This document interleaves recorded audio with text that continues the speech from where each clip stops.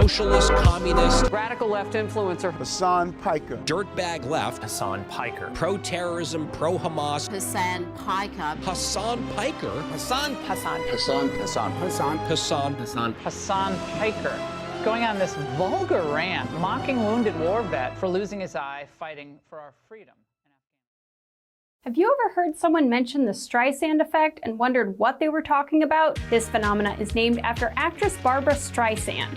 Sometimes when you try to cover something up, you end up bringing more attention to it than if you had just let things be. He won't condemn Hasan Piker. Remember that shit? The assemblyman will not denounce Hasan Piker, who said, America deserved 9/11, dude. The assemblyman just said in his response, Hasan Piker says America deserved 9/11. There you go. There you have it. My friends, we have toppled a political dynasty. Now to the Michigan Senate race, where El Sayed is campaigning in Michigan, Appearing on stage at 2 Michigan campaign rallies. He's proactively campaigning alongside Piker. the man who says Hezbollah's flag is his favorite because it's dope, Why would you align yourself for raging anti-Semites? who has defended Hamas terrorists. Calling them the lesser of two Israels compared to the evils. Lesser of two. That's what I find a bridge too far. When I went up to my good friend Chat and said, hey, can you walk me through some more controversial statements of Hasan Piker, even ChatGPT went out of its way to soften the edges of Hasan and give me context. Thanks, but no thanks, ChatGPT. Hasan Piker is campaign poison. Placing yourself on the wrong side of a 90-10 issue is only going to make you look bad. It's going to be good for me. It's going to be good for the candidates that I work with. Turns out it was true. Abdul El Sayed at 27%. Oliver Larkin. May like heroes, everybody. Nice to meet you, Hasan. Welcome to the broadcast. Thank you for having me. Oh my gosh. What's going on, man? What's up, dude? Good to see you again. And I really enjoyed that, yeah. How you been? He's trying to get that out. Wow.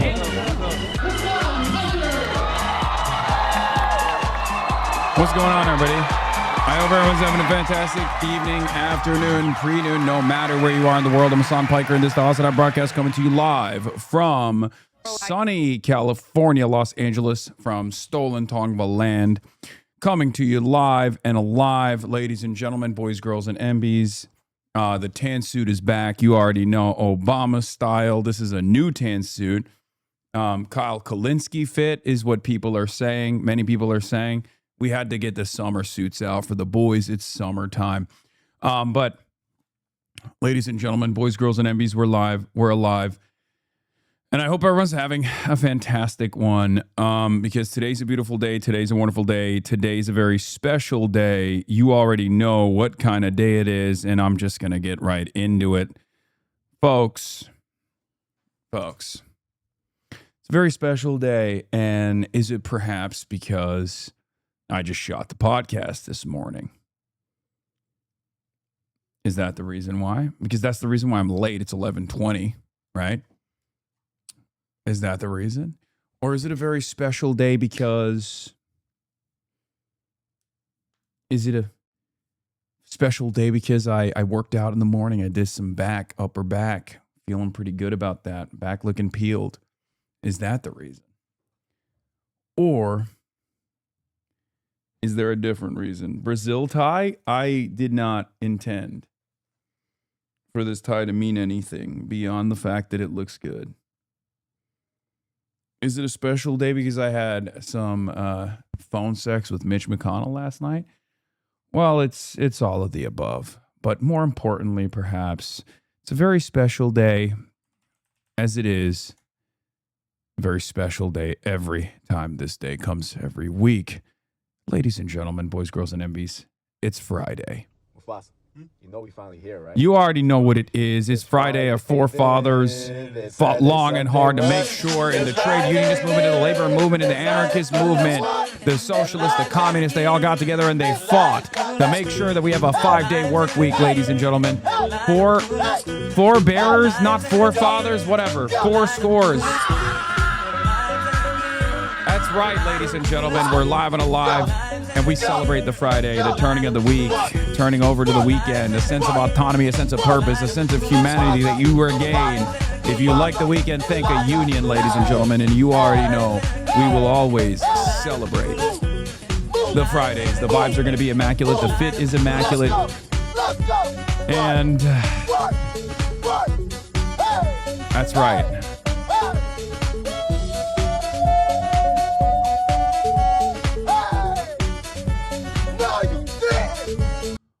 No, you didn't, but he did. This is the part of the broadcast where I tell you about my personal news about what's going on in the world of HasanAbi Piker. And let me tell you the reason why I'm actually late, the reason why I'm tardy, the reason why I'm delayed is for good reason. First and foremost, full house today. Dad's back from Turkey. Okay. El-Tai, not gonna lie, not sure why you're saying that, but your words are hurtful. So let's get started. First, Dad's back from Turkey. Brought a bunch of his old suits and whatnot. I'm wearing one of his ties. Okay. I'm wearing one of his ties right now. He brought a bunch of snacks as well, a bunch of Turkish snacks, so that's not good. But, you know, as always, I'm a chud-ass loser. That hasn't changed. And,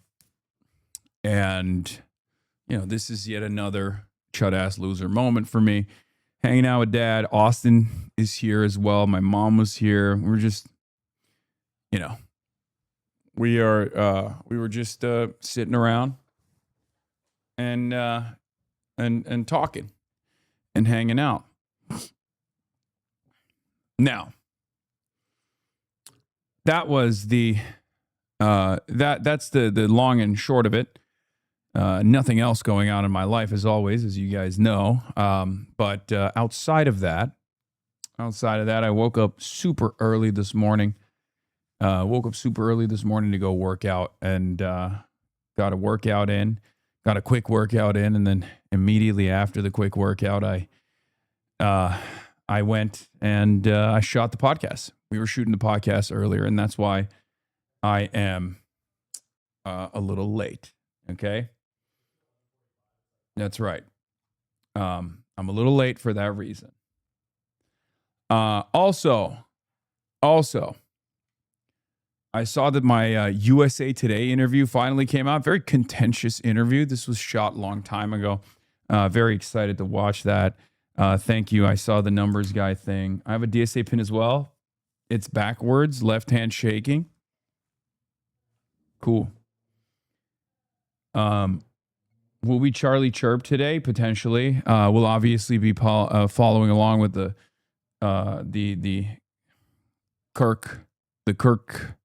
Kirkuation? The Kirkuation?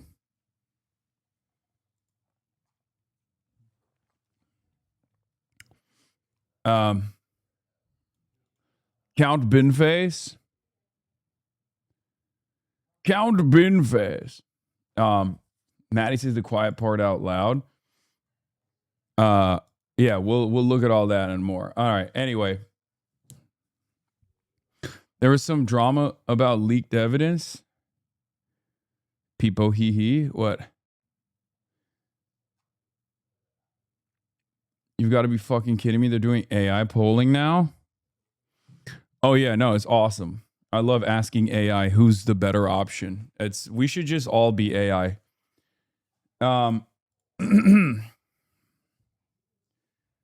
What is this? Israel shared intelligence with the U.S. Of Iranian plot to assassinate Trump, sources say. We'll take a look at that. And more. But, yeah, that's it for the personal news. Vibes are immaculate. Let's get into it. Let's get it twisted. Not much going on in my life, as always. You already know I'm a chud-ass loser. But it's Friday, so we're going to have fun. Ceasefire over, but negotiations continue. Situation monitor. Kirk trial continues as conspiracies grow. ICE kills Texas man. Eyewitnesses dispute DHS statement. Get in now. We'll do Friday Fun Day afterwards, okay? But yeah.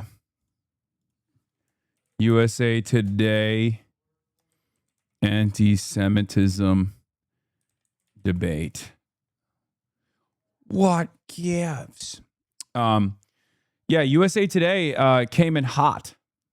USA Today came in real hot. And that was like a very contentious interview for some weird reason. But you know, we'll take a look at that. We'll start there potentially. Dear Mr. HasanAbi, would you record a Turkish line for my band's album? Thank you for your time. Potentially. This looks like a stock photo used for law firm website. Yeah. Yeah, they cooked my ass. And they straight up, Nick Fuentes to Hasan Piker, click by click, anti-Semitism goes mainstream. And it's actually kind of crazy that they just straight up make that comparison. They compare me to like James Fishback. They compare me to Nick Fuentes. It was kind of nasty. But we'll look at it. We'll look at it. We'll watch it. But yeah, it is genuinely an unbelievable, like it's just going to come across as like a silly attempt to conflate anti-Zionism with anti-Semitism, I think. But I don't know. We'll see. We'll watch. But yeah. Told you it was a waste of time arguing with these people.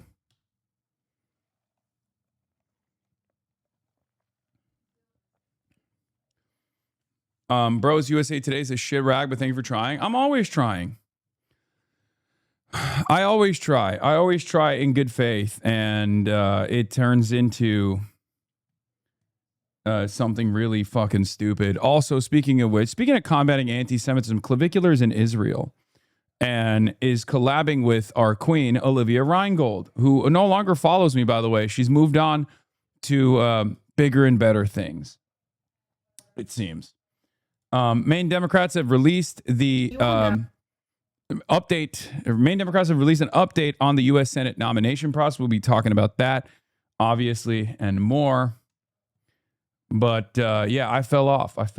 Abdul is number 2 in fundraisings on Act Blue fundraising, above John Ossoff, even though he's not even the candidate yet, which is huge. Okay, spectacular, wonderful moment, very exciting stuff. Okay.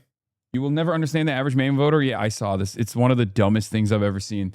Maine independent guy who's like, I will never vote for Troy Jackson because he's homophobic or was homophobic 15 years ago, which is why I'm voting for Susan Collins. It's like, I'm too woke for Troy Jackson. That's why I'm voting for Susan Collins is a really funny thing.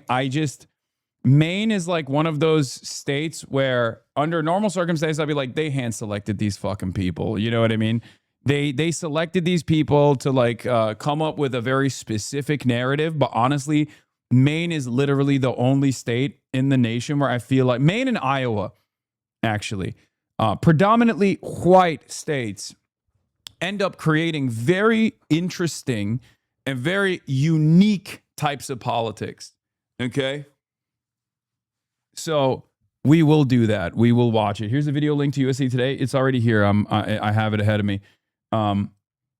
But yeah, Maine is one of those places. It's very interesting. Yeah, we showed a chimpanzee how the median voter operates, and he hanged himself. But in any case, let's get started with the USA Today piece. It's 25 minutes long. It's not that long. They just kind of cooked my ass, and we'll move on from there. I don't think they cooked my ass necessarily. They cooked themselves, but they were very contentious. Let's take a look. The conflicts in the Middle East are changing the way that young Americans look at Israel. But the political debate is also leaving the door open for extremist views to enter the mainstream, from the far right. I think that Jews are causing a disproportionate amount of problems in the United States. To the far left. You f***ing baying pig! You f***ing bloodthirsty, violent pig dog! Anti-Semitism. That right off the jump, like that's a hatchet job. Okay, right off the rip, that's a fucking hatchet job. Like comparing me to Dan Bilzerian, you're not gonna make anybody.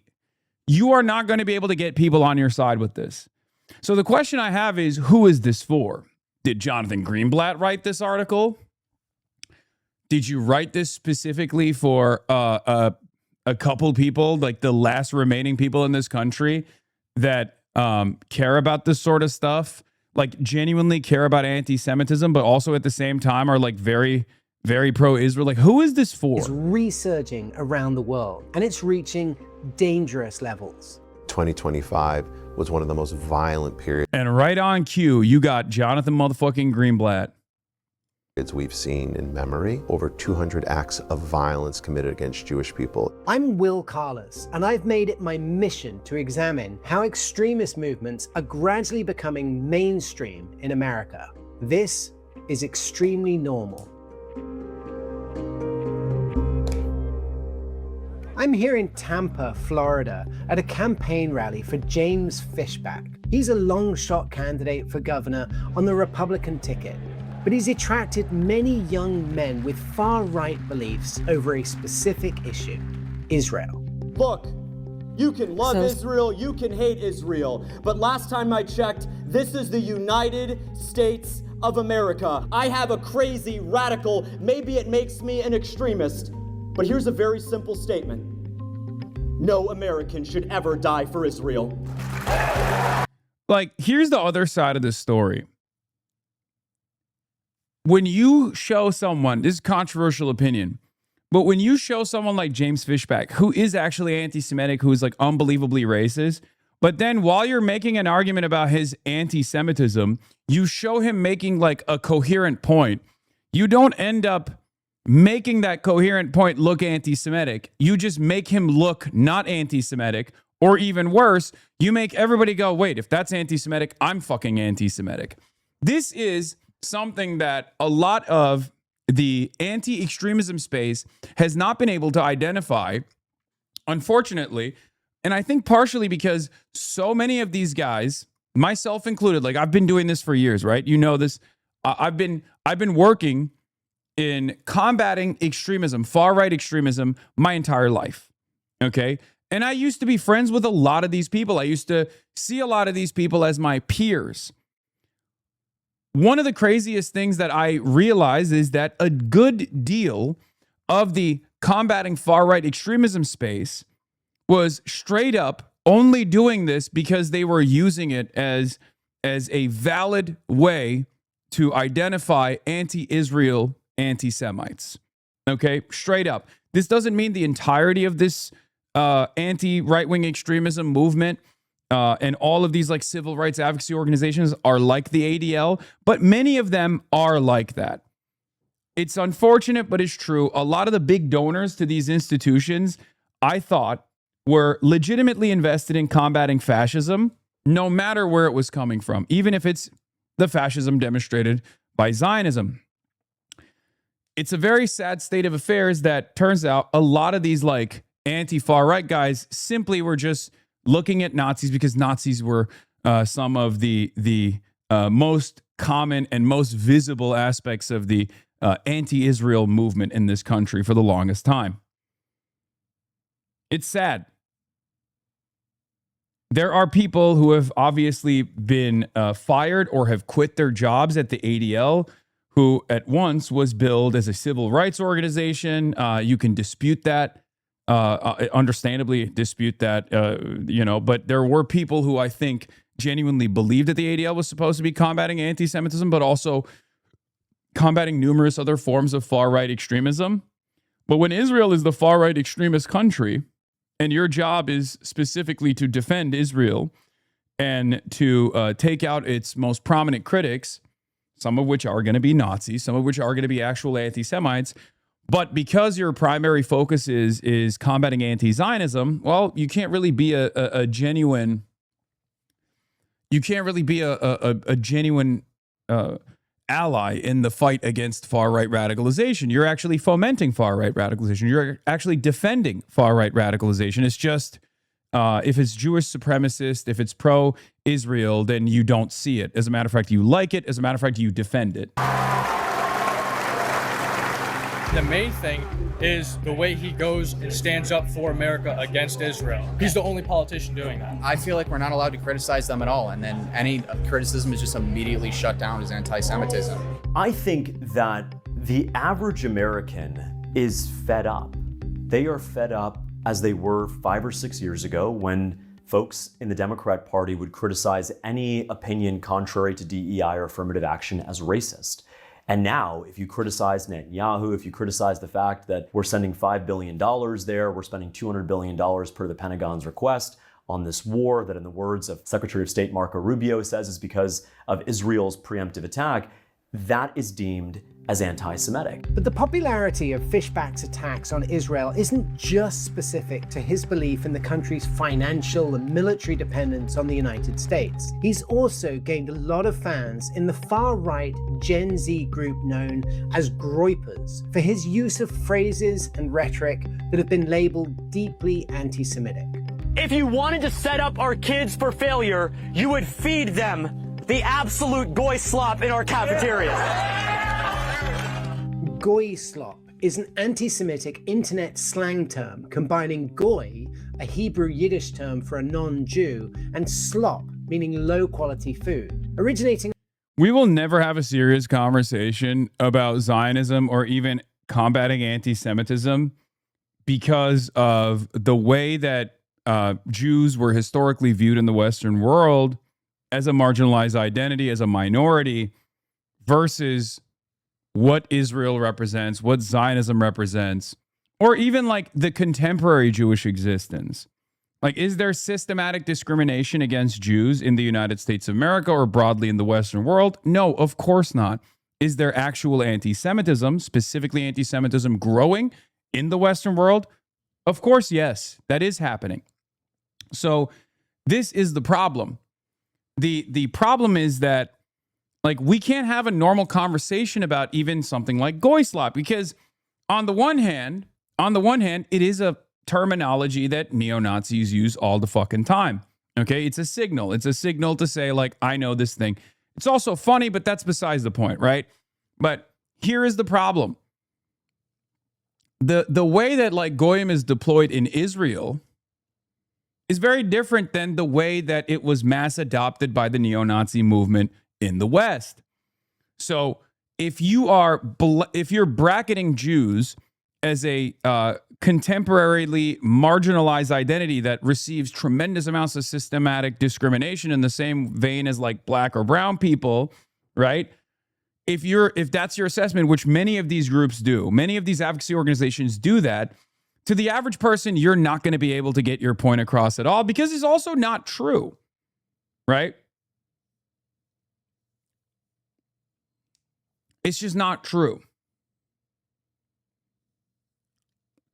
And that's the problem. Is shoe on head a factor? Why you cloth like these days?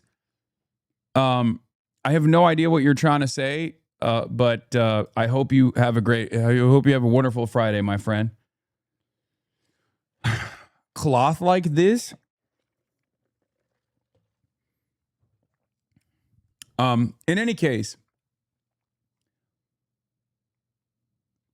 the worst part is that even those of us who oppose anti-Semitism and understand the role Zionism plays in exacerbating it have to ultimately accept that anti-Semitism will probably continue to rise even if Zionism is dismantled purely due to the lingering personal effects that 75 years of Zionism have created in the broader public conscience. It won't go away overnight, even if Israel ended tomorrow. Oh, absolutely. Absolutely. So I always figured it just meant non-Jewish. I mean, most people don't use it as a derogatory term, but some do. Because being non-Jewish in Israel is being second class, which therein lies the problem because it's topsy-turvy. Historically, we have been taught, for understandable reasons, about the systematic marginalization of Jews, the pogroms, the Holocaust, right? Like marginalization that has led to tremendous amounts of violence that Jews have faced, right? Expulsions, death, destruction of their culture, all this stuff. Now, of course, in contemporary society, there's nothing of that sort, right? Especially in the post-World War II universe that we're living in, there is no systematic discrimination, or rather, even the systemic factors of discrimination that existed in the post-World War II universe in the United States of America have gone away, right? Like, there was a reason why Jews would create their own law firms. Jews would create their own advertising agencies. Jews would create their own, like, secondary market that doesn't exist anymore, right? Like, their own publishers. That was because they were outcast systemically from the regular, the regular WASP firms that were dominated by white Anglo-Saxon Protestants for the longest time. So that's not the case any longer. And it hasn't been the case for, I would say, the last like 4 decades, 5 decades at this point. I don't know what the actual turning point is, but it's like clear that that doesn't exist. Like, the systematic discrimination does not exist any longer. And yet a lot of these advocacy organizations that want to defend Israel will make it seem as though this systematic form of discrimination still exists. Like, are Jews non-white? Is that what's going on? Are Jews being treated as non-whites? For some, that is the case, right? There are some people out there who look at the primarily Ashkenazi Jewish population that lives in the United States of America and say they're not white. But those people are usually, let's be real, anti-Semites. Okay? By and large, for the average American, Jews are white. They don't see Jews as anything but white people. It's in most respects, it's seen as, like an Irish guy or a Polish guy, right? Maybe a special kind of white at most, but still white. So that's a real issue in identifying anti-Semitic markers and then having this kind of approach to it where it's like, well, someone says goy slop, it's like anti-Semitic. It by and large, usually in most circumstances, the person utilizing this terminology is probably anti-Semitic in the Western world. But there's also the other side of this. Around 2016 on 4chan, it's used to describe processed, unhealthy food or low-quality media, alleging a conspiracy that Jewish elites are promoting these products to make non-Jewish people unhealthy and submissive. Well, I meant to be funny. Okay, but I meant to be funny. Why was in the same way, growing up, my mother, who was born in South America, would call what my dad would make gringo slop sometimes as a kid. So, I mean, was that a... Yeah. It's also, as we already know, the Groyper movement is the most diverse movement in this country, ironically enough. Like, with the exception of, I think, having, like, black people in it, the Groyper movement is, like, fairly diverse. Probably more diverse than, like, maybe even a DSA meeting. James Fishback is, of course, carrying the torch of that diversity, being, a visibly non-white person who is unbelievably white supremacist. Conspiracy against every single Hispanic person in the United States? Of course not. Well, no, but goy slop, as far as I understand it, the idea is that this is food that is being foisted on non-Jews by a sort of Jewish cabal to weaken them in some way, right? I mean, that's the conspiracy. That's what you were tipping your hat to. I don't know that conspiracy reflects what I actually spoke about, which is our public school cafeterias are feeding kids absolute garbage with high fructose corn syrup, high sodium. Well, that's not particularly punchy or funny. And so I'm going to do things that are funny, that are punchy. I wish we would spend less time talking about word choice and more time talking about the issue that we have an obesity crisis in my state. We have a hunger crisis in my state. Like, this needs to be delicate. You need to be delicate. If you're fucking looking at anti-Semitic dog whistles and, like, objectively anti-Semitic people, you have to be a little bit more delicate. And I hear him. I hear what James Fishback is saying, and I see the way he's defending himself as a nod, right? This is something that anti-Semites do all the fucking time. Like, to be like, oh, what are you talking about? I'm brown. How dare you accuse me of such a heinous smear? Except the problem is, if you are going to turn around and say, this is the other side of this argument to try to find some fucking ideological parity where none exists, you are going to give him credence. When you slap the other side of this as Hasan does this too, okay, you're giving James Fishback credence. You're giving him legitimacy. No one is going to fucking take this argument seriously. No one is going to comb through his assessment especially when like the worst things you can say about what James Fishback has said about like international, it's not necessarily like international Jewry or more like objectively and obviously directly anti-Semitic shit, and simply things that he has said that he can easily say, oh, like I'm just joking here. You know what I mean? Especially in this day and age where TikTok has basically taken the 4chan terminology and made it appropriate for mass consumption. It gets a lot more difficult to identify who's actually doing the fake I'm not an anti-Semite to fuck around and who actually isn't an anti-Semite. There's also the other side of this where you're boosting their popularity. You're offering them more legitimacy. I agree with you, but respectfully, I think you made that the conversation when you used that term. Perhaps. Okay, fair enough. Perhaps, but I don't regret the use of that term whatsoever. What I think we have to do is spend less time trying to police language and more time actually getting to the issues. Anti-Semitism has, of course, been around for centuries, but it's seeing a resurgence, particularly in America, around the same time that the Israeli government has invaded and attacked Gaza in response to the Hamas-led terrorist attacks against Israel on October 7th, 2023. That conflict has been deeply unpopular among Americans, many of whom see Israel as having taken a disproportionately violent response. But here's the thing. While a lot of Americans blame the current Israeli government, the backlash... Do you regret having the policy of not having covered or platformed Nick Fuentes in the past that is shutting him down, given how much prominence he's gained now? No, it was the appropriate thing to do at the time, but it's over now. ...has also come against Jews in general, across the globe, and especially here in the US. And this scapegoating, blaming Jews at large for the actions of the Israeli government, has been seized upon by internet-savvy influencers with extreme views. I'm just going to come out and say it. Like, I think that Jews are causing a disproportionate amount of problems in the United States. Jews are money changers, bullshit artists, psychopaths, charlatans, grifters, manipulators. That's also led to outward minimization or even full denial of the Holocaust, one of the most tragic events in human history, which led to the deaths of more than 6 million Jews. Ever since the Holocaust, the alleged Holocaust of roughly 6 million Jews, give or take some millions. There's so many problems with it, and to exterminate that many people in that period of time. Like, you can't front load this level of anti-Semitic commentary that's like directly anti-Semitic commentary and then be like, and on the other hand, here's Hasan. And then the only thing you can point to is me being like, yeah, it'll be really funny if, and then I use the term inbred one fucking time over the course of 10,000 hours of fucking commentary, many of which prominently features me combating anti-Semitism while simultaneously talking about anti-Zionism.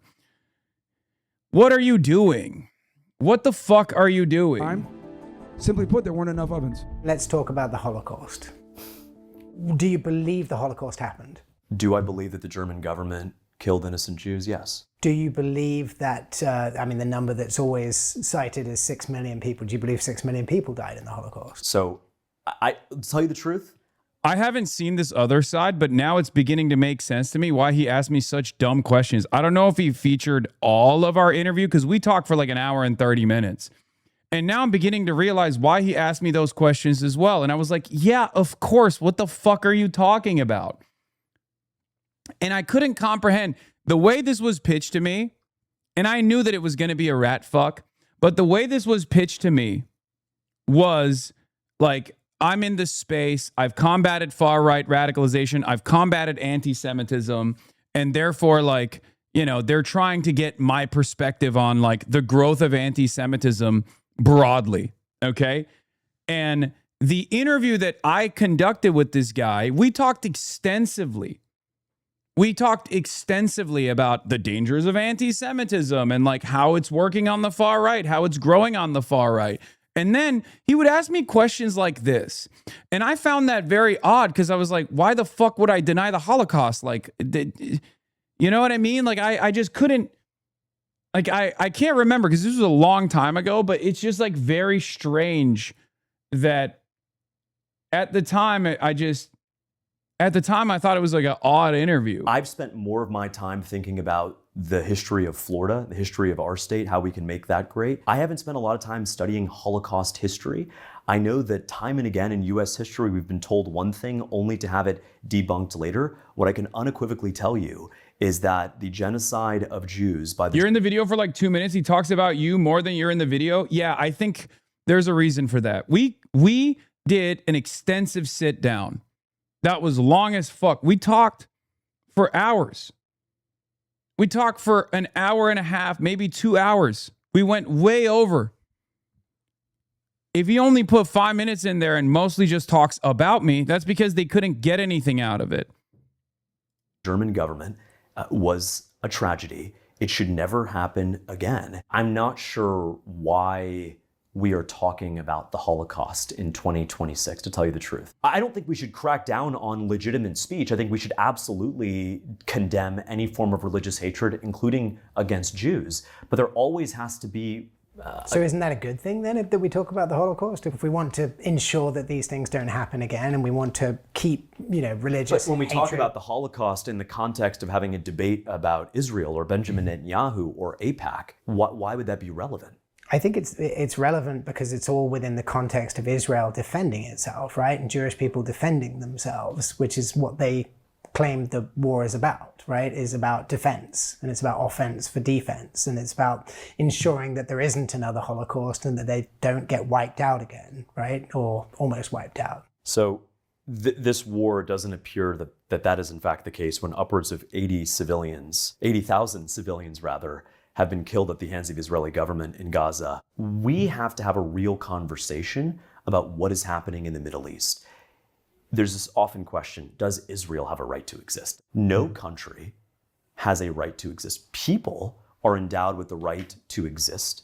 You don't want this guy being the fucking credible guy here, unless you are directly trying to present anti-Zionist speech as being inherently anti-Semitic. And I'm sorry, I think that's precisely the point for this piece.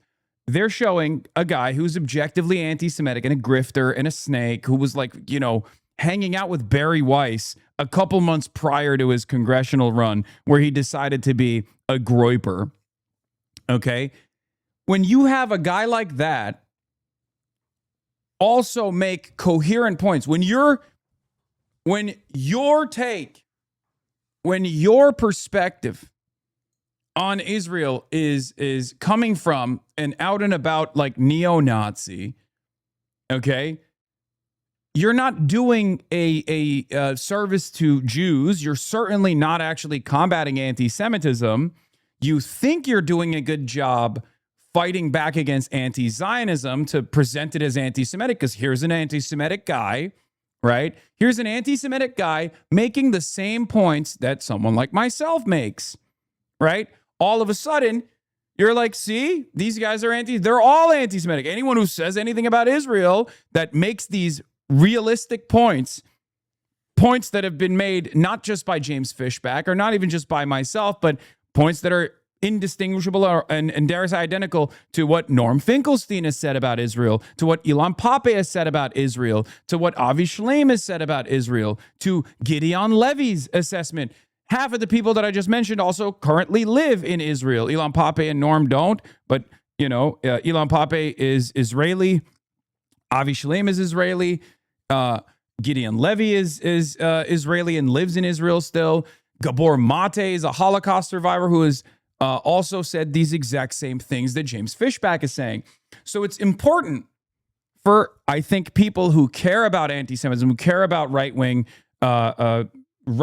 attitudes growing in society, who care about anti-Semitism growing in society, okay? What? Yeah, let's make the 9/11 guy the face of the level-headed anti-Israel movement. Bro, I love you, but we have to get rid of the parasitic state of Israel and stop the genocide. We need to bring regular normies on board against Israel.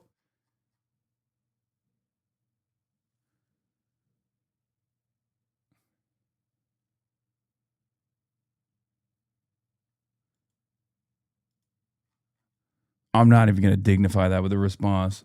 through self-defense, through self-determination. I don't believe that these... Dog, you just looked at James Fishback, a fucking groiper, and I'm criticizing making a groiper the face of the anti-Zionist movement, and you literally said he's the normal guy? That's what you... Are you okay? I'm the 9/11 guy? Who do you think is who do you think is more normal or closer to the average person's perspective? Me or the guy who's like Byron Donalds is black?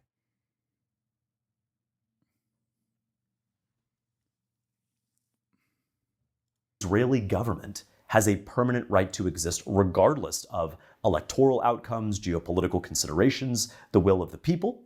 But Jewish people anywhere in the world, but especially in the United States of America, absolutely have a right to exist.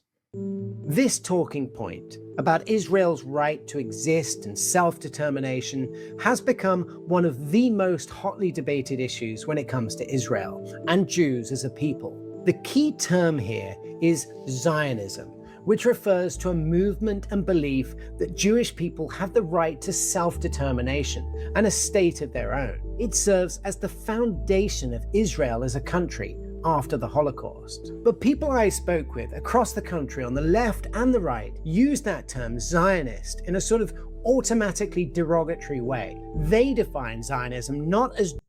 Yeah, this was a conversation that took place with me as well, and I think I did a pretty good job at responding to it. Let's see what they put in. Self-determination to existence and safety, but instead equate Zionism with Israel's expansion into the West Bank and Gaza. Young people at right-wing political events and... Yeah, I wonder why people on the left would equate Israel and Zionism, the underpinning ideology that developed the nation state of Israel, which is a settler colonial expansionist state that started off with the ethnic cleansing of 750,000 indigenous Palestinians. I wonder why people would equate that.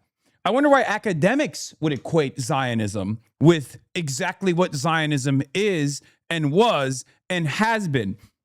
Making this argument as though it's like a crazy thing to say in 2026, when prominent Jews who live in Israel, academics, are finally coming to terms with this reality, and they're trying to basically game it out in a way where they're like trying to slowly but surely get people to comprehend what Zionism is by talking about what Zionism, in air quotes, has become. Omar Bartov is the, of course, person that I'm talking about. Omar Bartov is a Holocaust scholar.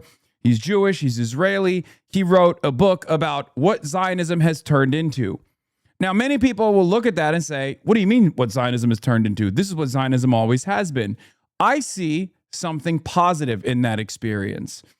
What I see is a guy who's lived his whole life in Israel as a Jewish guy who is a prominent Holocaust historian coming to terms with the reality that Zionism has become, and maybe always has been, a right-wing fascist ideology. Obviously, it takes some time for people like Omar Bartov to basically come to terms with that reality. It's just cope, but it's healthy, okay? It's healthy cope in some respects, because that means that like certain things that you never could discuss, certain things that would immediately outcast you, no matter how prominent of an academic you might be as a Jew, are now being openly discussed even in Israeli society. Now, has it taken root in Israeli society, this ideology that like the founding ideology of the settler colonial state has maybe merged into something fascistic? I don't think so. But ultimately, there is a movement in the positive direction, a movement in the direction of truth. Okay? That's it. Left-wing protest. The reason why I'm bringing all that up is because, like, I'm not alone in this assessment. This is the assessment of many scholars. Okay? This is the assessment of many scholars. This is the assessment of a lot of thoughtful people who've poured their whole lives work into this, even people who come from that background of assuming that Israel is actually a force for good, a place for Jews to feel safe, a place where, you know, the Holocaust can never happen again. Like, even if they've grown up with this mentality, they're finally recognizing that it's fucking bullshit. It's not just, you know, random scary Muslim guy or 9/11 guy in the way that some dumb fucks were trying to explain it in the chat. It's the assessment of many Jewish scholars as well. Not that it matters. It's the assessment of many humanitarian rights organizations and many scholars in general. It's a fucking right-wing ideology. Tests alike told me they're not anti-Jewish, but they are anti-Zionist. One of the most popular and controversial anti-Zionists is the leftist political commentator Hasan Piker. So don't tell me that when you're peacefully trying to coexist with Israel, they let you peacefully coexist. Because what is going on in the West Bank is nothing but violence. Piker has amassed more than 6 million followers across his social platforms with his blunt and aggressive reactions to right-wing politics, and particularly against Israel's current leadership. And he's recently entered the political battlefield, stumping for progressive politicians like New York City Mayor Zohran Mamdani, Pennsylvania Congresswoman Summer Lee, and US Senate candidate for Michigan Abdul El-Sayed. He's also made speeches on college campuses like Yale. Donald Trump let the Israelis drag the U.S. into this newest war with Iran after 3 years of bipartisan support for the genocide that Israel was committing on a different front of Israel's multiple ongoing wars of aggression. Zionism is the ethno-religious supremacist ideology that is exterminationist in principle. Dude, this suit was so small. It's like, it's embarrassing. Look at this shit. Look at this shit. Look at how tiny this fucking suit is. Tiny suit. Thank God I've grown from this. And by that I mean I've gotten smaller, but my suits fit better. Holy shit, that's so bad. It looks like I got chicken legs on. Born out of the wrong assessment that this was a land without people for a people without land. It required the extermination of the indigenous population, and that's precisely what has happened since its inception. And its final iteration of that, it has been the Gaza genocide that we watched unfold. Would you acknowledge that that's a very different definition to what many Jews would consider Zionism? Of course, people that want to support Israel are going to look at that and say, well, Zionism to me means something entirely different. Zionism but maybe to me, it just does. Maybe it just does mean something different. Yeah, but right? At the end of the day, it's still this ideology that is responsible for not only the inception of the Israeli state, but its current version. When Hasan Piker...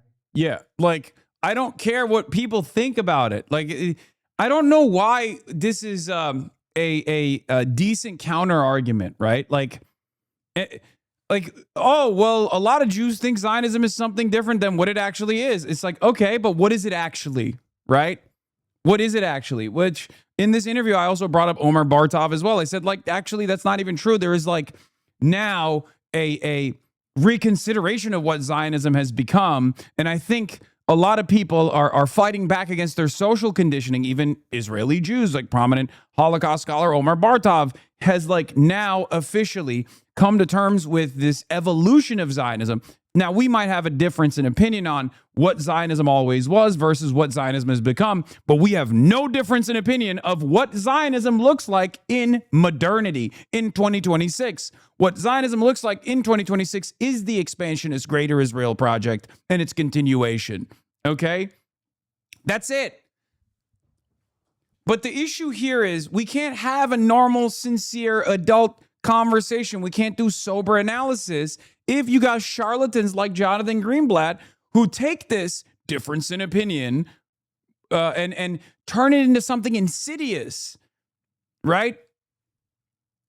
It's so fucking frustrating. It's so stupid. Proudly says he's an anti-Zionist. Anti-Zionism is a form of anti-Semitism. It's the idea that Jewish people, unlike Muslims, unlike Christians, unlike all the people in the world, don't have a right to a state of their own.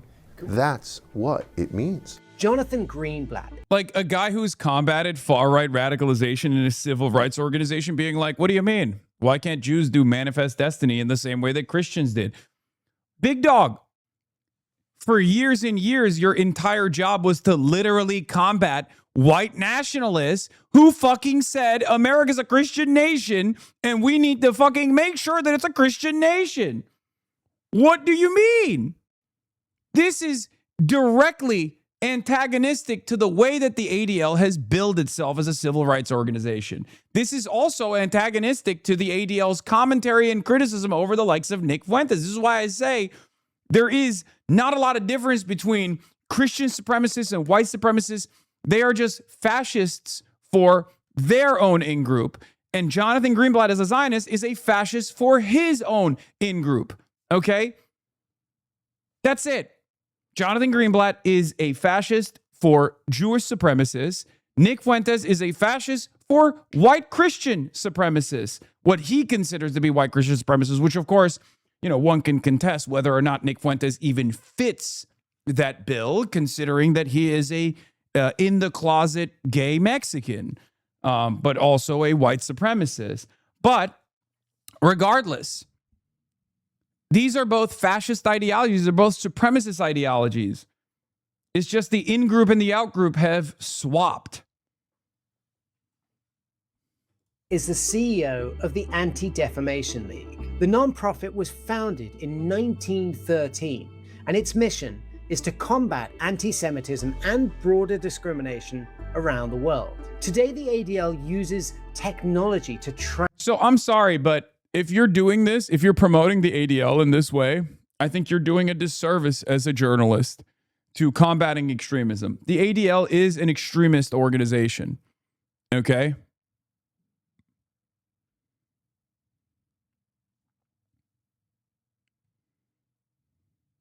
Track and monitor increasing anti-Semitic rhetoric on social media and hate speech and violence against Jews across the globe.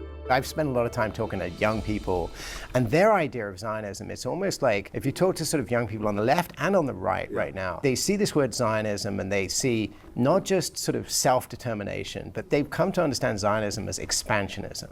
So I get that we have to try to understand the next generation where they're coming from. Dude, it's a settler colonial enterprise. Of course it's expansionist. What are we talking about? The question, if we're being serious, the question is it appropriate or not?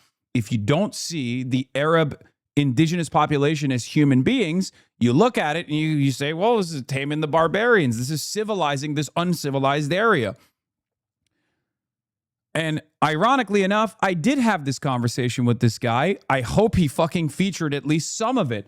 I talked extensively about Jabotinsky, Theodore Herzl, early Zionists, and their assessment of what they were doing and their openness about how this was a colonialist project.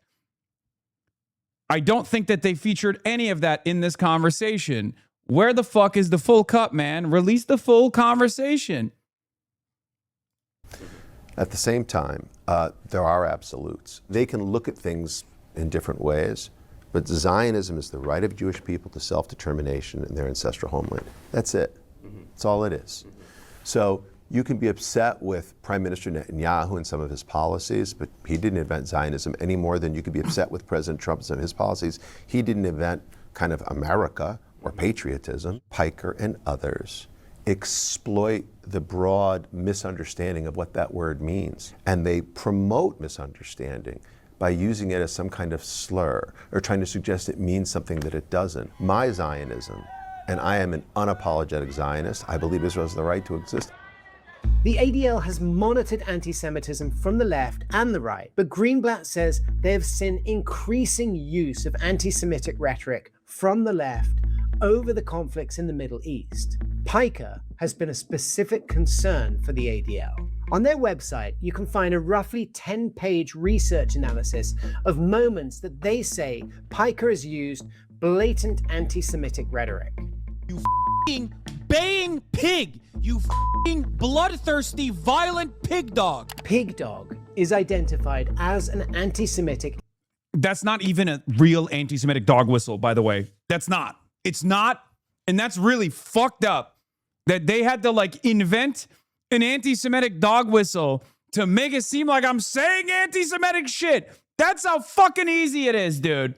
They did a make it up after the fact moment. They used their prominence as an institution that fucking combats anti-Semitism to come up with a new dog whistle post hoc to make it seem like I was saying some anti-Semitic shit.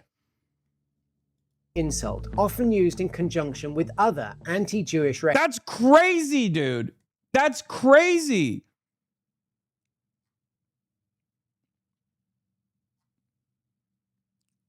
I guess in many respects, this should be expected. Also, I wasn't saying that to a Jewish person. Regardless, it doesn't matter. It doesn't matter. None of it matters. It's fucking bullshit. It's so funny because, like, one of the only people... I mean, there is literally a conversation that I had with Donny O'Sullivan on camera, okay? A conversation that I had with Donny O'Sullivan on camera where Donny, and as we're on our way to the DNC, starts asking me about how I call Republicans hogs. And I tell him I call all matter of, like, right-wing reactionary people hogs or sometimes inbred, okay? And he's like, don't you feel like that's mean? And I'm like, well, they're mean. Their whole worldview is nasty, right? So it's literally out there. The numerous instances, including on CNN, where I have, and that was featured on a CNN piece. So, like, it's literally out there in these other mainstream media platforms where I've straight up been like, no, I fucking, of course I call it hog. It's pejorative, but it's also affectionate at the same time as well. The thing is, they still do this, right? They still do this, but it doesn't work. So why are you still doing it? Like, what utility do you get out of trying to strike down one of the only motherfuckers out there who still takes the time out to try and combat anti-Semitism? I will never understand it, okay? I'll never understand it. You are destroying your legitimacy. You're destroying your legitimacy. The conversation in and of itself is already stupid. Even if you were bringing up an anti-Semitic person, like an actual anti-Semitic person, they can just turn around and go, look at fucking Randy Fine. Randy Fine is justifying current existing forms of violence. You want to fucking call me an anti-Semite. Most people are basically at that point where they just don't give a shit. So I always find it strange that they hyper-focus on a person who does give a shit.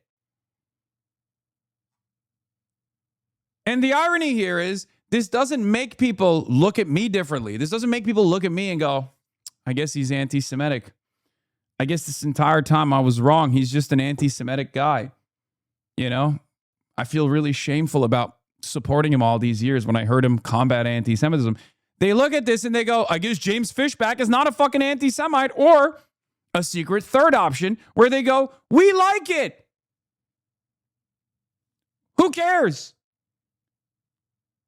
That's the current environment, and none of these fucking assholes are aware of it because they can't pull their goddamn heads out of their assholes. It's lodged up their own asses. They don't even realize that, like, a normie, the average American, does not give a fuck about anti-Semitism. It's so stupid. Such as references to bloodthirsty, or in German, Schweinejuden, Jewish pigs. That's a different word. You added Jews. Fuck. I didn't even know he did. Do you regret any of the things that you said? I mean, I've spoken for 21,000 hours on contentious subjects from a perspective that most Americans are not privy to. So I'm sure that there are things that I've said in heated moments because it's a very contentious environment. It's a medium that requires interaction. If they serve in the military and then they get their fucking untrained, inbred asses shipped into southern Lebanon, again, very funny. When I'm calling like a settler or something inbred, it's not different than me calling a neo-Nazi inbred. Is it nice? No. Is it kind? Absolutely not. It's vulgar, for sure. I understand that. But it's not saying like all Jews are inbred or anything like that. That's not what I meant. That's not what I mean at all. You see how Piker is essentially saying the same thing that James Fishback told me? When he chooses to use a word like dog or inbred to define a specific racial group, Jews, he says it's just colorful language. Like Fishback calling cafeteria food goyslop. It's just crude language that gets taken as... You're a fucking idiot, dude. I'm sorry. You are so fucking dumb. One, you added Jew in there to say like Schweinejuden, like Jewish pig, right? You added that in there. That's not what I'm saying. I'm not even speaking German. I'm speaking English. And secondly, you're such a fucking moron, dude. You are so stupid. If your goal is anything, like, here's why this is so dumb. Number one, this doesn't delegitimize me. It legitimizes James Fishback. So if your goal is to combat anti-Semitism, you're already fucked up, okay? You're already fucked up. You're platforming anti-Semites and you're making them look fucking reasonable. That's number one. Number two, if your goal is to defend the nation state of Israel, you already fucked up. It's not going to happen. Most people hate Israel for good reason. So now you got prominent anti-Semites looking like they're fucking reasonable in this conversation. Why would you do that?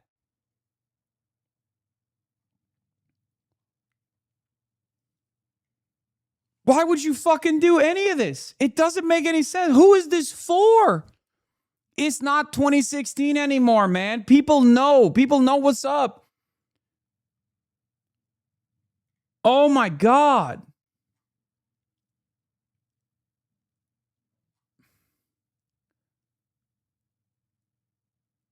I just like, this doesn't even work to defend Israel. That's the other side of this. It doesn't even work to defend Israel. No one watches this and goes, well, I'm going to really reconsider my position now. No, it just makes people go, I don't give a fuck about this. It's woke one, but for Israel supporters, but it doesn't matter. It doesn't matter because for the last 3 years, people have seen a genocide unfold on their phones, okay? They saw it every day. And then they saw the Israeli state that was conducting this genocide turn around without a shred of irony and go, you know what's really the problem? My feelings. My feelings. When you tell me that this genocide is wrong. No one is going to take this seriously. Just give it up. Give it up. It's over. Give it up. Find a new method. This is the old method. It's not working.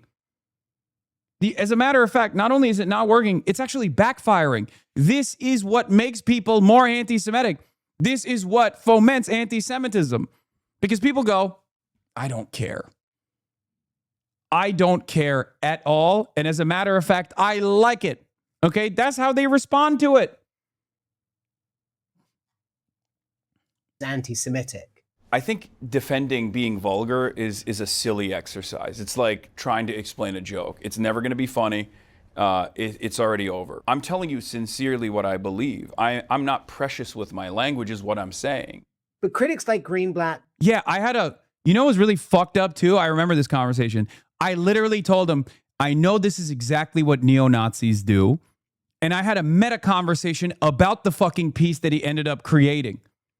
The meta conversation that we had was, this is how anti-Semites get away with saying anti-Semitic shit, which is why you have to be extra careful and not conflating prominent critics of anti-Semitism who are also anti-Zionist with anti-Semites who claim to be anti-Israel, but are simply using Israel's unpopularity to slam in a much more nefarious subject, a much more nefarious goal to say this is how all Jews are. Because without realizing it, you yourself end up playing into that narrative.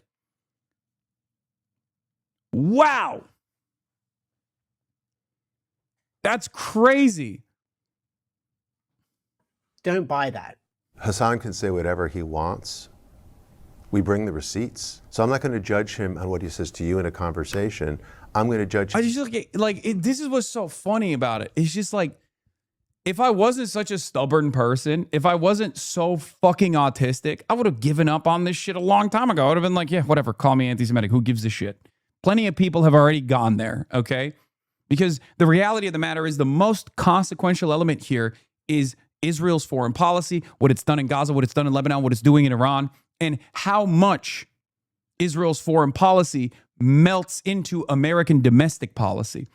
Americans realize this. They're frustrated by it. They hate it. They don't want it, okay?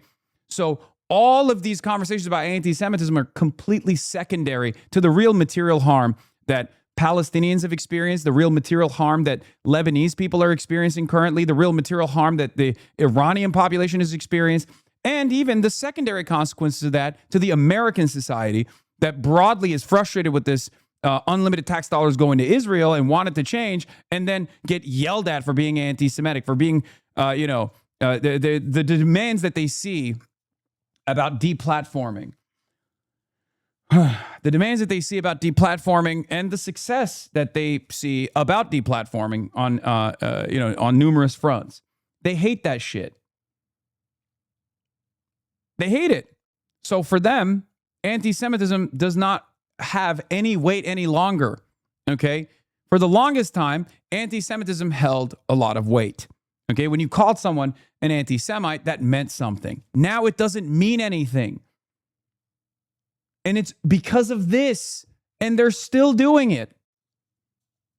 On the basis of what he says to his audience day after day after day, when you call Orthodox Jews inbred, when you describe the Jewish state as evil, as Hamas, a terror organization committed. No, I didn't say it's as evil as Hamas. I said Israel is far more evil. It's more evil. It's a slaughtering Jewish people anywhere in the world. It says it in their charter. Yeah. Those are their words. He's agreeing with Jonathan Greenblatt. What the fuck's wrong with this guy?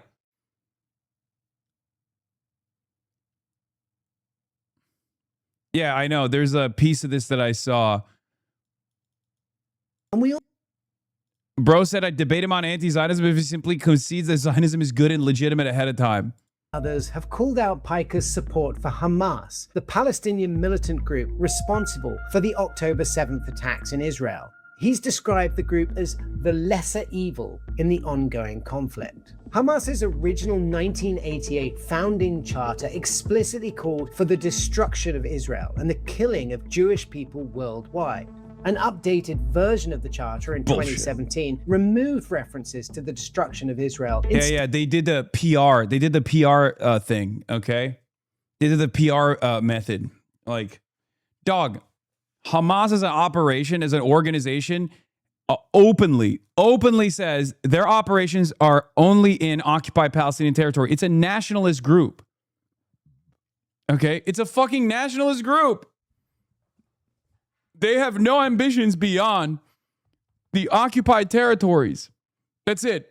Its primary focus has always been the end of the occupation.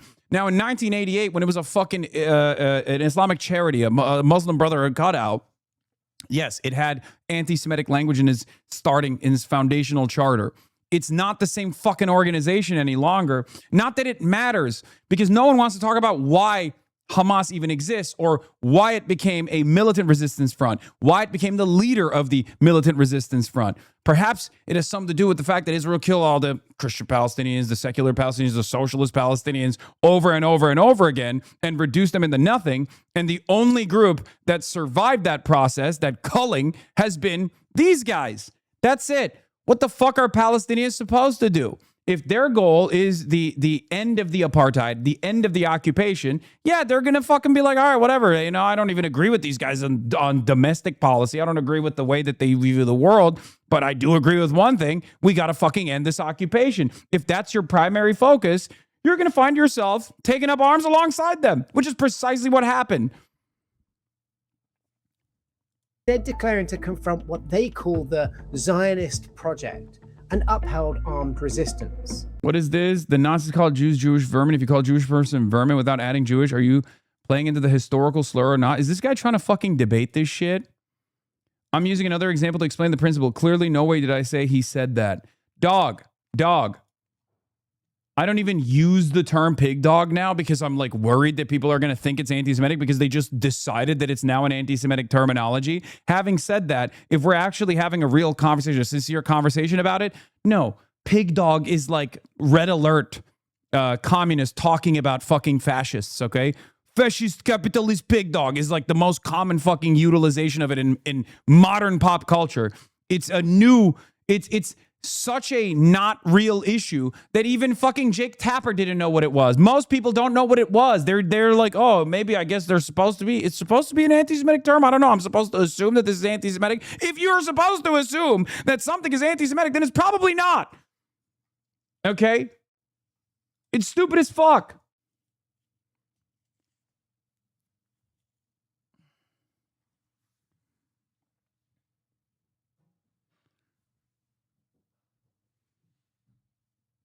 As far as being pro-Hamas, okay, as far as being quote-unquote pro-Hamas, I made it very clear, okay? There are condemnable actions of the Palestinian resistance group.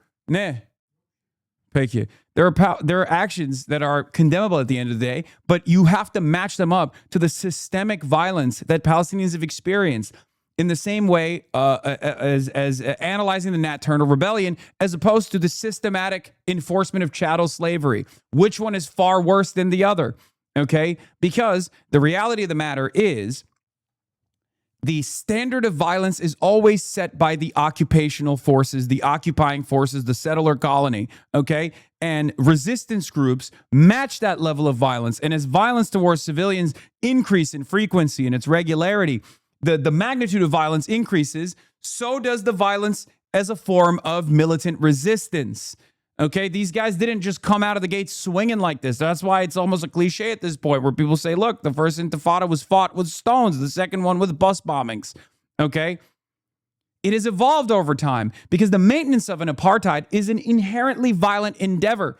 It's an unbelievably violent endeavor. You cannot just fucking section off certain aspects of society into these little pockets and bully them and kill them with regular frequency, with impunity, and arrest them permanently without a real trial, and then assume people not to fucking fight back. Of course they're going to fucking fight back militarily. Just because one is state violence and the other is violence against said state violence, oftentimes in a defensive posture and sometimes in an offensive posture, doesn't change that dynamic at all. So whenever people talk about like, oh, you're supporting Hamas, it's like, I believe the Palestinian people have a right to resist militarily. And it's not just my belief, it's international law. Okay? Some of that takes the form of war crimes. Absolutely. But even when you're making an assessment on the war crimes, you have to look at what they are responding to, the systematic violence, the unbelievable amount of war crimes. Israel's existence is a war crime, okay? Is one ginormous war crime. That's the reason why I don't fucking stand down when I say like lesser evil. When I do the Hamas is the lesser evil, I'm a lesser evil voter, that kind of thing, okay? Zohar Mamdani reveals that Taylor Swift has already paid the cost of permits and public resources used for her Madison Square Garden wedding at Hasan the Hun. Okay.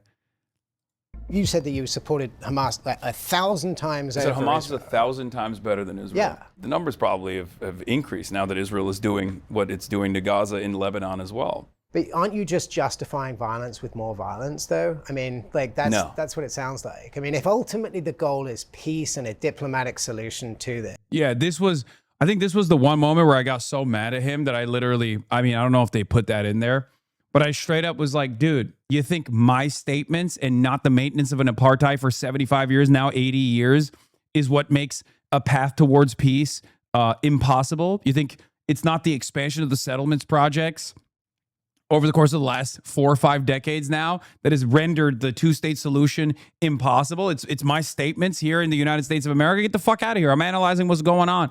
Then doesn't it set back that cause by expressing in very stark terms support for a group that is engaged currently in acts of terrorism? I think Israel is doing acts of terrorism. I think America But you is can doing be acts of against terrorism. both, can't you? I mean, you can be... Well, of course, I am, right? And I have said that like any kind of targeting of civilians is a war crime. It's heinous. It's completely unacceptable. It's not an endorsement necessarily of militant resistance. Sounds like an endorsement. It's not an endorsement of militant resistance. Well, let's be clear but it's a recognition. But it's a recognition of their desperation. I think you could ask. I should have said it's not an endorsement of all tactics of militant resistance, for the record. I should have said that. That was wrong of me to say. It's not an endorsement of militant resistance. It's a recognition of their desperation. I should have said it's not an endorsement of all of the things that militant resistance does, because there is a level of endorsement that I absolutely stand by, right? As far as like the permissibility inside of the boundaries of international law, and even beyond that, I'm much more understanding of like the desperation as well, because I think it's more important to recognize it. Having said that, as far as like militant resistance endorsed by international law that is perfectly defensible, things that Hezbollah does against the Israeli occupation in Lebanon is endorsable. It is literally valid. It is not a violation. Israel is violating international law in that situation. And the same goes for targeting military infrastructure, for targeting members of the military. When people say stuff like, oh, this guy was kidnapped from a tank, for example, you can't make that argument. You're not kidnapping someone from inside of a tank. A tank is a military asset, okay? That's not kidnapping. That's taking a prisoner of war, okay? It's very important. A lot of people who are kind of spouting anti-Zionism, like, does Israel have a right to exist? And most of them would say, yeah, always justifying murder. If you say that a prolific serial killer is much worse than a person who has killed only one person, and that person happens to be the serial killer, you're obviously justifying murder. That's the argument. On the one hand, you got the fucking Zodiac killer. On the other hand, you got the guy whose parents have been victimized by the Zodiac killer, going and finding the Zodiac killer and killing them. And you go, well, I guess you endorse violence. It's so stupid. And most people understand that this is stupid. That's the problem for these guys, which, brings me back to my main point, which is that this is an unbelievably dumb way to go about this. When you try to both sides of the situation, when you try to fucking pair me up with people who don't make this assessment, who are cynically actually trying to launder anti-Semitic commentary into mainstream discourse, and they've succeeded. Part of the reason why they've succeeded is because of this dumb shit. If this is the only way you can combat anti-Israel sentiment, you're always going to fucking lose. And not only are you going to lose, you're also going to refuse to recognize that the bottom fell out of any kind of combating of anti-Semitism in this country. The bottom fell out a long time ago. These guys don't realize it, so they just keep fucking pumping this narrative over and over again. Oh, look, like even this guy is who's saying he's simply combating Zionism is actually saying that all Jews are violent, and he's violent too. He's violent towards Jews. Did you not realize he's violent towards Jews? But why not endorse militant resistance? Oh my God. Oh my God. Are you fucking brain dead? Are you fucking brain dead? I literally just said, I misspoke. I should have said, I don't endorse all forms of militant resistance, but that doesn't mean I don't endorse militant resistance. But of course, there are fucking dumb fucks who heard me say that and not my commentary beyond it. There have been a million instances where I've told you what my position on this is.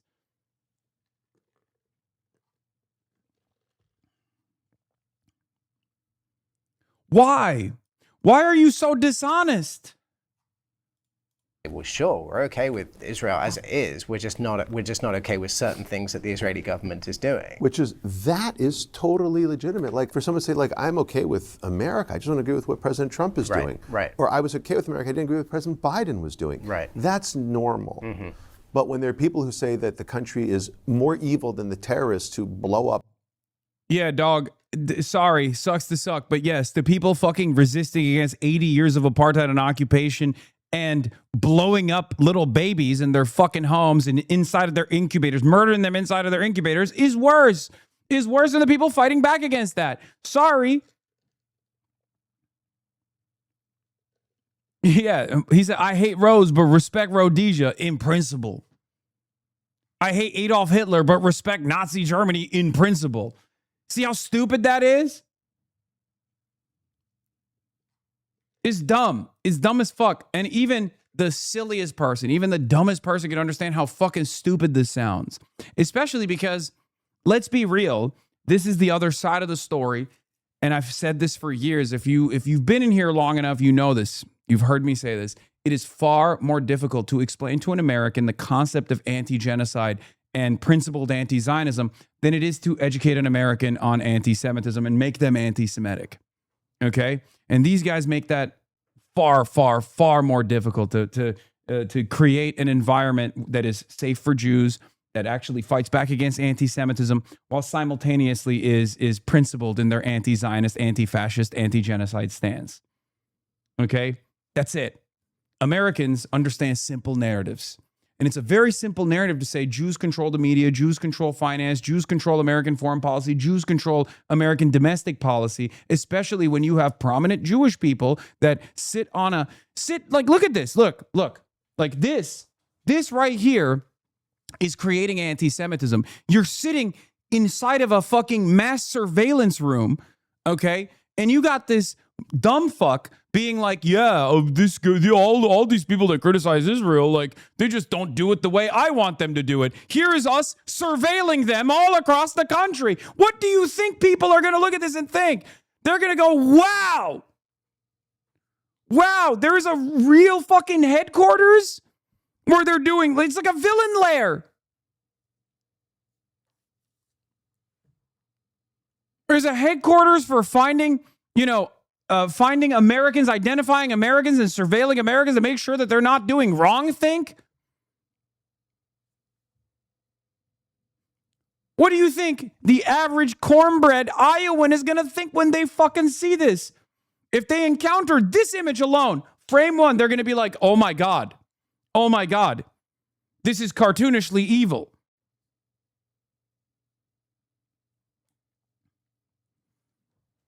It's like a fucking villain lair where you're mass surveilling. Yeah, ADL got a whole ass bat cave. Are we going to talk about this? Buses and try to intentionally kill civilians. Like, something's wrong with that. I think that's kind of... Yeah, you know what's wrong? You know what's the difference? You know what's the reality? There is, from the perspective of those who are killed, functionally no difference between a bus bombing and an American missile that blows up an entire city block. As a matter of fact, the American missile that blows up an entire city block kills more people. Okay? That's it. The underlying hidden premise here that is not so hidden is that Jonathan Greenblatt doesn't think victims of Israel are human beings because he is a supremacist, because he's a fucking fascist. That's it. That's the big difference between someone like myself and someone like Jonathan Greenblatt. I think Jews are human beings and so are Arabs who are not Jewish, okay? That's the difference. He doesn't. He only thinks one group is valuable. That's the problem. He only recognizes the humanity of one group. I recognize the humanity of both groups. That's the problem.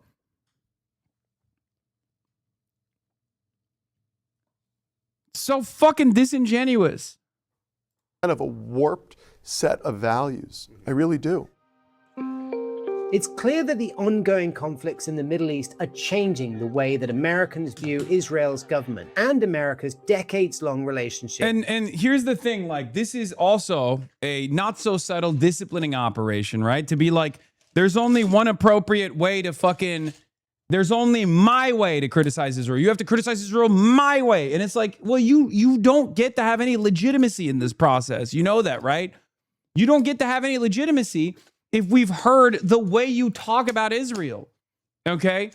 At most, I'll listen to fucking Peter Beinart and I'll have my reasonable disagreements with him, and that's fine. But you don't get to have a say in this, Jonathan Greenblatt. That's it.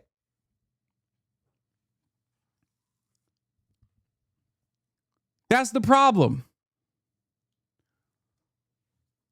Like, why do you think you get to surveil the way people criticize Israel? Like, what the fuck is this nonsense?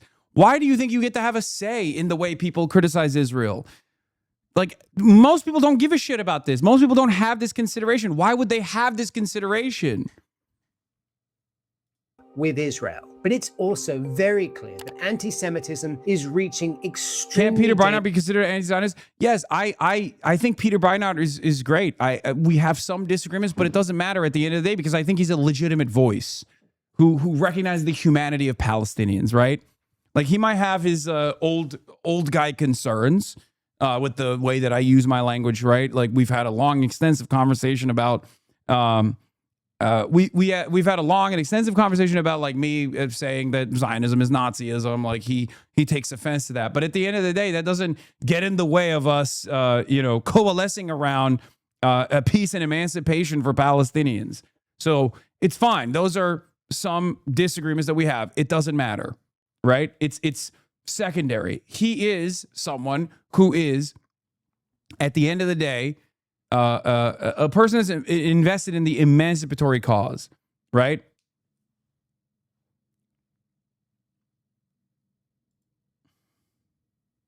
I'm grateful that I spent.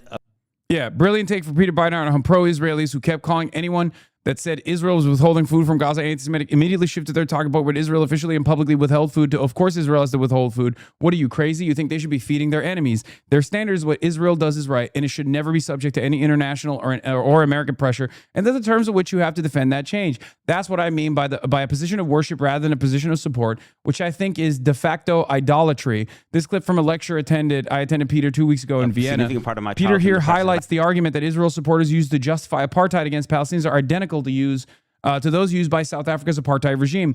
There are people who are trying to kill us. Apartheid is protecting us from those guys. How well did equality work for the rest of Africa? When you look at Congo, Nigeria, Zimbabwe, do you see flourishing liberal democracies? We understand what Africa is like.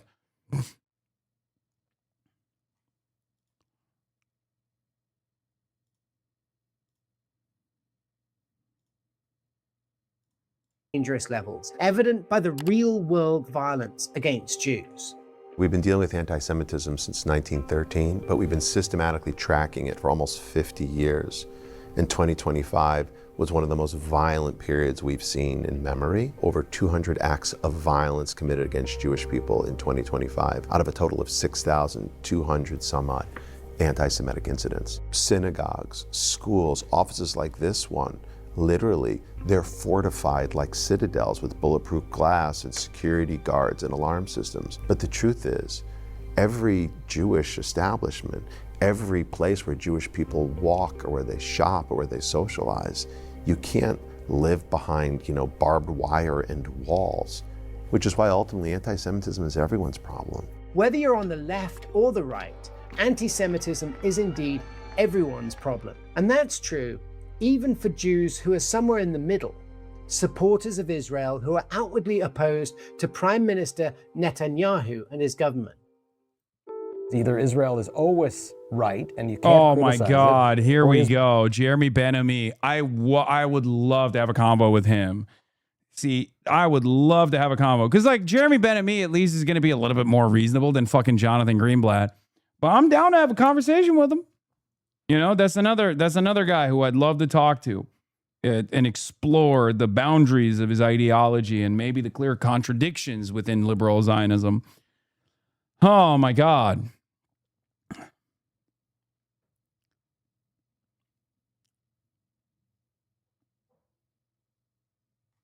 But once again, this makes no fucking sense. You don't get to dictate how people fucking criticize Israel. You can complain about anti-Semitism, but I would say as someone who is a steadfast advocate against anti-Semitism, you probably shouldn't put me in the fucking crosshairs. You can keep doing it if you want. Not saying Jeremy Ben-Ami does this because I think he has disagreements with what I've said about Hamas and whatnot, but the J Street guys won't go so far as to say Hasan is anti-Semitic, at least in public, okay? At least on camera, right? But like, obviously Jonathan Greenblatt traffics in this ridiculous nonsense on a daily basis. Here's the thing. Nobody gets the cat's out of the bag, right? Israel is a pariah state. You don't get to fucking determine how people talk about it any longer, especially when the violence that Israel has contributed to in daily Palestinian existence and daily Lebanese existence is far greater than the hypothetical violence in the future that you are trying to prevent by claiming that like anti-Semitism is going to grow and that there's going to be violence that happens in the future. Because one is happening right now, the other one is potentially going to happen in the future.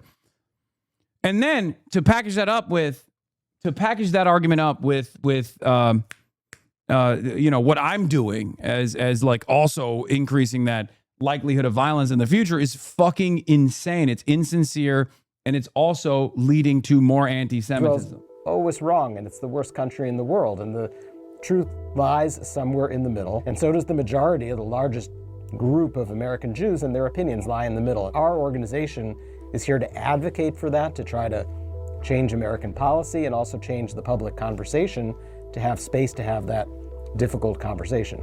J Street is a liberal Zionist advocacy lobby group based in Washington, D.C. The group describes itself as the political home and voice for pro-Israel, pro-peace, pro-democracy Americans.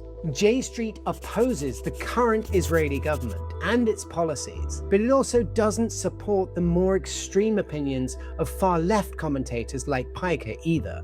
I happen to be what's called a liberal Zionist. I believe that in the founding of the State of Israel, there were certain promises made and certain commitments made about the type of state it was going to be, that it would provide equality for all, regardless of their race and their religion and their gender, that it would be a light unto the nations, that it would pursue. Yeah, what makes this funny is pre-October 7th, the ADL praised me for fighting anti-Semitism in my chat and in AOC's chat as well. The rule of law and equality under the law. And that, to me, is my Zionism. But the debate over what Zionism is has been going on for 130 years within the Jewish community. And, you know, this Netanyahu, Ben-Gvir, Smotrich right-wing vision of Zionism is not what I mean when I say I believe in Zionism. I'm curious as to whether you... They fully just dropped discussing Fuentes and Fishback. This video is only about you now. I know. think the majority of the conversation that's going on about the relationship between America and Israel is of that format at the moment, or is it being dominated by more sort of shrill or louder voices? A very difficult part of what you do must be attempting to counteract the Nick Fuenteses of the world. Do you think that they have a lot of influence in how people think about Israel? Well, I think you can look at the polling and you can see the influence. The more that your 30 seconds of a soundbite can get just clipped and sent around, the more you're going to have an influence these days. This is not limited just to the anti-Semitism question or the Israel question, but folks on the right and folks on the left using the most outrageous possible language and having no folks desire on the left to have an hour-long conversation that gets into nuance. And that's bullshit. That's bullshit. Challenge for Jeremy Ben and me. Let's do it. Live streamed, no censorship, no editing, no cuts. Love to have you on the broadcast. Would love to have you on the broadcast for as long as you want to talk. We can have a conversation about this. Would love that. Bullshit. I did fucking 2 hours with the guy you're talking to, and he put like 3 seconds in it to just chop up my fucking statements and be like, see, he's just the same as James Fishback. That was insane. Areas of gray and shades of gray. I sat down with James Fishback and talked with him for an hour, and I said, you know, look, you say you want to have this conversation about Israeli influence in American politics, but then you go and you use terms like goy slop, which is a specific anti-Semitic dog whistle, and you know exactly what you're doing. Obviously, the criticism and the virulent language that somebody like Hasan Piker uses, I would argue, is certainly not helpful. And I pressed him on that, and I pushed him on that, and I said, you know, every time you say I'm 1,000 times more in support of Hamas than I am of Israel, yes, it gets views, but it also sort of cheapens this conversation, and it takes the focus away from the more reasoned debate. Both of those sides are not helping when it comes to having this conversation. I think that's bullshit. Yeah, also, Fishback is evasive about the Holocaust. Why the fuck are you talking about goy slop, my man? You pressed them on the Holocaust. Perhaps it's because you gotta hit it on like, oh, well, he says he's just joking. But when he's evasive about the Holocaust, he's not joking, right? That's fair to say, right? We spend a lot more time. Who's more dangerous, Nick Fuentes or Hasan Piker, and which words matter more or less? And that's interesting, but I think from a human point of view, how are we going to make less people die over the course of the years and decades ahead? J Street and I will spend more of our time trying to talk through, well, what should American policy be? How do we get the Israeli government and the governments of the Arab countries and the leadership of the Palestinian Authority, how do we get them to begin building on a different path towards actually ending this conflict so we stop having the people on the right and the left going at this way? And so many of us in this middle space are trying to show to young people that there are voices on the other side and try to elicit a little bit of empathy to try to match the anger and use that empathy to say, okay, there's a human being on the other side of this. It's not some horrible monster, a figment of your imagination. It's a human being with a family, with kids, and a desire to raise their kids in peace. And that's who's on the other side of all of this. Ben-Ami makes an important point about the dangers of clippable moments overtaking real, nuanced discussion on ending the conflicts in the Middle East. But you could also argue that the damage is already being done here in America. Politicians like Fishback, and even some on the left who've used anti-Semitic talking points like defeated Democratic congressional candidate Maureen Galindo, are making headlines and drawing crowds with their vulgar, punchy lines. And supporters like the Groypers, who agree with Fishback's extreme rhetoric about Jewish people, are going to the polls and casting their votes. So what can be done? Well, for our part, with this series, we hope to cut through the vulgar and short clips. Yeah, you really did. You really did that by fucking clipping me from a 2-hour fucking conversation where I addressed virtually every single counter without even hearing Ben-Ami's take, without hearing Jonathan Greenblatt's take. You asked me about these opinions. I delivered to you my perspective. And you fucking straight up only use like 2 minutes, man. That's nasty business. God, what a fucking hack job this was. Holy shit. With real conversations. And we also tried to have another real discussion with 2 of our subjects to hopefully build some kind of new understanding. I asked Hasan Piker and Jonathan Greenblatt on camera if they would sit down for a conversation with each other, with me moderating. Piker said yes immediately. Wild idea. If we could broker it, would you sit down with him? With Jonathan Greenblatt? Yeah. Oh, I would love to. Okay. I would love to have a conversation with Jonathan Greenblatt. I'll pose the same question to him. Greenblatt was a bit more cautious. We've talked a lot about Hasan Piker here. He claims he's tried to sit down with you guys and tried to talk to you. When you was said that? earlier, I don't know. He's claimed, that's his claim to me. Would you sit down with him?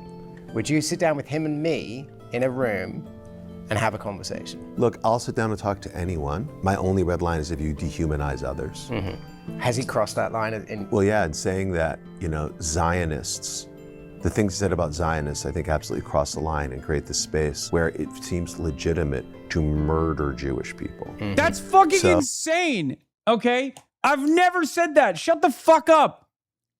I don't think that. I've never said that. You're a bitch. So, you know, if he would acknowledge the legitimacy of Zionism. This is the nefarious part. Okay?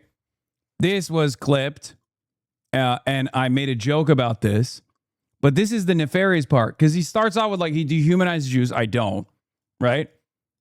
And then he turns around and goes, bro said, I'd debate him on anti-Zionism if he simply concedes that Zionism is good and legitimate ahead of time. The Zionists have the same right as everyone else, even people whose views we don't like. That would be an important step forward. The offer still stands. Ridiculous shit, dude. Totally ridiculous. Yeah, you can only disagree with me if you agree with me.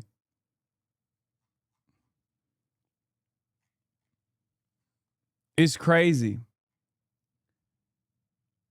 Yeah, why the fuck does... Dude, Israel defenders are on a level of entitlement I have never seen in my entire life.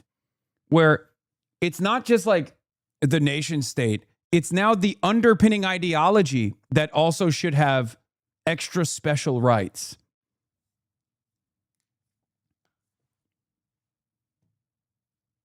You know what I mean? It's crazy. We've moved past like, does Israel have a right to exist, to like, does Zionism, you have to concede that Zionism, an ethno-religious supremacist ideology like Nazism, has to be considered legitimate and good before we can even argue on why it's illegitimate. That's insane, dude.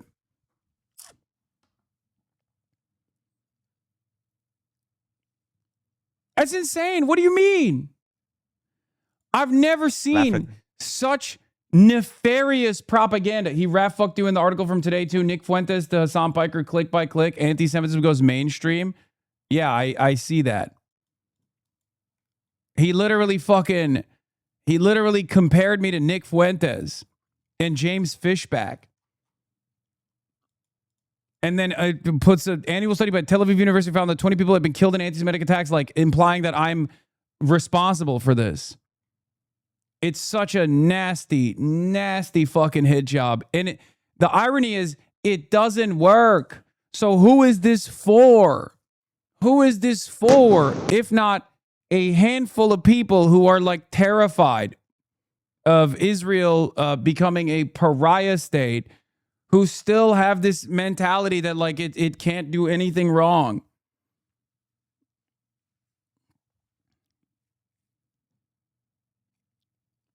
No wonder this channel gets 1,000 views a video for 8 million subs. Holy moly, that was such a horrible, entirely biased journalism.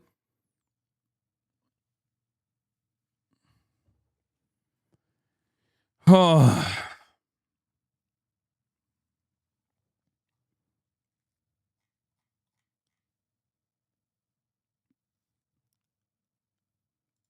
Anyway. Now to the latest. This was for Fox News to corroborate with another news agency law. Clearly cheap setup, paid for. Yeah. No, this is to like break out of the, I mean, it's over now. They already do this regardless, so it's like too late.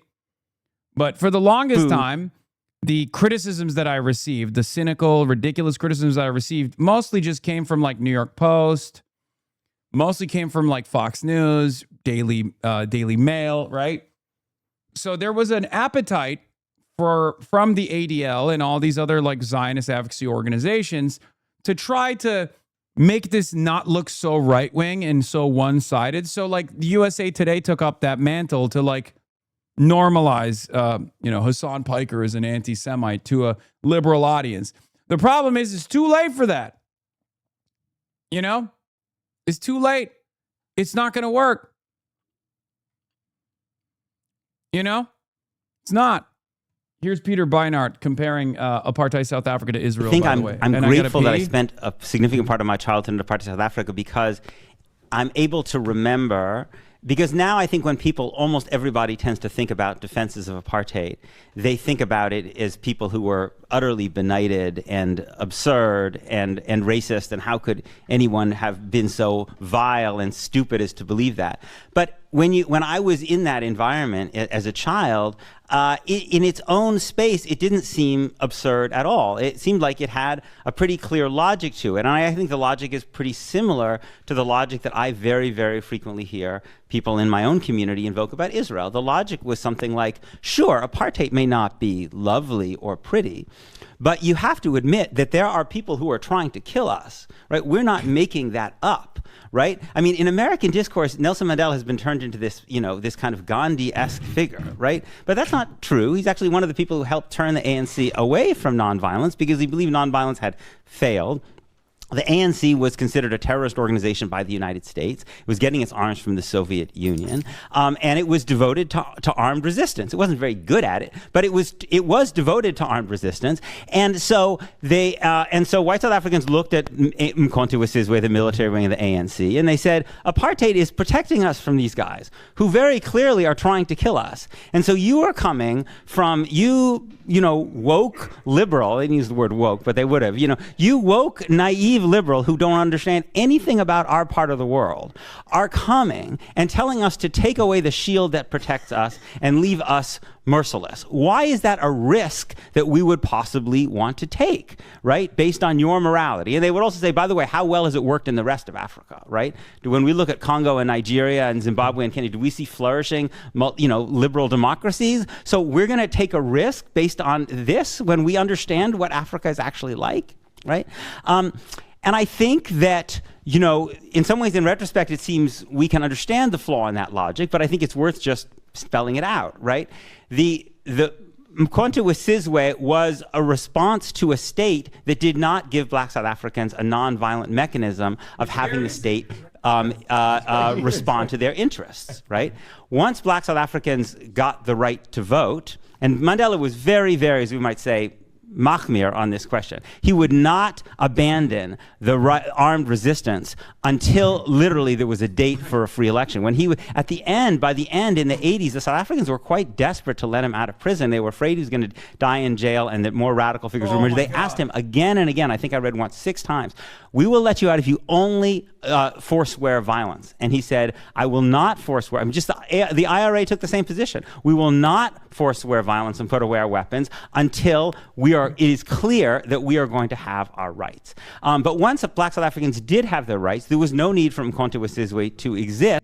Bro, I got ops in my home, okay? I have opened my home to the opposition, okay? And I got ops in my chat because not a single person let a peep about where the fuck my chair had gone while I was taking a goddamn piss, okay? Ridiculous. Ridiculous. Ops in my home, ops everywhere. Why do I need the Mossad up my ass when I got the Mossad, the HasanAbi Mossad? I opened my home to these people, okay? I opened my home to these people. I opened my home to the chat. Ridiculous.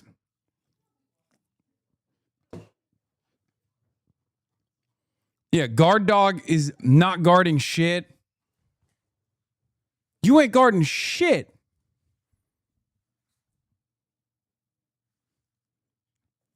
What kind of guard dog? What kind of guard dog are you? Huh? Go ahead.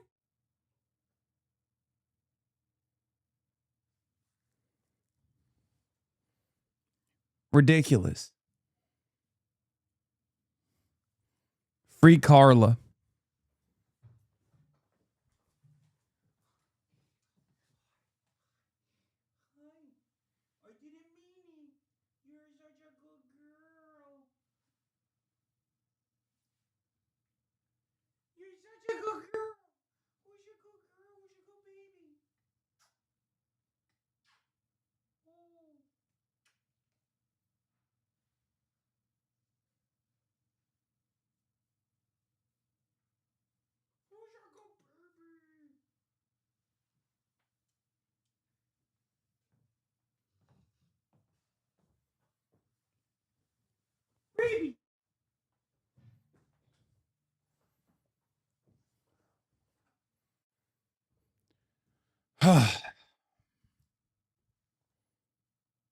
How's Kai handling the heat? There is no heat in this house. We're in California. We're not in fucking communist New York. There's no 78 degrees principal out here, okay?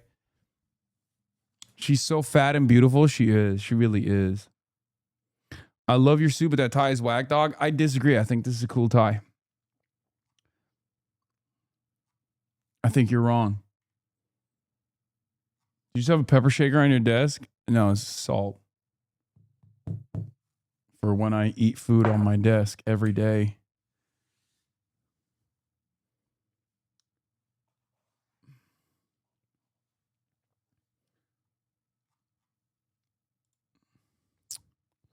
Anyway, let's continue. Because black South Africans had the vote, and they had a non-violent mechanism to have the state listen to them. And that's, I think, it was this, it was this lack of understanding of the interplay between oppression and armed resistance that I think the people that I spent much of my childhood among South Africans, among white South Africans, did not understand, right?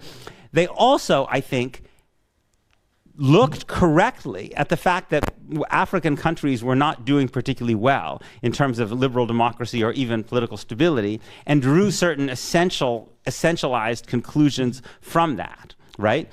Which they would, and then they would say, well, this is the way things are in Africa, And I'm very struck because I constantly hear American Jews and often Israeli Jews tell me that, the idea of equality under the law would not be possible in Israel-Palestine because, this is the Middle East, But I actually never heard a Palestinian say that. And I never heard a black South African say that either. And it wasn't because black South Africans thought that the political system in Congo and Nigeria was great, but they understood that the particular problems of these countries came from a particular historical trajectory from colonialism and Cold War, just like they do in Iraq or Syria or Egypt and whatever. And I think that memory from apartheid South Africa really has struck me because the kind of basic logic of the idea of defending Jewish supremacy, a system in which Jews have legal supremacy over Palestinians, I think is so similar. It's basically the idea that only supremacy can keep you safe. And it's particularly odd that it's so frequently invoked by American Jews, given that American Jews in our own country, right, are actually betting the safety of our own children on the maintenance of equality under the law, and that Americans, Jews that around the world who live in liberal democracies are actually significantly safer than Israel is, right? Because I think in large part, because Jewish supremacy produces tremendous violence, which then produces a counter-violence which makes everybody. Yep.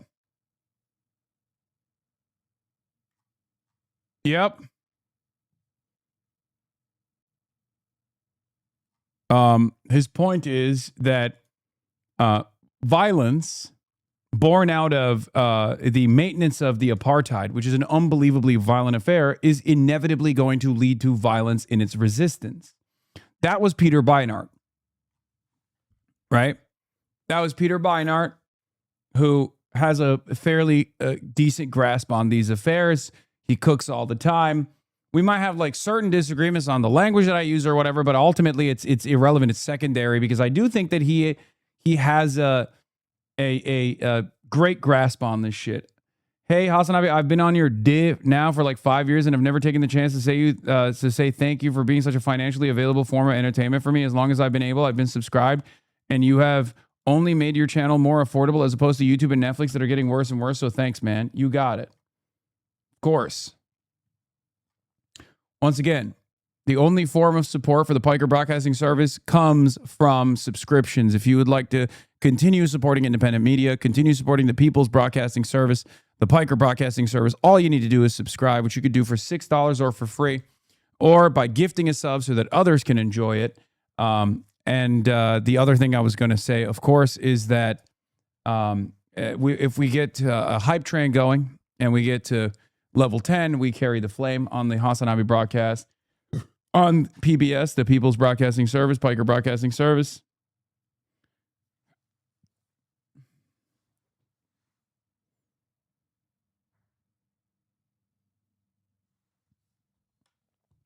Cool tie. How much did Hufflepuff pay you, you shill? It's my dad's tie.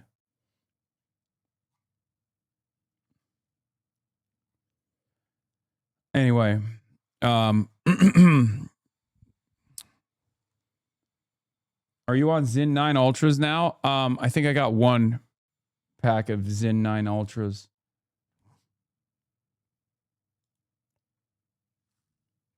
Wait, what the fuck?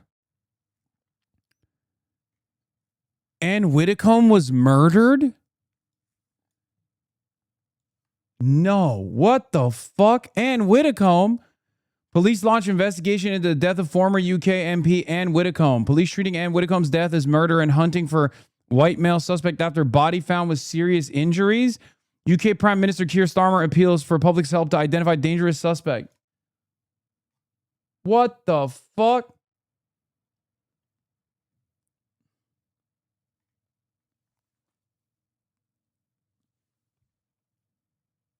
They said not politically motivated. Wait, what? What could it be? Man arrested on suspicion of murdering former UK politician. The police said they had arrested a 26-year-old British man after Anne Widdecombe, a 78-year-old former lawmaker, was found dead with serious injuries on Thursday.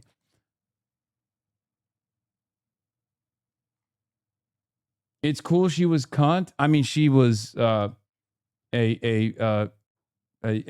common joke on this broadcast. And Widdecombe was, but that's insane. Yeah, I used to do her voice back in the day. A 26-year-old man has been arrested on suspicion of murder in connection to the death of Anne Widdecombe. The man, who is a white British national, remains in police custody. I like that they have to reveal the race of the fucking assailant so that there aren't race riots, and hide it if it is a brown guy, in which case there are race riots. It won't stop people from doing race riots anyway. I feel like no matter what happens, the British public loves doing race riots. Anyway, let's get to Israel and Iran. Obviously, the MOU is dead in the water now, at least according to Donald Trump. The situation is active. It's fluid. We're going to be monitoring that. We'll get to the Anne Widdecombe news later. But before we do that, let's start with Israel telling the United States of an Iranian plot to assassinate Trump. New report says. Maki Zanin, thank you for the 20 gift subs. On the conflict with Iran and a stunning report that the country was planning to assassinate President Trump. The Wall Street Journal reported Thursday that Israel shared that intelligence about it with the U.S. All this coming as tensions between the U.S. and Iran remain high after the latest air and missile strikes. Charlie D'Agata has more from Washington. Charlie, good morning. Good morning to you, Kelly. The fighting this week has been by far the most serious escalation we've seen since the U.S. and Iran signed the framework last month that was supposed to lead to a more permanent peace agreement. And although last night was quiet for the first time in Hey, are you happy Israel's now going to get a pro-AIPAC, pro-genocide senator in Maine now that you led the mob in cooping the voters of Maine? Oh, damn. We got Graham Plattner dead enders in here. That's crazy. Here, if you're 100% in support of Graham Plattner, I mean, there's a reasonable suspicion in his background, considering that his brother-in-law was and it still is, I think, a FDD guy. So, if the credible rape allegations were not enough for you, there's at least like ample suspicion that you could have due to his brother-in-law. days, that fragile ceasefire is barely holding together. Are you talking like bad empanada now? No, I'm not. Here's the thing. I think I had a fairly reasonable assessment with Graham Plattner, which is why it pissed off everybody, right? I looked at the red flags. I pointed to them. Nowhere near as much as like his Reddit posts and Reddit history, especially like detailing his experiences. I chalked that up to like, a hoorah grunt, greatly embellishing and thinking that was hot shit and cool. Okay. And I took a very centrist approach to the Graham Plattner situation, recognizing the red flags while also simultaneously saying that he was a far better option with the readily available information at the time. Far better option than Janet Mills, and also far better option than Susan Collins. For that reason, a lot of people got mad at me and they said, no, you should actually write him out across the board. You should write him out immediately. It turns out those people were vindicated when new evidence came out. Okay? When new evidence came out. Now, here's the thing. I wanted to also identify certain red flags myself. What is this? Been watching you for years and always thought you were always smart, but this is some audience captured shit. No, it's ironic because everyone says that. And they've said that for years and years. And it's really funny because most of the positions that most of the positions that I have, well, all the positions that I have are just my genuine perspective. But a lot of the positions that I take on issues such as this one, when there is like, nuance involved, end up pissing everybody off because most people just want black and white. Most people want unconditional support or unconditional enmity. And it's interesting that my cautiously optimistic perspective, where I always hedged my my approach to Graham Plattner, the demands that I made to his team over and over again, that were very favorable initially, and became not so favorable after I started calling out some of these red flags, including the tattoo, including his background, including his CV, Blackwater tours. And try to get a better assessment on like where he was. Was he actually a real anti-war former veteran, or was he actually simply playing a role? These are the questions that I had that I wanted to figure out. The campaign stopped talking to me after that. It just, they avoided me like the plague. And some people might say, some people, yes, he's got skeletons in his closet, but this was just objectively a coup against 150,000 voters in Maine. I think that even if you were to believe that the Democratic Party did everything that it can to rat fuck Graham Plattner, I don't think you would like the results of leaving Graham Plattner on the ticket, because there are always going to be people who saw that he had a credible rape allegation and decide not to vote for him. Can't find it within themselves to vote for him. Many women, for example. And that's perfectly valid and it's perfectly reasonable. And so at that point, it doesn't even matter. Even if you're making this like cold heart analysis, an immoral analysis or an amoral analysis, it still doesn't matter because Graham Plattner is credibly accused of rape by a former partner. Okay? And the unfortunate reality is he's running as a Democrat, right? Unless the political piece falls apart as much as it already has, I don't think it has fallen apart. I don't think it has fallen apart as much as you think it has. So, dead enders straight from r/politics, Bernie bro smears. Wait, what? I've called fucking Joe Brandon dead enders and Kamala Harris dead enders as well. What are you talking about? It's just you can actually consider a group of people who are still riding with a person after the person is like openly admitted that they're going to drop their campaign a dead ender, because that's what it is. Once the campaign stopped answering, you should have called that out immediately. No. I mean, I mentioned it. I mentioned it over and over again, but it doesn't matter. HasanAbi been wearing the suit too long. He's got DNC consultant brain. You were wrong about Kamala in 2024. You're wrong now. The establishment are pros and the left is easily manipulated. Go look at local Facebook and news posts. Mainers are not buying this allegation. This is how the left loses. We do centrist work for them. What evidence? Contemporaneous conversations between the victim and other people, third parties, is a fairly reliable metric for assessing the accuracy of a claim. It's certainly enough to charge someone with sexual assault. It's not enough to convict. There would probably be, it's very difficult to convict someone on rape in this current criminal justice system, contrary to what men's rights activists and numerous other people say. But there is definitely enough to charge this person. So unless there is new information that has come out that shows that there isn't any timely conversations between Graham Plattner's victim and numerous other people, unless there's like new information that I'm not privy to, which even then I'd have to make a new assessment. The number of red flags, the additional things that he has said paint a picture that I am uncomfortable with.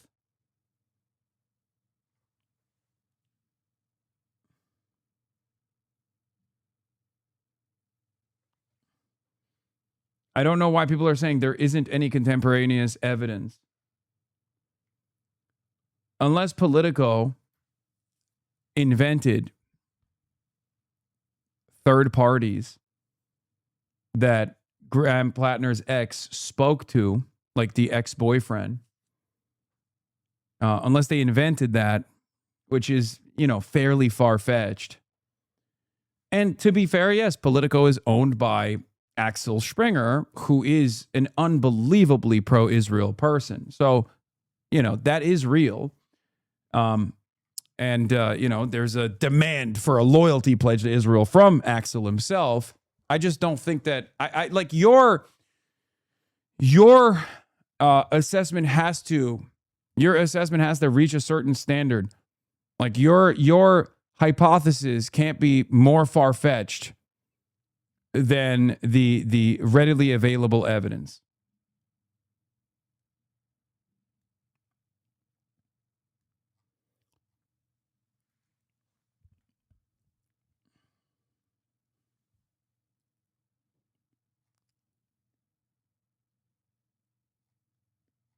Anyway, don't know why we're going back into the Graham Plattner allegations here instead of talking about what's going on currently. Israel telling the American government that there's an Iranian plot to assassinate Trump. The fight between the U.S. and Iran entered a dangerous new phase, pushing the prospects for peace even further out of reach.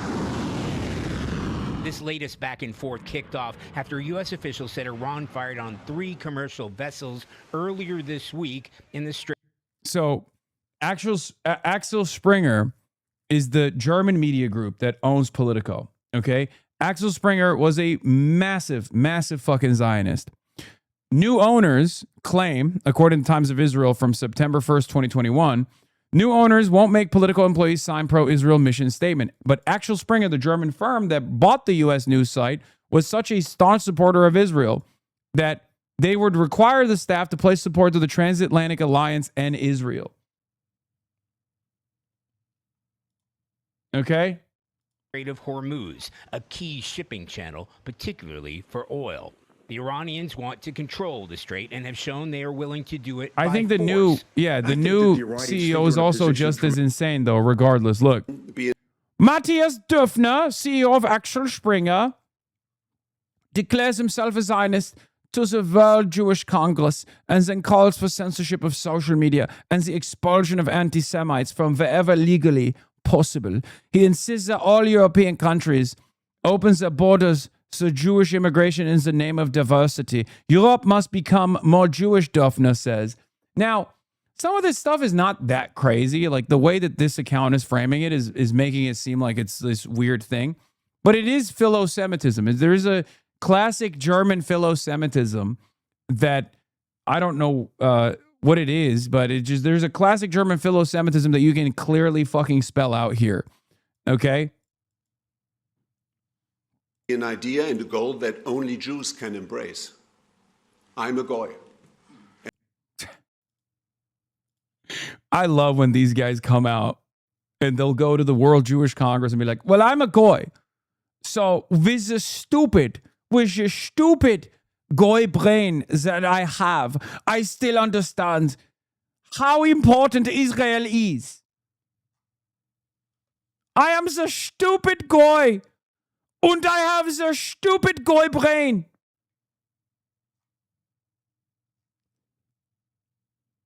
And I'm a Zionist. With all my heart, out of conviction, and with passion.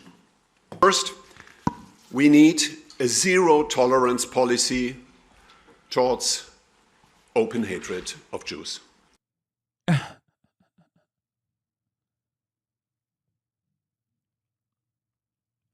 He's also known to reframe former Waffen SS slogans into Zionism slogans. He's fucking nuts.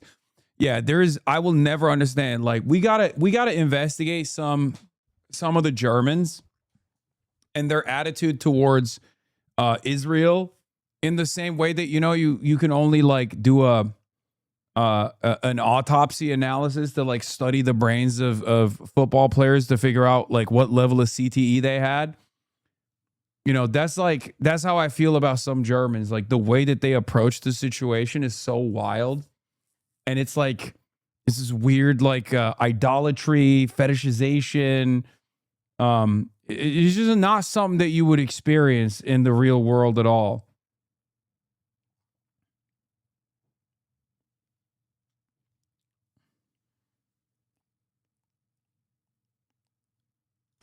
All anti-Semites, in word and deed, regardless of their origin, must be expelled wherever legally possible. British politician and Conservative Party leader Kami Badenoch put it clearly and courageously, I quote, "Anything that's inciting violence against Jews has got to go," quote end. We need this statement and its consequences not only in Britain, but in every democratic country.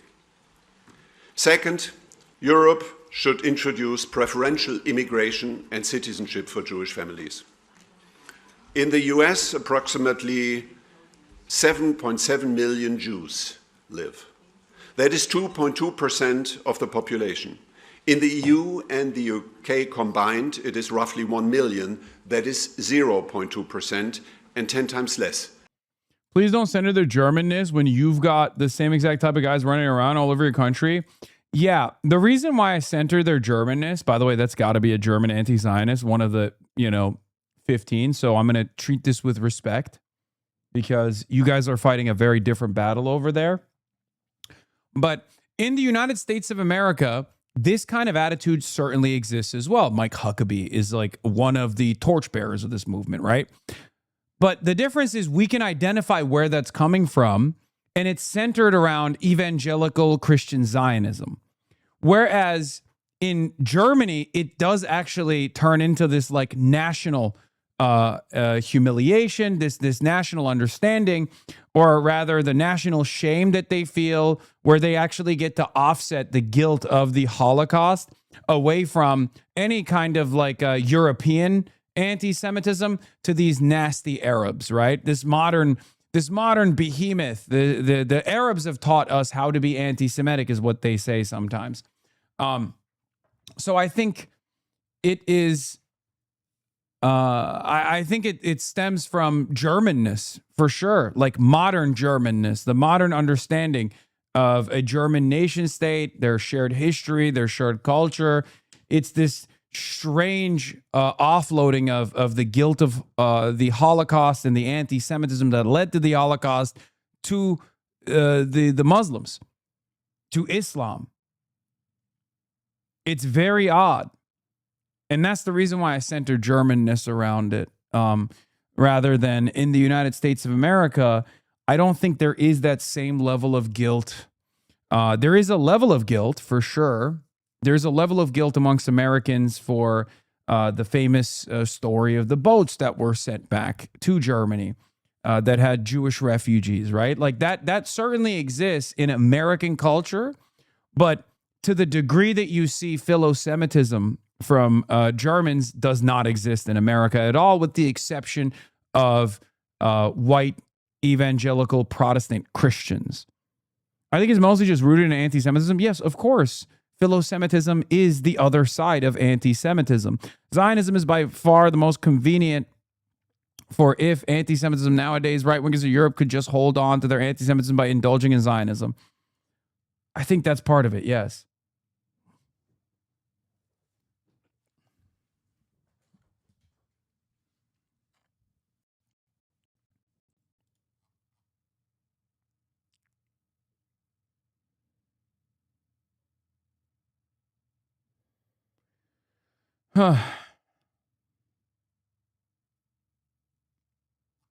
Than in America. It is in Europe's own best interest to change that, and it is more than a gesture. If the idea of a multicultural society is to be taken seriously, then there is a Bro, your German takes are not that good, man. Germans are the best at educating their country and culture about history. France and UK still glorifies many of its atrocities. I don't think Germany features a tremendous amount of education on its, the actions it took in like its African campaigns. That's number one. And number two, what I'm talking about is quite literally a fixture of German culture, with the exception of like my German chatters in here, the tying of Zionism and Judaism and the highlighting of Israel. I mean, Germany literally paid reparations, right, to the state of Israel. I mean, it was heavily featured in Ta-Nehisi Coates' writing, where he tried to make a case in the affirmative for reparations. Not true at all. I'm not German, but spent there. Okay, dude. Well, then maybe dial it back.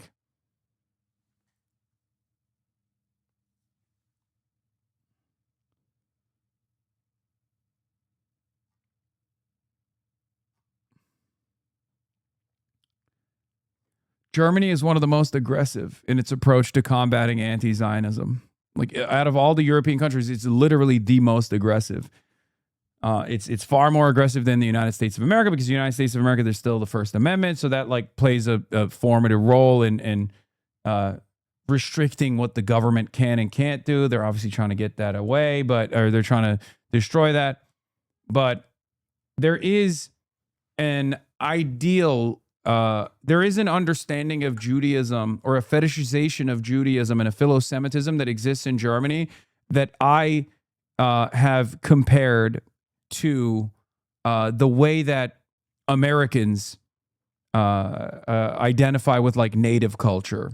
There is a similar fetishization of indigenous culture in the United States of America in the aftermath of the genocide of the indigenous populations that you see in Germany. The only difference is historically the Holocaust is far closer to modern German existence, as opposed to the indigenous genocides were, 250 plus years ago and continued onward for throughout, the early frontierism.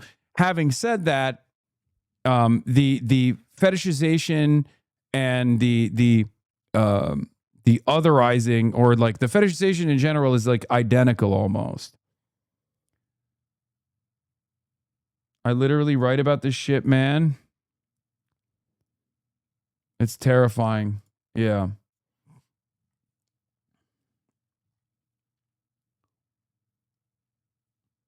It goes beyond the material necessity to have a colonial outpost in this resource-rich region for Germans. For Americans, like, their foreign policy decisions revolve around that. They don't give a fuck, right? There is no like, oh, we really fucked up with our mistreatment of the Jews or anything like that. It's pretty open and shut. What you see is what you get. They see it as a reliable colonial outpost, and its reliability is actually being called into question now. So there's obviously disagreements there in the State Department. There's always been some people in the State Department that have seen Israel as a massive national security threat. So the CIA and other functions of the state are of two different minds, and they are oftentimes butting heads with one another. Whereas in Germany, there is this higher prioritization of Israel due to the collective guilt of the Holocaust and how it's like formed into this idolization of the state of Israel, for sure. It's different. I don't know how else to describe it other than to say it's different. They feel it. Yeah. The Germans feel like there is a moral obligation to always defend Israel that goes even beyond capital. Of course, capital still plays a role in this.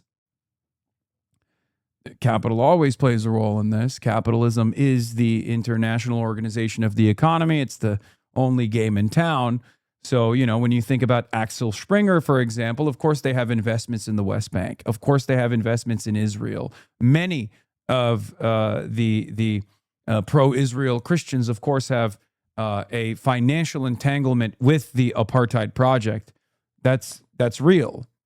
But what I'm talking about is like this attitude that you see from German society. This attitude that you see from German society by and large that goes beyond the normal expectations. Having said that, I mean, German society is polled with regular frequency, and even German society, by and large, has recognized the atrocities that Israel is committing. It's just that you will never hear that from a person with a fraction of power. Even in the United States of America, there are people who are getting elected, for example, on anti-Zionist tickets. Whereas I feel like Die Linke is the closest that you can get to like a party with viability and not one of these like fucking 18-person Marxist-Leninist formations that exists in Germany. I'm talking like a viable party, a serious party that operates within German politics. Die Linke is the furthest left, right? And Die Linke still will. Die Linke only recently was able to come to terms with an official statement on Israel's genocide. And even then, they immediately paired that up with like the growth of anti-Semitism happening in Germany and other places as well. So I don't think that there is like appropriate representation within... brother, you cannot be calling Die Linke a serious left party. I'm not. You're misunderstanding my point. It's a social democratic party at most. I'm saying that it's the furthest left party with any real viability. Okay? I'm not saying that... Guys, this conversation started with how cooked German politics is. Okay? Why does everybody always forget that I'm using the term viability very deliberately here? Okay? Please, this is a nuanced perspective. What I'm trying to say is there isn't a real recognition. There isn't a real recognition. There isn't any real proportional representation of German societal attitudes towards Israel in German politics. Okay? That's all I'm saying. You look at Germany, modern Germany, and their society, their attitude towards the nation state of Israel, and it's unbelievably negative. And yet there is no real party out there. There's no real party out there that actually abides by this attitude. You know what I mean? So like even Die Linke, which is supposed to be like the leftmost party with any serious viability, is nowhere near as close to the public sentiment on Israel in Germany. It's just not. There isn't enough representation of people, full stop. Yes, Israel is a great example of this lack of representation. Okay?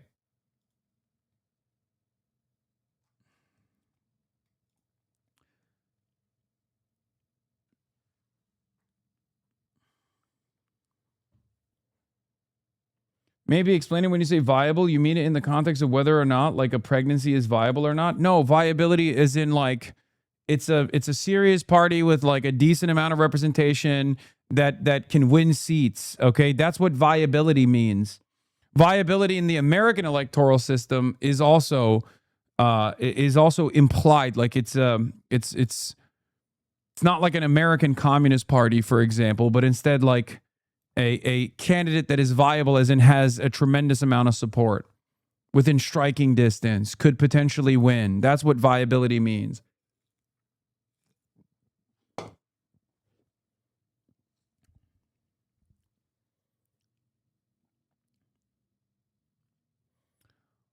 Anyway, how the fuck are we talking about Germany? Oh my God. All right, I'm done. I'm done talking about Germany. Let's get back to Israel telling the United States government that Iran wants to kill Trump. Disadvantage right now because they don't think President Trump has the will to sustain a campaign against them. President Trump himself said this week he wasn't looking for the war to go on, calling the strikes retribution for Iranian aggression. I think anything that happens is going to be over very quickly. The strikes may be punitive, but they're also strategic. U.S. officials tell CBS News they've hit more than 170 Iranian military targets along the strait in the hopes of loosening Iran's hold on the waterway. Iran fired back, targeting key U.S. allies in the Gulf, including Kuwait, Qatar, and Bahrain. This is not anywhere near an end of the war. This is just entering kind of a new phase. In Iran, this all comes as crowds gathered for the funeral of the late supreme leader, Ayatollah Khamenei. The German left is currently focused on you because they think the DSA will end up like Die Linke? Fuck no. There's 0% chance the Democratic Socialists of America would ever end up like Die Linke because the Democratic Socialists of America are outcasts from the normal political process.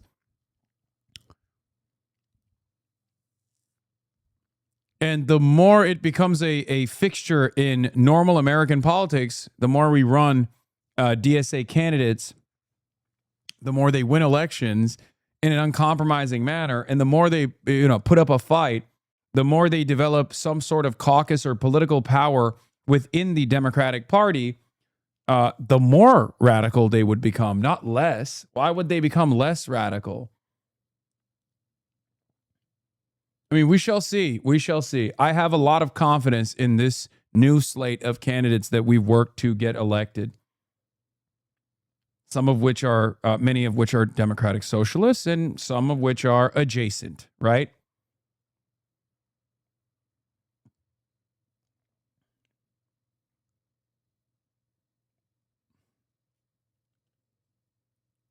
DSA has always recognized the genocide. DSA has always had a far more radical approach than Die Linke ever could come to terms with. Some mourners pictured holding a banner that read, "Trump, we will kill you." The conflict has prompted extra security measures for President Trump in an unexpected switch. He left the NATO summit in Turkey this week in the old Air Force One, as its replacement, gifted by the government of Qatar, was sent out of the region without him. Now, yeah, I wonder why.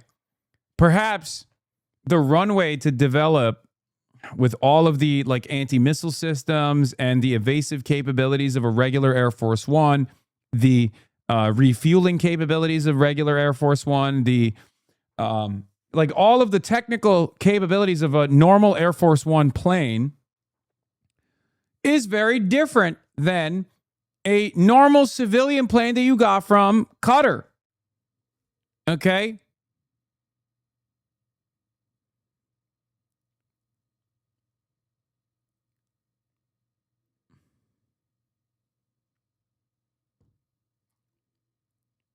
So there is no way that you could redesign a normal Boeing plane that you got from Qatar in 4 months. Normal, at most,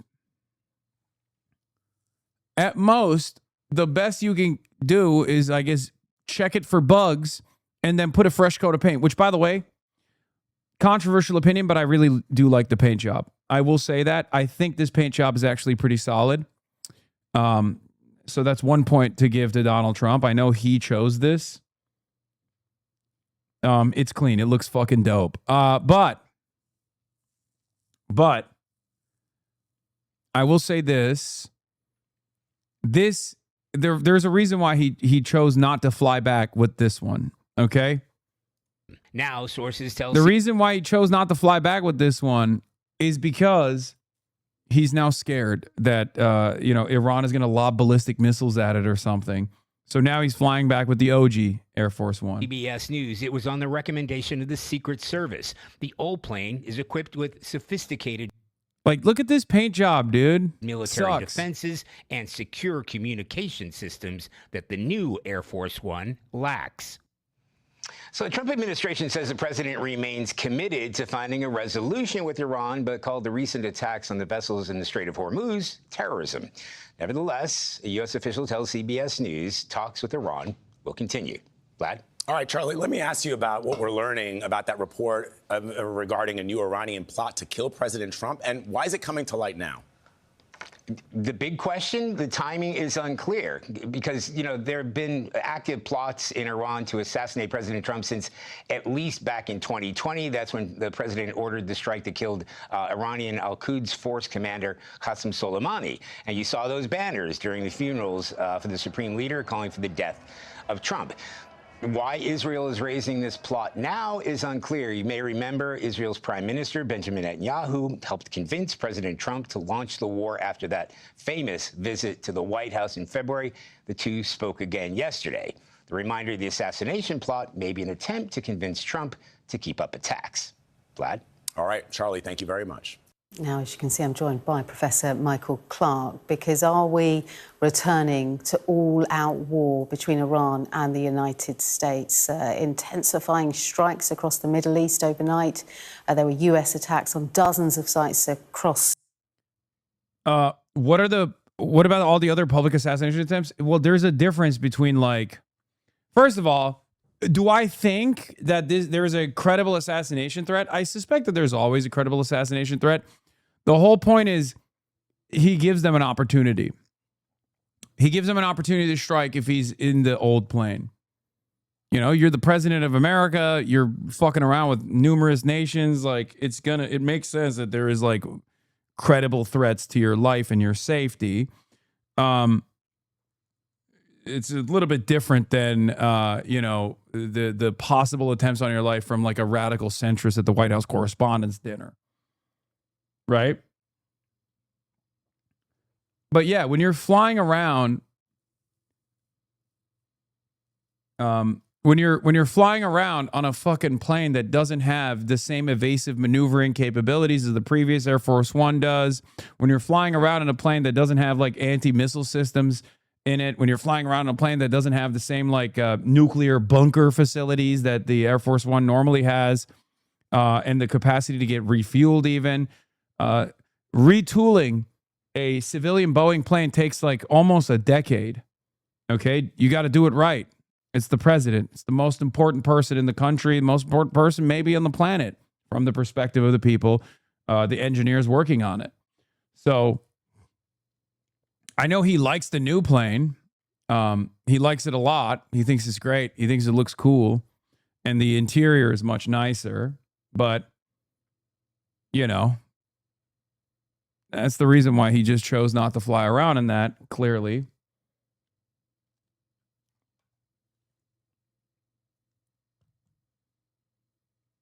Anyway, Michael Clark is back to talk about the intensified strikes between the U.S. and Iran. Look, I think it's pretty obvious what happened here.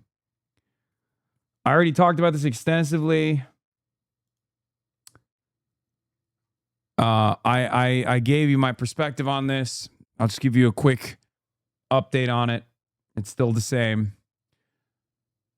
It's now becoming increasingly clear, and more clear, that the MOU was bullshit, and it was just to allow some respite for the strategic reserves that were near critical levels. I believe it was like 1 to 4 weeks away from reaching critical levels where if you actually go below a certain red line in the strategic reserves, you have the capacity for those salt caverns where a lot of the oil remains to collapse. Okay?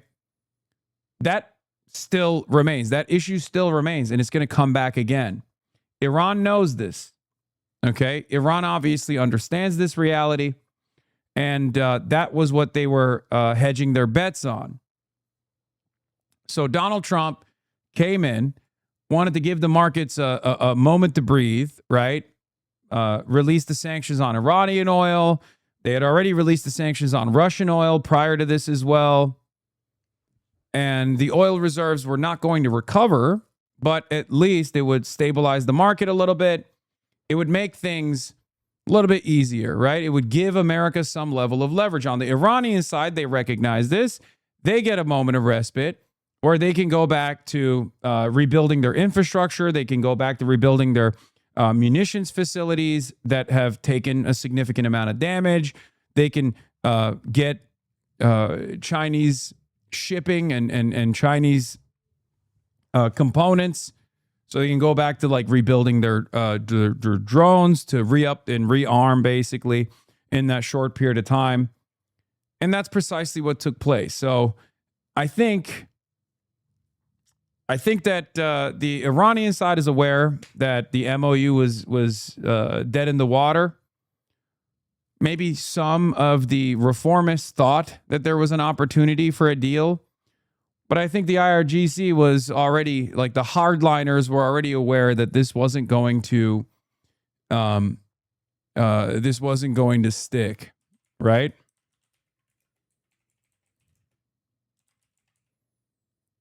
Hold on.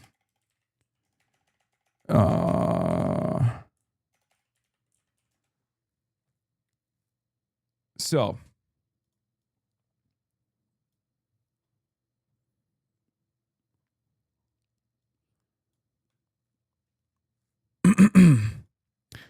for those of you who are wondering what I'm talking about with the salt caverns, okay? Underground salt cavern collapses threaten energy stockpiles like the U.S. Strategic Petroleum Reserve. Cavern failures cause pressure drops, sinkholes, and potential aquifer contamination. Maintaining brine levels and internal pressure is critical to preserve the structural integrity of these vital petroleum and gas reserves. The U.S. stores its massive energy stockpile capable of holding up to 714 million barrels in hollowed out salt caverns along the Gulf Coast. However, the technique of solution mining used to create these caverns leaves them susceptible to structural vulnerabilities over time. So if you go beyond a certain red line of oil inside of these salt caverns, you have too little pressure and you could potentially have them collapse, which would destroy the rest of the oil, the oil stockpile, the strategic reserves that we have. Okay? The Department of Energy manages and monitors 4 major sites across Texas and Louisiana to ensure that these reserves remain structurally sound and mission ready.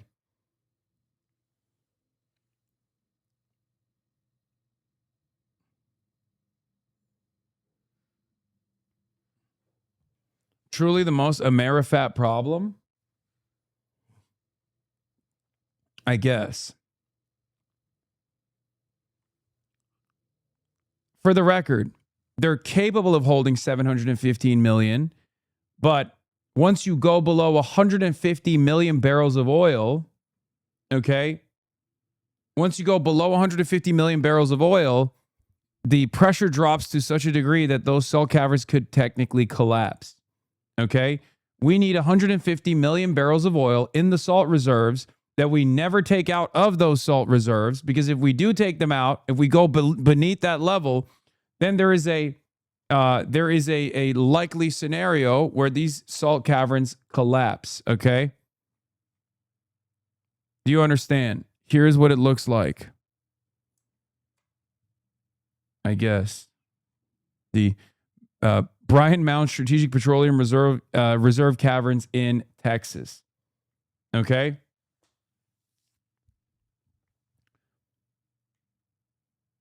So the capacity is 580 million barrels and not 720. Yes.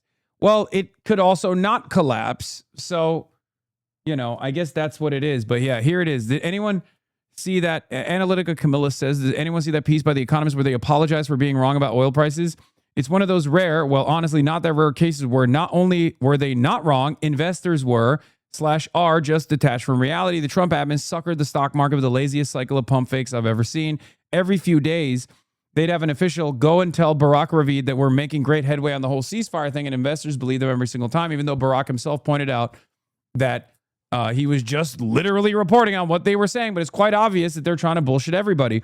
Meanwhile, the global oil market's neck snap from the war whiplash. The U.S. Strategic Petroleum Reserves are basically empty. They can't dip below 150 million barrels without having the caves where the oil is stored collapse, and the White House started creating literal communist-style gas stations, but it doesn't matter. Doesn't matter if the White House creates communist-style gas stations, because the strategic reserves, if they diminish to that degree, it's over. Okay? You hit a hard limit, and that's where things get really fun. Once you hit a hard limit, and if you start seeing real structural integrity failures, okay, all of a sudden, you don't have any fucking oil.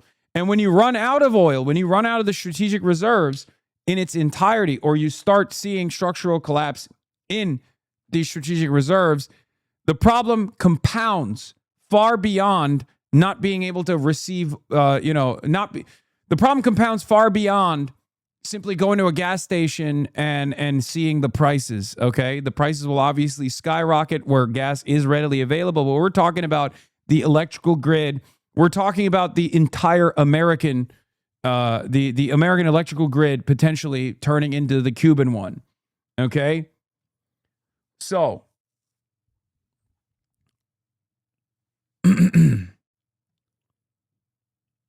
here's the issue. And I covered this yesterday as well. Here's Eric Nuttall. The U.S. Strategic Petroleum Reserve is now 19 million barrels away from the estimated minimum operating levels. There very soon will no longer be a safety buffer to protect the world from the further losses out of the strait. Okay?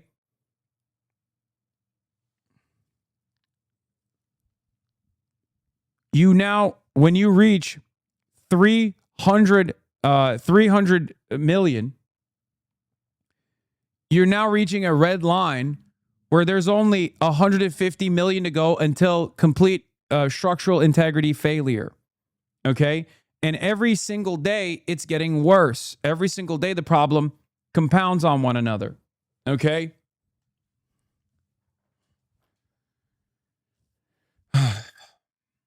This is the reason why Donald Trump tried to do a fake out with this MOU so that Iran could sell its oil on the market, and this would give confidence to the investors.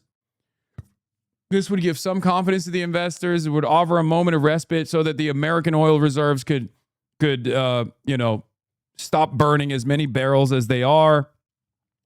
However, it simply pushes the problem later down the line. And the more you push this problem down the line, the more you push it in the direction of the midterms. So I don't even understand what Trump is trying to do, because the problem doesn't go away. If they were to now go back to war, waging war as we have, right? There is no guarantee that a military intervention is actually going to force the Iranian hand to bend to America's needs, to Israel's needs. Okay? And that's just our strategic reserves. I don't know what it looks like in Japan, for example, right? Because the massive stockpiles that Japan has, they've also tapped into in order to make sure that there aren't critical shortages. Because, again, I repeat this over and over again, the reason why oil is a global commodity is because it is perhaps the most important commodity for survival, for normal everyday existence. Everything runs on oil. Everything runs on oil and gas. And it has inelastic demand, right? You can artificially reduce demand, as some of these countries have, like the Philippines have artificially reduced demand. You can try to go back to different fossil fuels like coal, which Thailand did, right? But ultimately, you still need oil, okay? That's not true, HasanAbi, you fucking idiot, says COO of Antifa. America runs on Duncan. Okay, fair. Well, other countries don't run on Duncan, they run on oil, right? So that's the reason why the price is priced out globally. Because countries will do everything they can to get it, because in the absence of it, their grid fails. Okay? Every other country turns into Cuba. And there's also a lot of, spot traders. There's also a lot of shadow fleets all around the world that are operating. Some of the oil tankers that are doing regular trade also famously have, additional millions of barrels of oil that they're selling to make a quick buck on the side. This has also allowed the market to not be as volatile, because a lot of people understand that this is just how it goes, right? Having said that, there is a hard line. There's a hard limit that you reach. And once you reach that hard limit, everything collapses. It's no longer just higher price at the gas pump, which will definitely happen, but it won't be, 50 cents or $1 more. It will be $10 more. You'll start seeing lines of cars at every gas station around the country. You'll start seeing rolling blackouts, for example. An artificial reduction in demand in a country like the United States of America will collapse the largest consumption engine on the planet. This will have tremendous impact on the global economy. Okay? 70s oil crisis tenfold.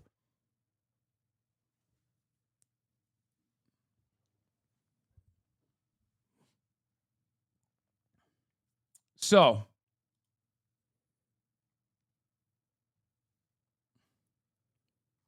it's no longer just about Americans feeling shitty about paying extra money. We're now talking about complete collapse. So the reason why I'm bringing up all of this is because that's leverage that Iran has, right? If we know about this, then obviously the Iranian government knows about this as well. That's part of the reason why they can play hardball.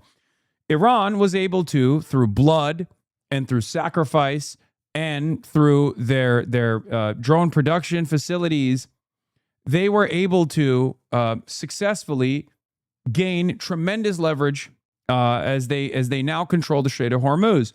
The MOU, in the language that they interpreted, in the language that they used on the MOU, implied that they would open the Strait of Hormuz as long as all of the vessels that were transiting would transit through the Iranian side. But of course, there's the Omani coastline as well. Iran has allowed the Omani coastline to also operate. But America made a big show of force. They tried to get as many ships as possible through the Omani coastline, and Iran was fine with it for a little bit because they got respite from the American blockade, the secondary blockade that America had implemented, right? And so now it's I don't want to say a Mexican standoff. It's an Iranian standoff, basically. Okay. Iran's put a gun to the head of the global energy markets, and America has put a gun to the head of the same global energy markets. And it's now about who gets to buckle first.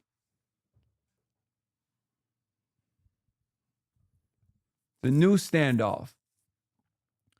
America, for some weird fucking reason, has decided that it's more beneficial to try to force Iran by bombing civilian infrastructure again and again and again. This didn't work in the last 130 days in Operation Epic Fury, Part 1. So there is no reason for this to work in Operation Epic Fury Part 2. Okay? Iran knows this. So inevitably, America is going to have to go back to the ceasefire table. America is going to have to go back unless they just collapse everything. And I don't think they're going to do that. Iran has all the cards. America could only escalate further and try to diminish Iranian strike capabilities. But as long as Iran can lob these drones at civilian ships that are transiting millions of barrels of oil through the Omani coastline, which is fairly easy to do, they can do this with their go-fast boats. They can do this with their drones. So they control the Strait of Hormuz. You just can't outperform the geographic limitations here. It's 21 miles wide. The only parts that ships can transit through are either the Omani coastline, hugging the Omani coastline, or hugging the Iranian coastline. They're not going to be able to get away with attriting the Iranian strike capabilities in the water, especially because Iranians already have additional cards that they haven't even deployed, like shutting down the Bab el-Mandeb Strait by utilizing the Houthis. So things could get far worse going forward.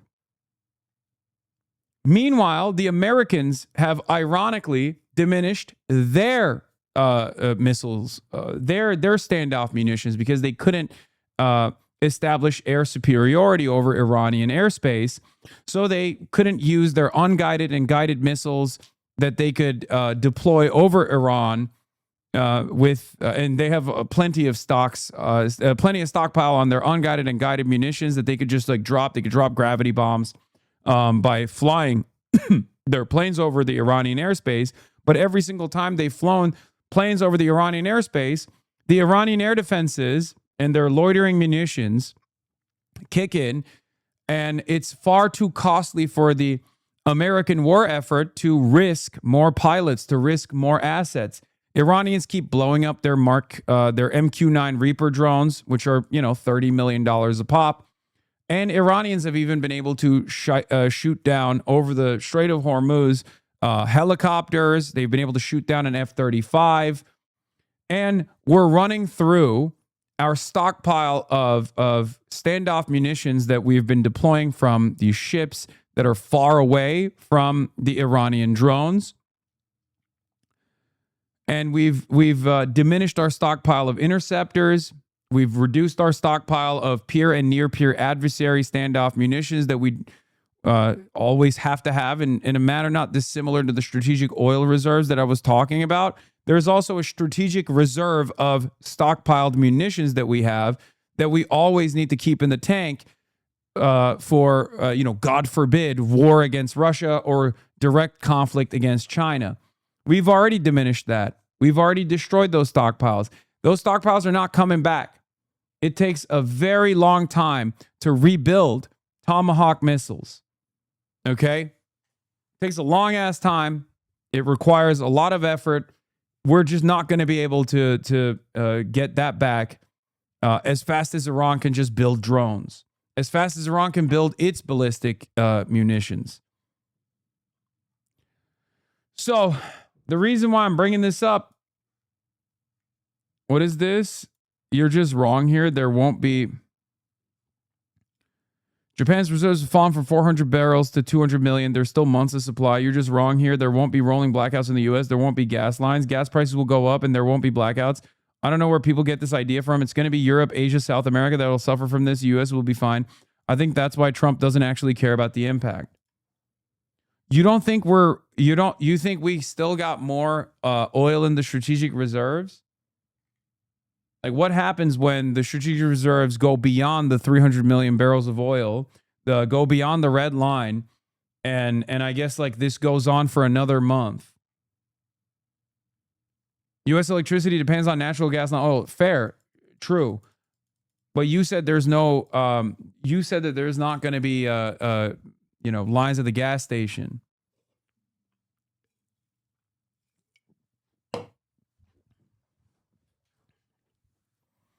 We still produce 13 million barrels of oil per day. This is in the 1973 oil crisis.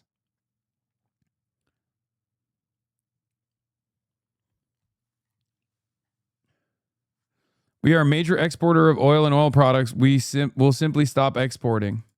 Fair. So you're saying your calculation is that America will stop exporting before it allows any sort of significant crisis to take place here. Okay. There's still, at the end of this, what you're describing is longer bandwidth. Okay. What you're describing is longer bandwidth. So it's not a month, but let's say we just stop exporting oil to Europe and in Asia, right? We're going to fuck our allies. Fine. Sure. That's a consideration, right? But in spite of that, we're still burning more than we are. We'll still inevitably burn more than we're generating, than we're refining. So ultimately, we're talking about fucking massive consequences in Europe and Asia. All of our allies are screaming bloody murder. Their grids are collapsing. Okay. Meanwhile, we are still burning more. So that means we have, past the midterms, let's say.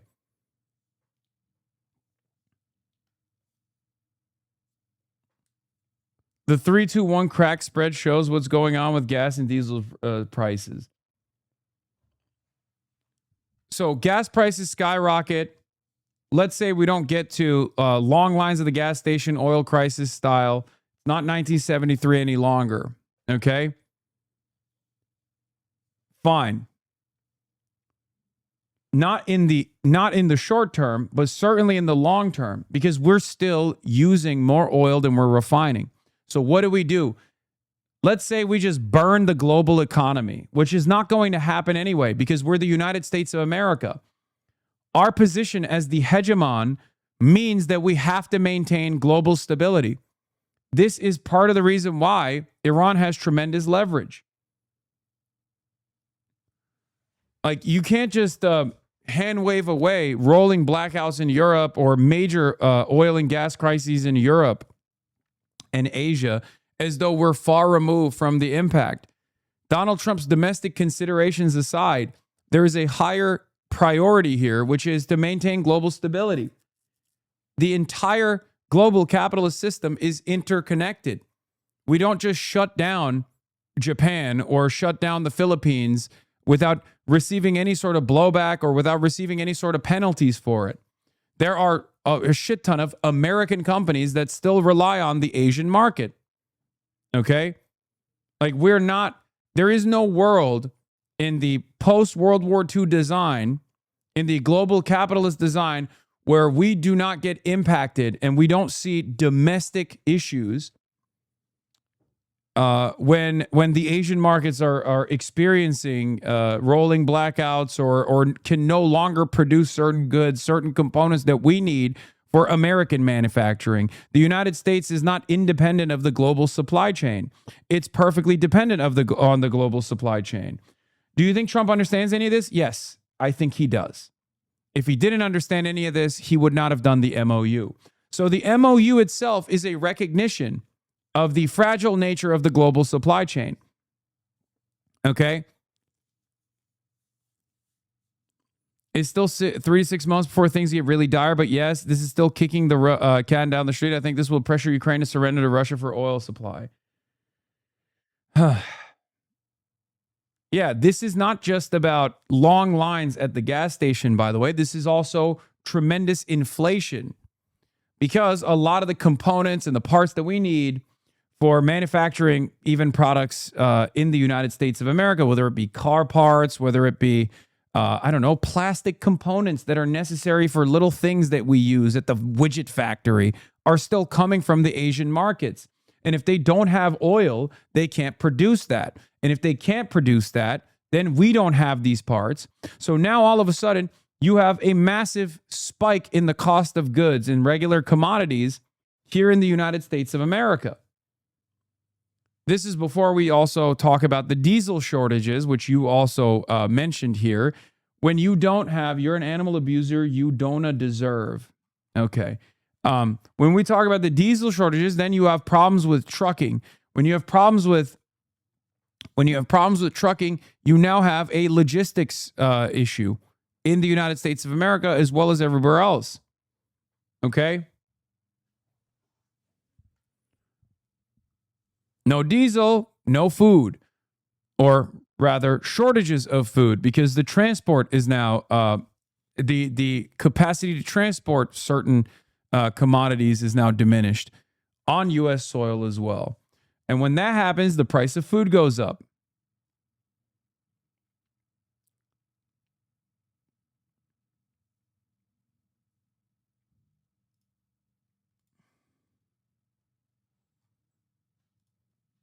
Anyway, let's take a look at what this UK guy is saying. Iran, it was met with missiles targeting American bases in allied countries, including Kuwait, Jordan and Qatar. So is this a return to all-out war then, Michael?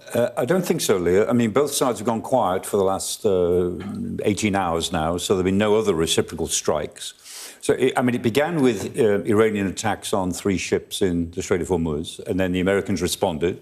The Iranians responded again with attacks on American bases, and the Americans have then hit a couple of 2 extensive raids on the coastline of Iran and 1 or 2 inland places as well. So both sides are trying to have the last word militarily, but both of them now have gone quiet for the time being. It might flare up again, but neither side, I think, want to go back to this all-out war because the Americans have got plenty of military hardware in the area. They've still got 2 carrier battle groups there. The Lincoln is still there, the Abraham Lincoln carrier. The George W. Bush is still there. And those carriers, with their carrier battle groups, are very powerful. They've got a Marine Expeditionary Unit. They've got an assault ship. The Boxer's still there. They've got plenty of stuff to carry on the air war, but to what purpose? And the Iranians, again, they've got about 70% of their missile forces available to them from what they started with. They could carry on attacking the countries in the Gulf, but to what purpose? Other than to raise the sense of loss to everyone. So both sides are more interested in carrying on negotiations, particularly the Iranians, because they know they can string out these negotiations well beyond the 60 days of the ceasefire's extension. And the Iranian calculation is that they can outlast America economically longer than America can last politically, because the Americans are getting closer and closer to the midterm midterm elections. And the Iranians think they've won. They think the Americans will have to withdraw, and they are now, you can see in the things that they're putting out, they're articulating a new regional strategy where they'll have a lot of influence in southern Iraq. They'll have control of the Houthis in Yemen. That will give them control effectively. There you are, the Red Sea, the bottom of the Red Sea, the Bab el-Mandeb Strait there at the foot of the Red Sea. The Houthis can close that. They can close the Strait of Hormuz. They will have the enmity of Saudi Arabia to deal with, but they had that anyway. I mean, the Saudis and the United Arab Emirates are very hostile now. But they know that the Omanis have got more or less to go with them. Qatar has got to more or less lean towards them a bit more. Qatar is in a very difficult position. So they know that they still have influence over the other Gulf states. They could have a stranglehold over Hormuz and the Bab el-Mandeb. Stop coming right now. Stop coming. Chatters, stop coming. I'm going to come. Stop. Do not come. I'm going to come. Strait, and they're still committed to the destruction of the state of Israel. So from their point of view, they have a new era, a third Islamic revolution to develop. And all the while then, Michael, what is the situation with the Strait of Hormuz? Is it open? Is it closed? What do we know? So it's like Schrodinger's cat. It's both open and closed simultaneously. Well, the Strait of Hormuz is interesting because the argument is all about the route. Actually, let me get up and explain. Is all right? Let me explain this. So the route that shipping. Oh my God. India Love couldn't believe a guy wouldn't give her his number. She even went back to ask if he had a girlfriend, but he said no. That's my homie. That's cute. I like that. Okay.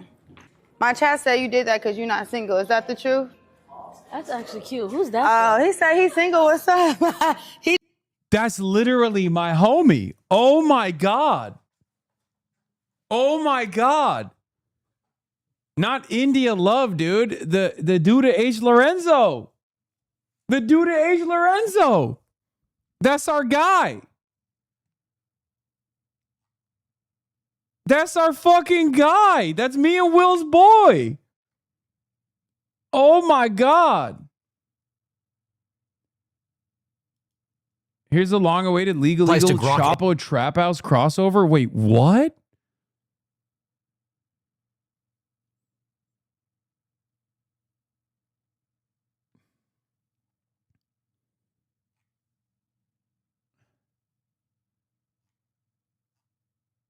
Okay, sorry. I know, bro. Come on, it's wartime. I know.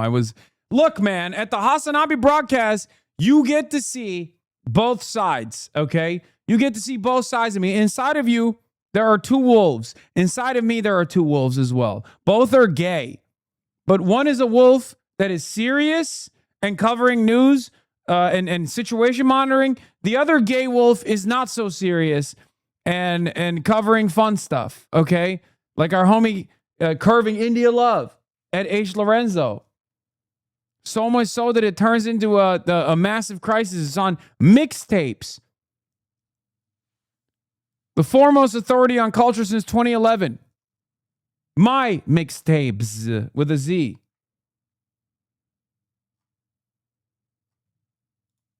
Both of the wolves are having sex with Mitch McConnell.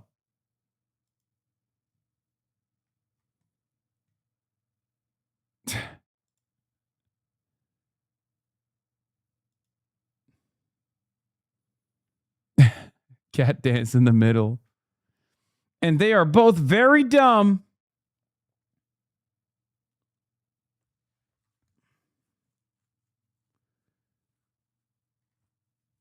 They just mentioned you at DreamCon. What did they say?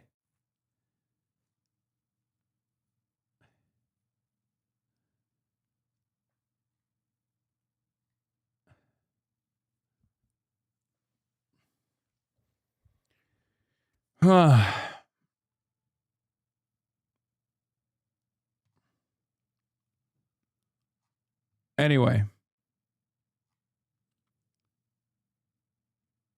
Mark said you dodged him? Wait, really?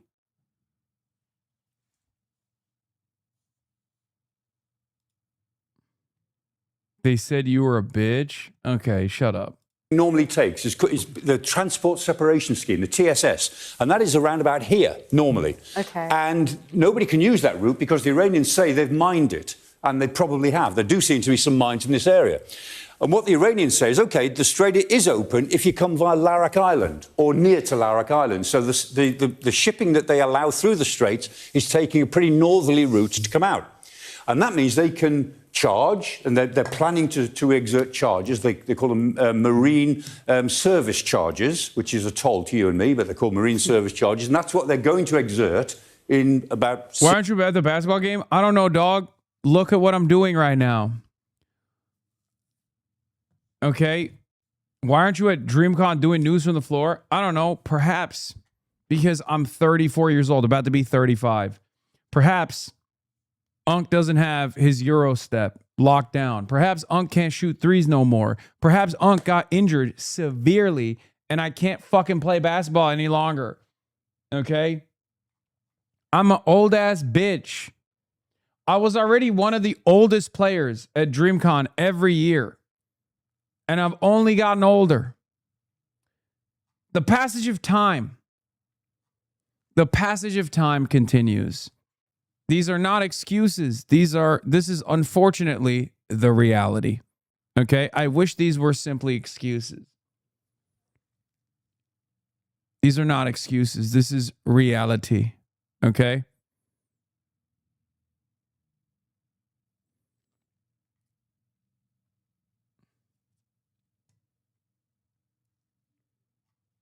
Unc does play hoop. I just can't play hoop at that level any longer. That's my point. Dude, I'm not kidding. I might even lose the fucking Jason the Ween right now.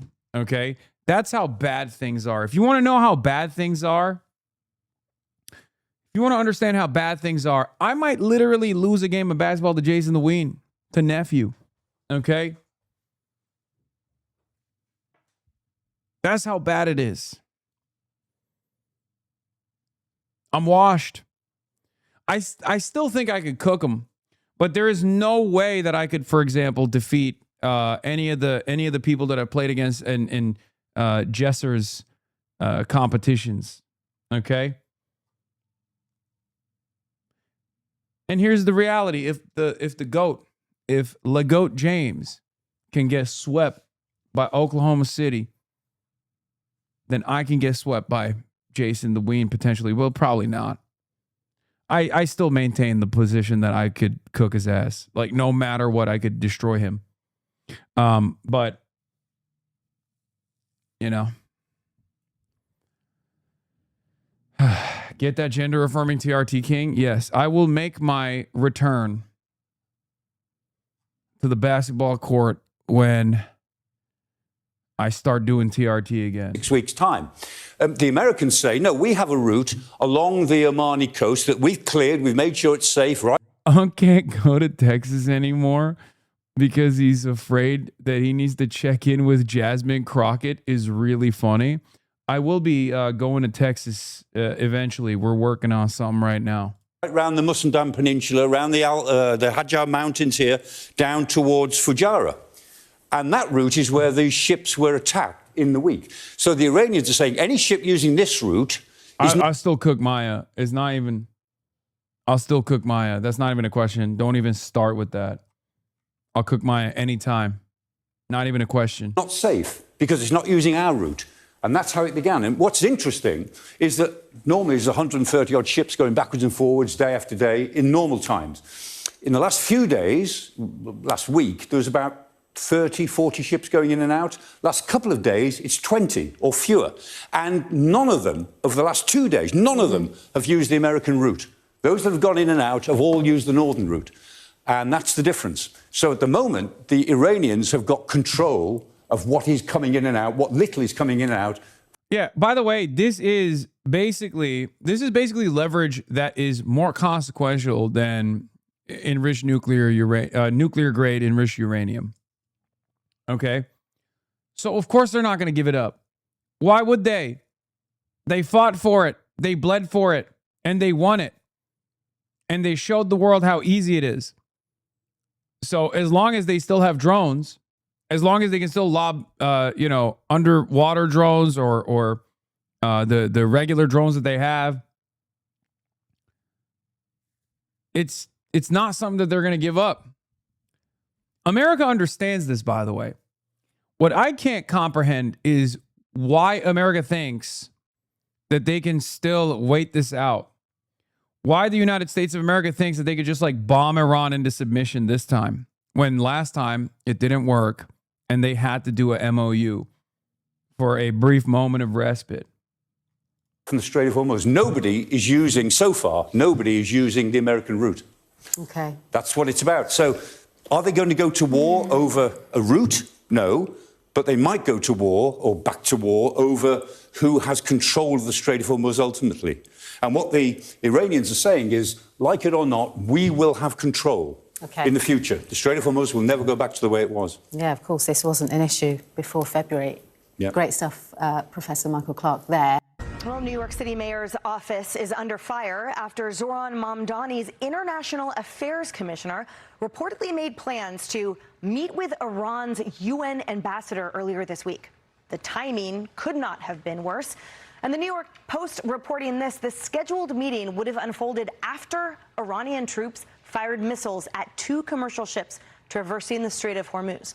An action Monday in direct defiance of an interim peace agreement between the U.S. and Iran. Mayor Mamdani was asked about this at a news conference today. Watch.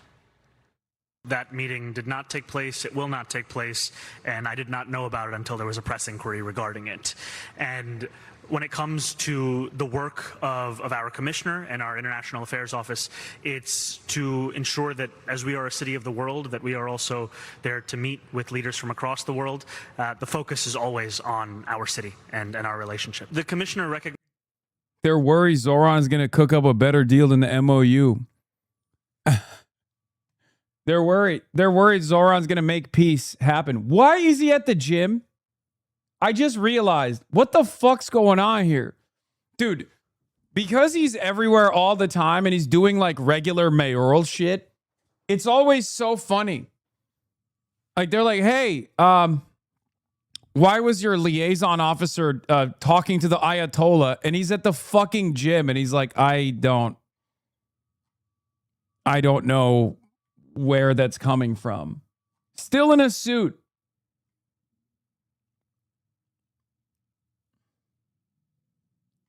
recognizes that this was made an error, and we're working on a new process in terms of new meeting requests.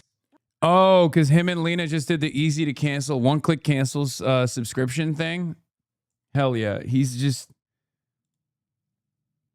my goats. Thanks to Mayor Mamdani's administration, businesses must now make it easy to cancel a subscription as it is to sign up for one. New Yorkers can report subscription tricks and traps by calling 311 or filing a complaint. Breaking, Zoran Mamdani announces click to cancel rule for New York City. This rule is aimed at guaranteeing New Yorkers can cancel subscriptions as easily as they sign up and stopping corporations from trapping customers. This will save New Yorkers up to $162.5 million per year. Oh my God, this guy goes, it's easy to cancel subscriptions. Log in, account, subscription, cancel. Are you sure? Yes. Oh, wow. I didn't realize this wasn't a problem at all. Thank you. New process? What about competence? Well, this comes as the Wall Street Journal reports Israel warned the U.S. that Iran hatched a new plan to assassinate President Trump. Iran has repeatedly vowed to retaliate against our president for ordering the killing of Iran's Revolutionary Guard General Qasem Soleimani. President Trump reiterated that this week. They've been in trouble for 47 years, and we took out their first set of leaders. We took out their second set of leaders. They want to take out the U.S. leader, me. I'm on every list. I saw a thing this morning. I'm on every single one of their lists. And so far, I guess I've been a little bit lucky, but that maybe doesn't last very long.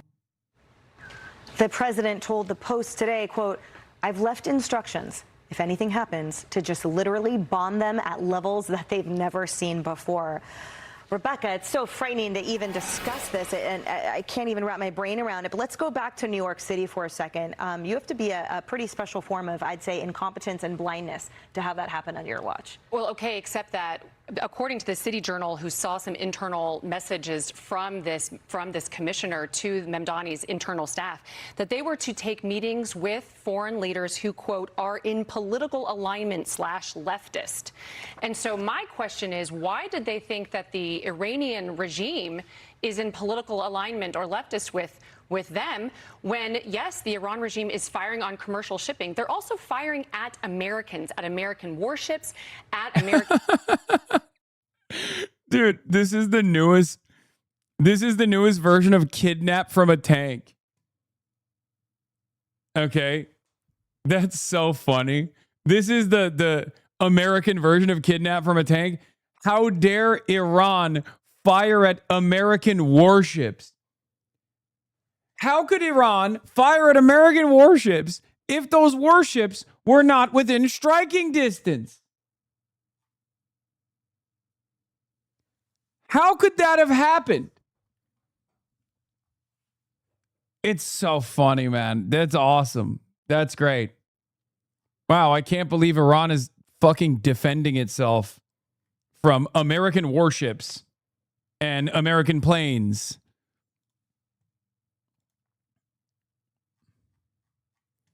What is this? I like shiny things, but I'd marry you with paper rings. Engaged, by the way. What? Congratulations to Cutie Cinderella.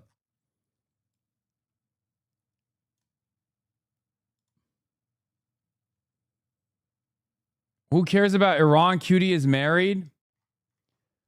Yes. Cutie Cinderella has married coworker wig.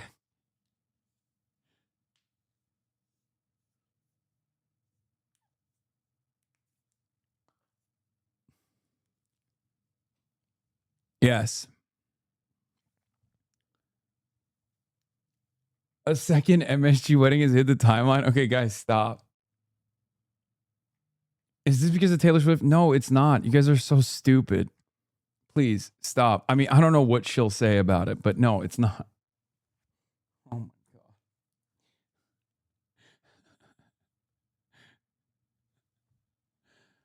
Surely you will get a coworker invite? Yes, I will get. Yes, I will get a coworker invite. Okay, it's crazy. I don't think AT&T. I love that chatters are like, be normal and call her. Like, you think I didn't know about this until this moment. Like, what do you... Chatters! Not everything is for your parasocial experience. Okay? What are you talking about? She was literally in my fucking house 10 minutes ago.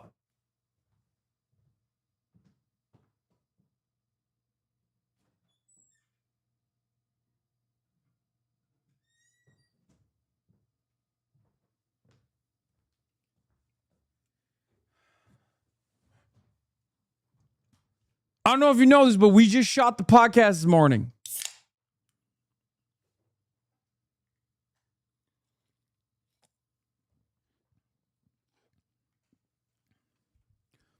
Bro, shut the fuck up and farm a clip.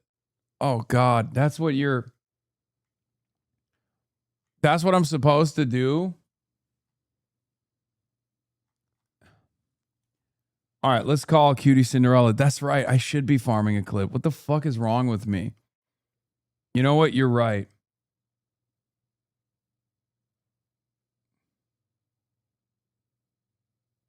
All right, let's call Cutie Cinderella.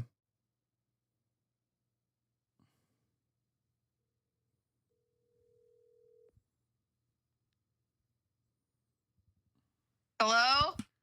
You're engaged? What?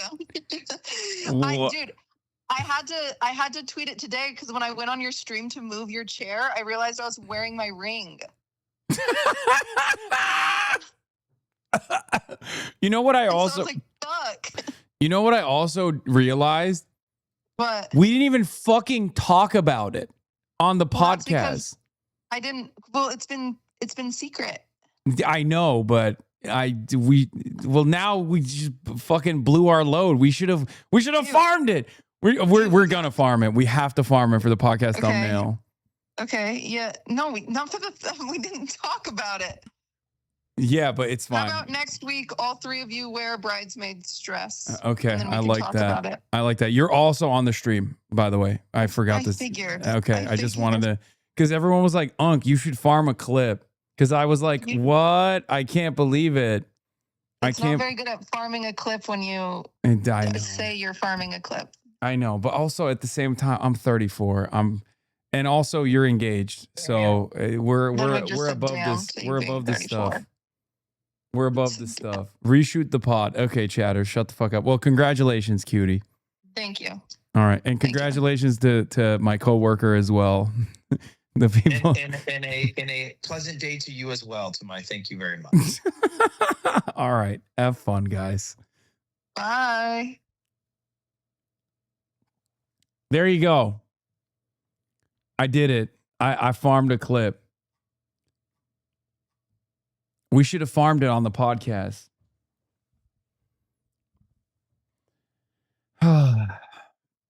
Oh, it's Lud? Yeah, I don't know if you guys know this, but they're engaged.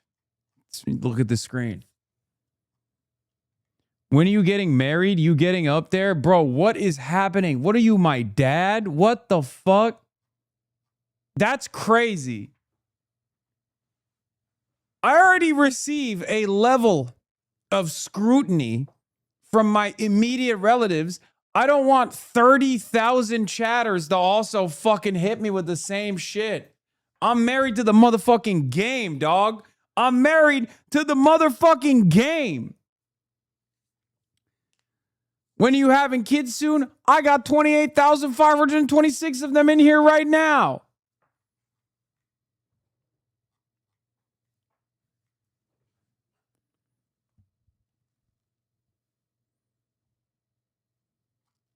Are you streaming at Cutie Wedding? Okay, dude.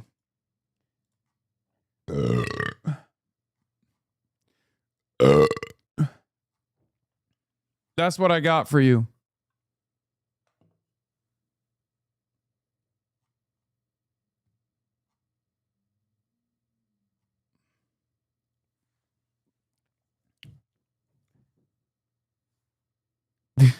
I like that this guy's just fucking locked in. He's like, what should Iran do now, in your opinion? Everyone's talking about Cutie getting engaged, except for Mahdi Toroghi. Iranian chatter's like, dude, what is...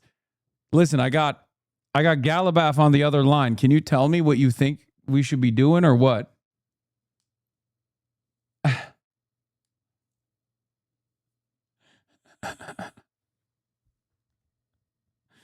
Like I said, inside of you are two wolves. Inside of me are two wolves.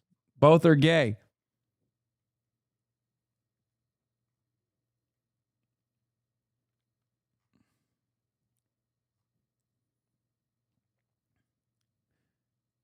Rage is learning the importance of blast off memes.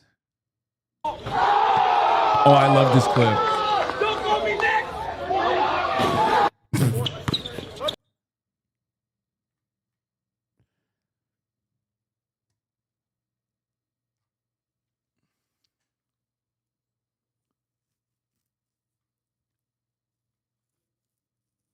Anyway, haters will say it's AI. Yeah, no, that's real.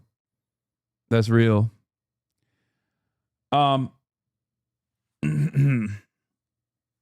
Is Arakshi invited to the wedding? Sayed Abbas Arakshi. Sayed Abbas Arakshi, the foreign minister of Iran, the Islamic Republic of Iran. Yes. Yes, he's my +1.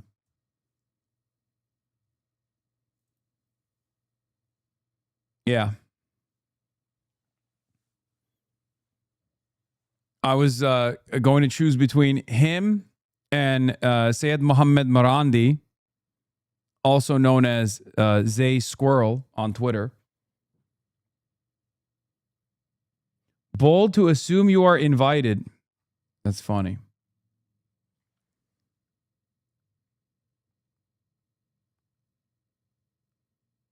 Really bold to assume you got an invite. It's true. I don't.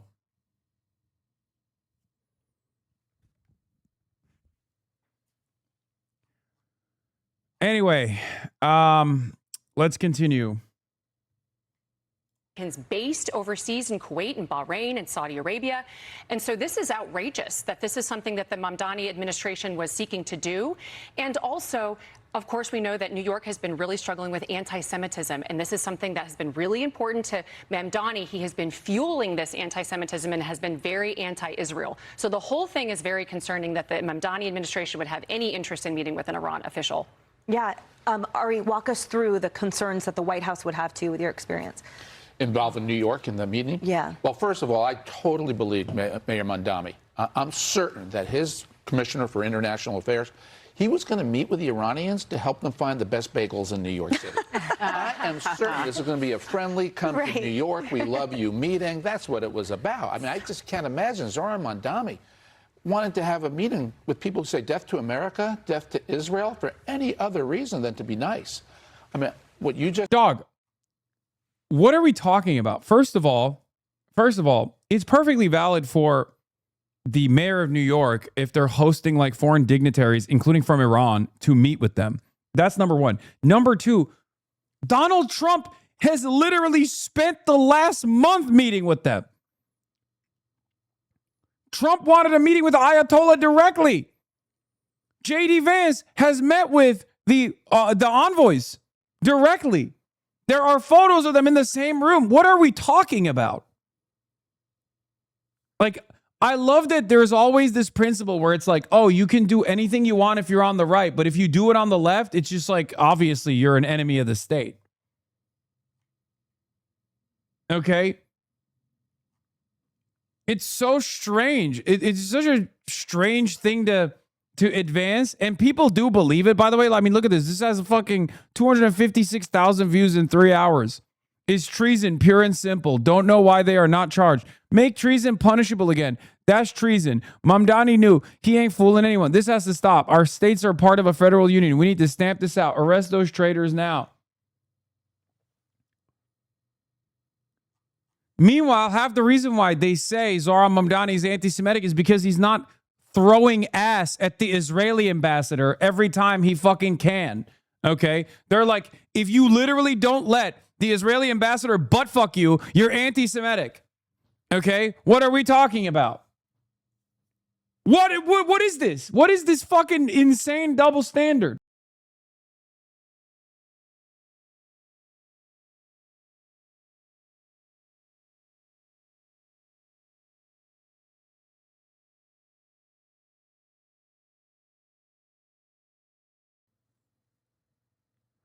What the hell? What the hell? I'm sorry. M Israel High. M Israel High. M Israel High. M Israel High. Emergency announcement. Ladies and gentlemen, M Israel High. Okay. Just wanted to say, M Israel High. M Israel High. I was so wrong. Yes, it is true. If Zoran doesn't let his back get blown out by the Israeli ambassador, he is the prime anti-Semite. Okay? I was wrong. Fox News is right. M Israel High. You got to let your back be blown out by the Israeli ambassador. It's actually kind of fucked up and unbelievably anti-Semitic that Zoran has not. Okay? Don't know what I was thinking. I don't know what I was thinking. Have you made space? Have you made space for Israel in your daily routine? I certainly have. All right, let's continue. Sympathetic view and sympathetic ear with.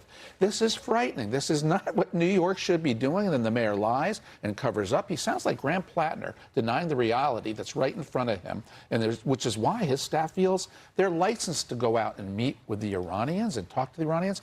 I wish the meeting took place. And that way we could have demanded to know what they talked about and hold the mayor to account for it. It really is too bad that they stopped it before it happened, because that is what really motivates these people. There really seems to be this sort of like weaseling that happens here, Lisa, where the mayor gets away with things by smiling and denying. And, you know, remember it took them, what, three times to get a paycheck out to NYPD officers. And it's always, oh, I'm sorry, there was an error. Like, it seems really mealy-mouthed here. But at the end of the day, it's New Yorkers whose safety is being compromised, let alone our nation's security that's being compromised if this were to happen. I mean, I can't be the only one asking whose side is he on in all of this, right? And you would think, once you know if your international affairs commissioner is trying to meet with Iranian officials? Isn't that something that you should know as mayor? And why would that individual be trying to meet with Iranian officials? But, you go down the list. You also look at some of the tweets and the various things that his wife has liked surrounding the events of October 7th as well, starts to paint a little bit of a picture.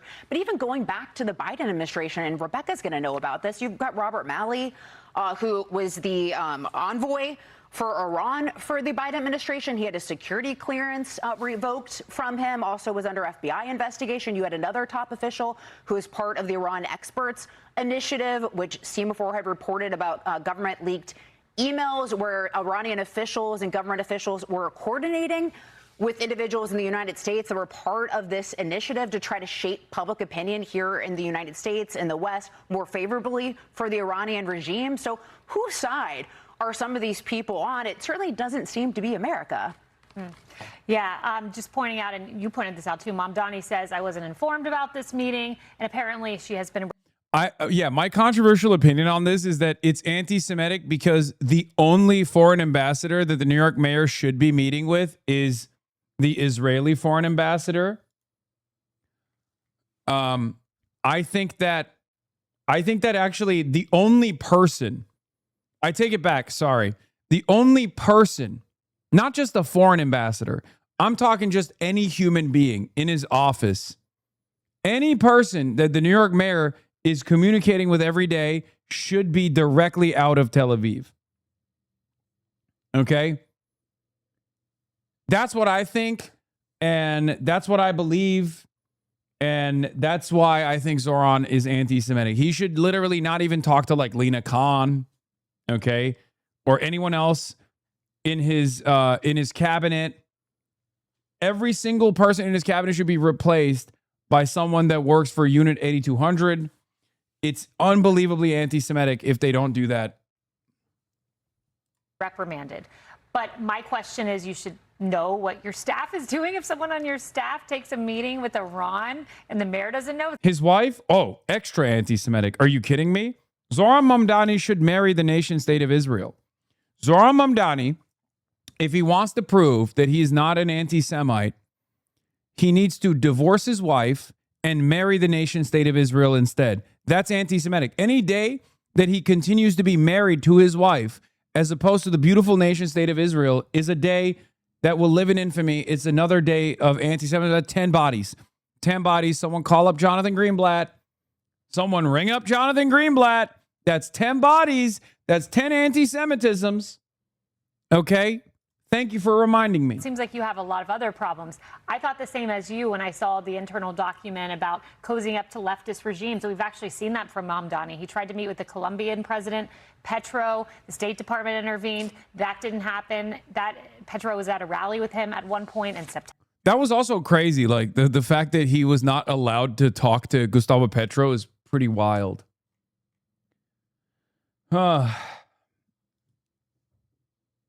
Teaching clavicular about the original Lux Maxer from the Torah. Oh my God. Clavicular in Israel is just a content nuke in and of itself.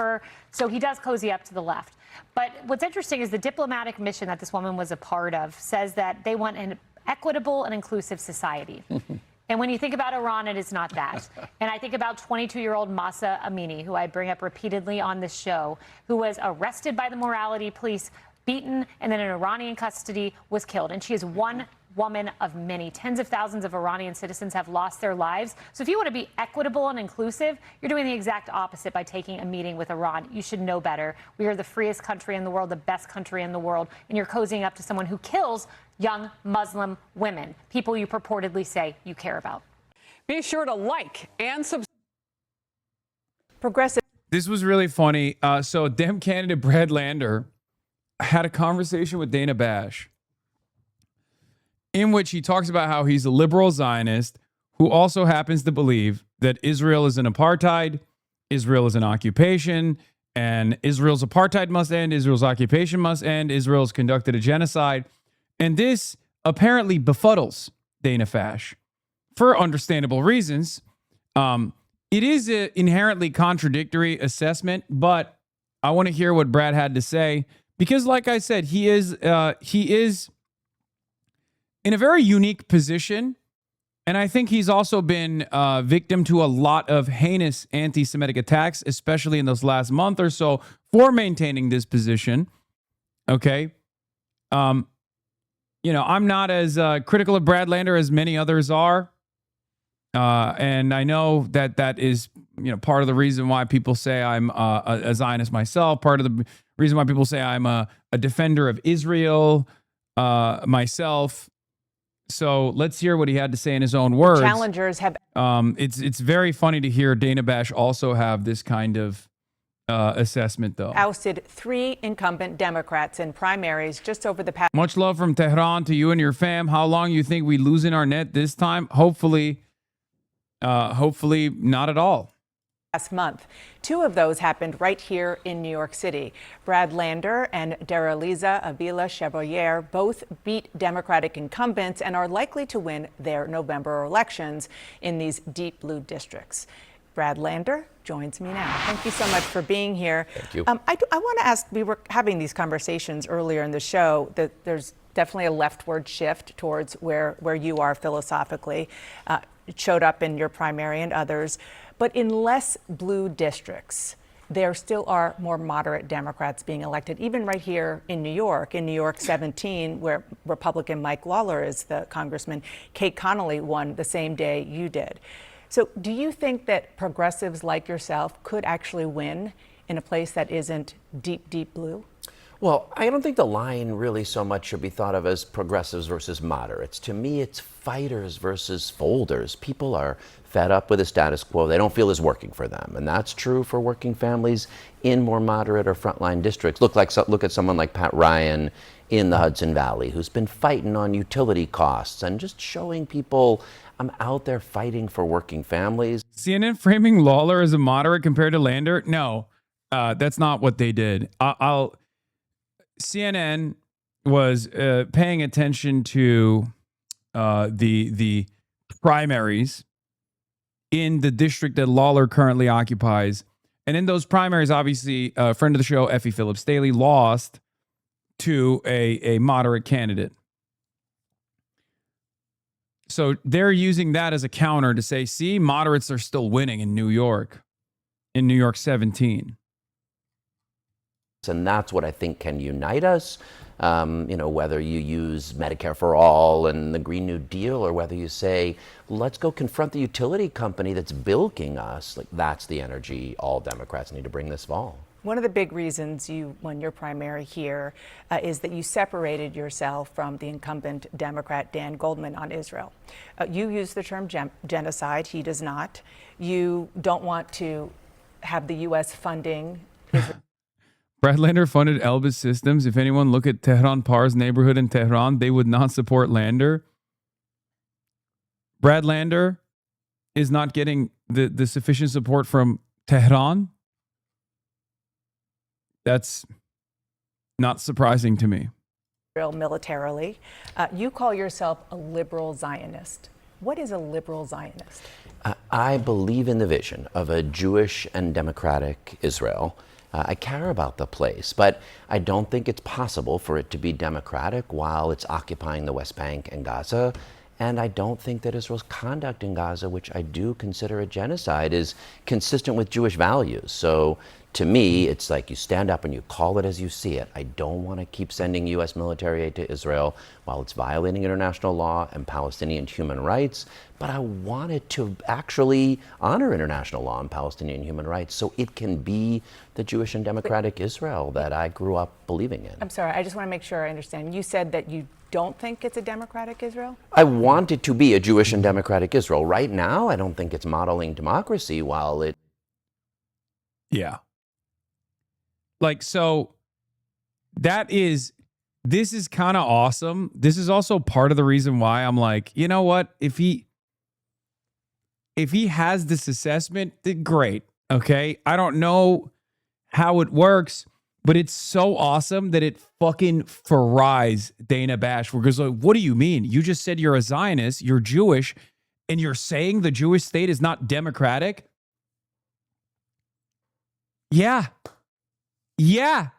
And here is what's important. here's why I say he's in a very unique position. Here's why I say Brad Lander is in a very unique position as someone who is Jewish, as someone who is of a demographic that has not let go of this idealism towards what Israel could be, what Israel should be, what Israel isn't. And the last part of that is what's very important. Because he also openly recognizes that Israel isn't that. Okay? The reason why I'm saying this, the reason why I'm saying he's in a unique space right now, that he's in a very unique space that he occupies, is because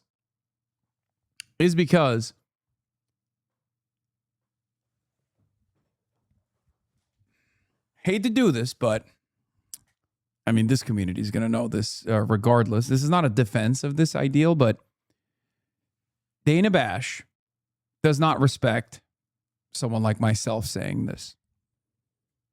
Okay? Dana Bash does not respect Zoran Mamdani saying this.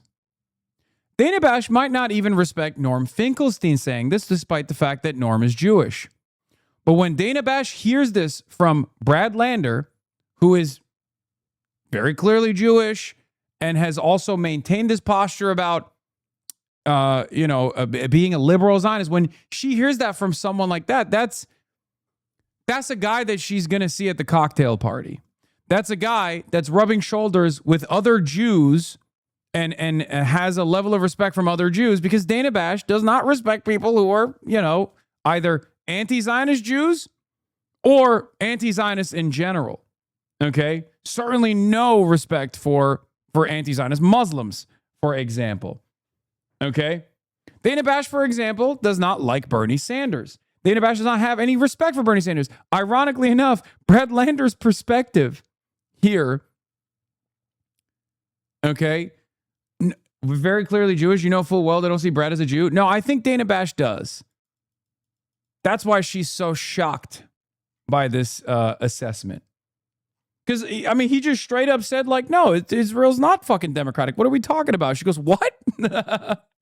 This moment would not happen.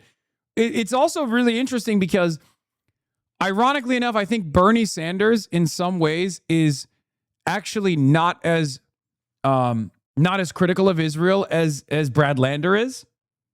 And yet Dana hates Bernie more than Brad Lander. It's a weird situation. Look. And you said that you don't think it's a democratic Israel?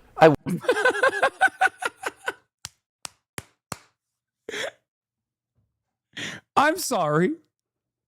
Did you just say you're a liberal Zionist and you said you don't think Israel's democratic? What? Want it to be a Jewish and democratic Israel. Right now, I don't think it's modeling democracy while it occupies the West Bank and Gaza and half the people under its sovereignty can't vote. But I believe that when occupation ends, then it can be Jewish and democratic. And that's what I am going to be I'm fighting for. Why are you not just a Zionist? Why do you say liberal Zionist? What do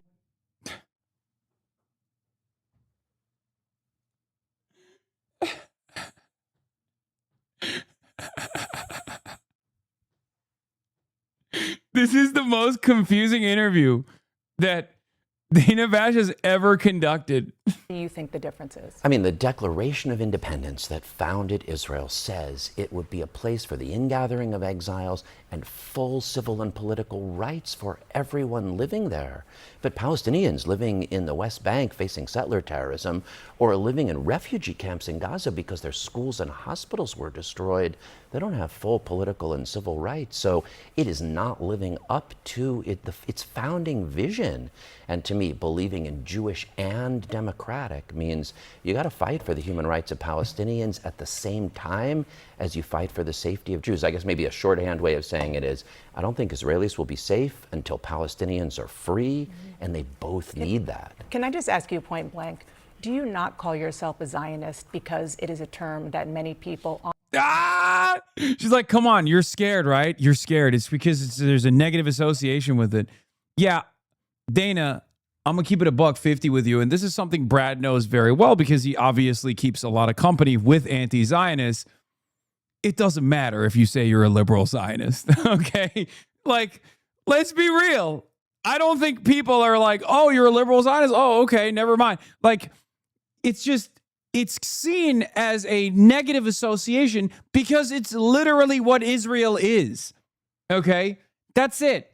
It's that simple. That's where the enmity comes from. It's not because of like some hidden anti-Semitism that exists out there in the space, especially because Brad Lander is someone who's very familiar with a lot of anti-Zionists and is friends with a lot of anti-Zionists, has kept company with a lot of anti-Zionists.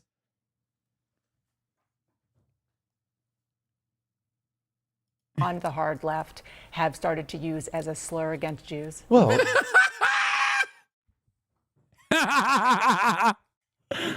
yeah, definitely. People on the hard left that see it as a slur against Jews, like, that doesn't make any sense. Okay? Because if people on the hard left, in the way that Dana is presenting it, are using it against using it as a slur against Jews, why the fuck would they make a distinction between liberal Zionism? Like, what? That doesn't actually give him any sort of like tactical advantage at all. Okay? It doesn't.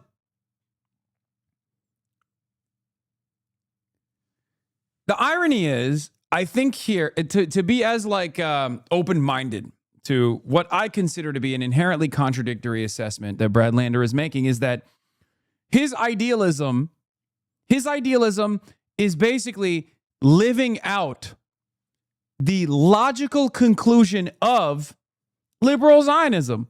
You're just mad that he's, I guess, sincere about it. Because if you were to look at liberal Zionists as the two-state solution, as like a sincere request and not just something that people say to shut people the fuck up, okay? What he's saying is correct. He's saying, look, there's going to be Palestinians living amongst Jews, but they're going to have equal rights and representation. There are going to be Jews that live among Palestinians in this two-state solution with equal rights and representation. That is literally what you want, right? I thought you wanted a two-state, Dana. What the fuck's going on? I'm so confused. I am so confused because that's the plan, right? It almost feels like Brad Lander maintaining this position as like, I'm a sincere defender of the two-state solution. I'm a sincere defender of the two-state solution. All of a sudden bricks a lot of people who would define themselves as Zionists, who have openly said that they're a two-state believer. Okay? All of a sudden, you're frustrated by that. What happened? A two-stater, a fake two-stater when they meet a real two-stater, okay? That's what's going on here. Because the reality is, look, I think, like, what I think is the most just solution here is an abolition of the apartheid, is an abolition of the occupation, an end to the occupation. I think that the most effective way to do that is that recognize there's de facto one state currently that's sovereign, and make it a fair democratic process, right? Make it a fair, just democratic process with equal representation, a right to return, all this stuff. Okay. However, we achieve that in a way where like the Palestinians obviously have a say and they're comfortable with, is I'm fine with that. You know what I mean? That's it.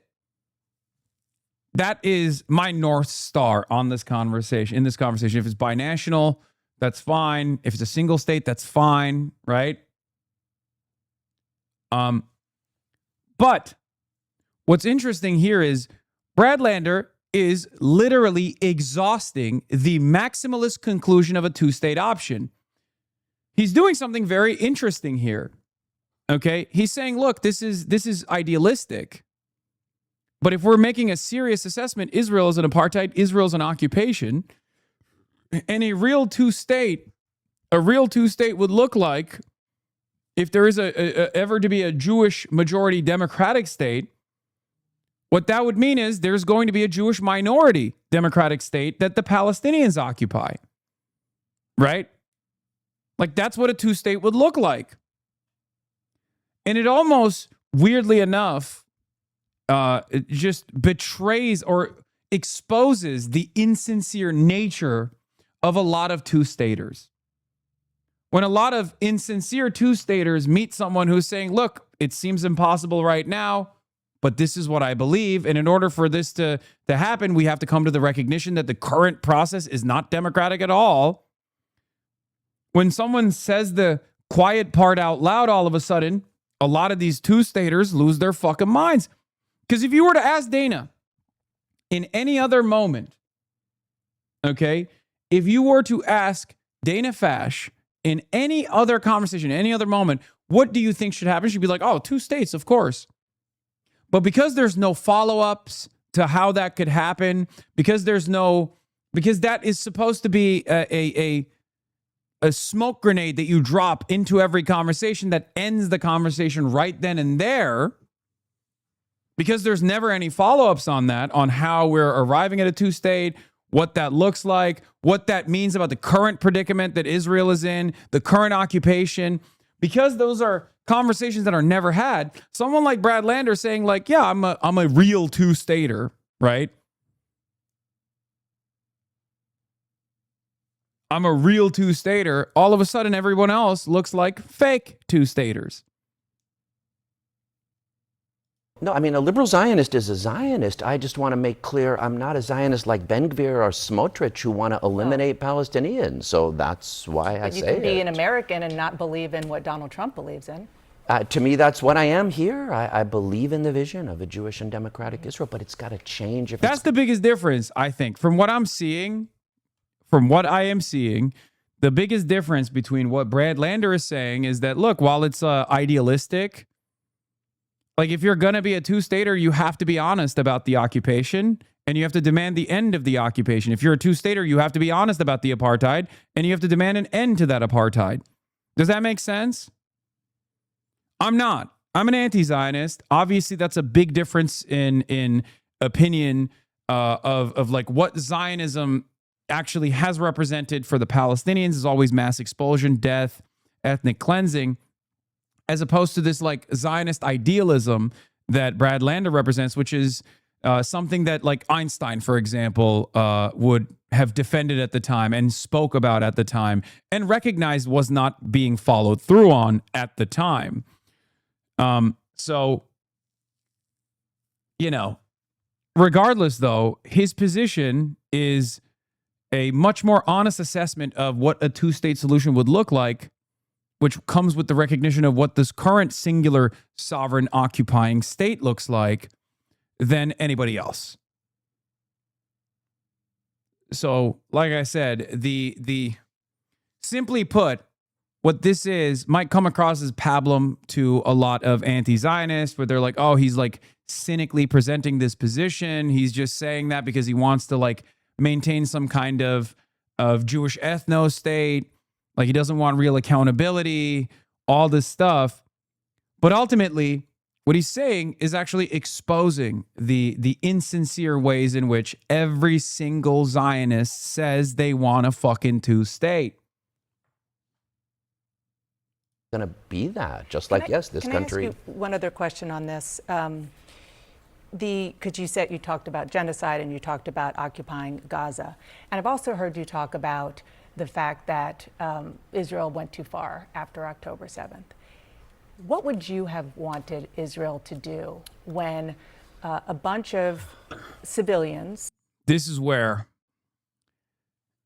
I will probably diverge from Brad Lander's assessment completely, which is, again, end the apartheid, like literally. About 1,200, maybe 900 civilians, also members of the military. Kibbutzniks, these were peaceniks, like you, who lived on the border with Gaza because they were desperate for Palestinian rights, and they were murdered brutally.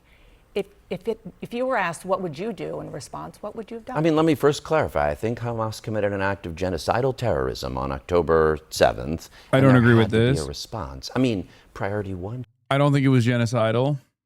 should have been return of the hostages, getting them back to their families. And that, I think, would have been done faster with a political deal. And yes, accountability for the Hamas militants who conducted October 7th, 100%. They claim but not that killing 5,000 Palestinian kids under And 5 when and destroying. when Israel says that they tried hard to avoid this. I'm just playing devil's advocate here, the civilians. But Hamas is so evil that it hid those terrorists and the weapons inside civilian population centers. War crimes don't justify other war crimes, and destroying every single school and hospital and mosque and community center in Gaza and still occupying 70% of Gaza, in addition to being a violation of international law, is just not working. This isn't actually going to make Israelis safe. Can I ask you about today?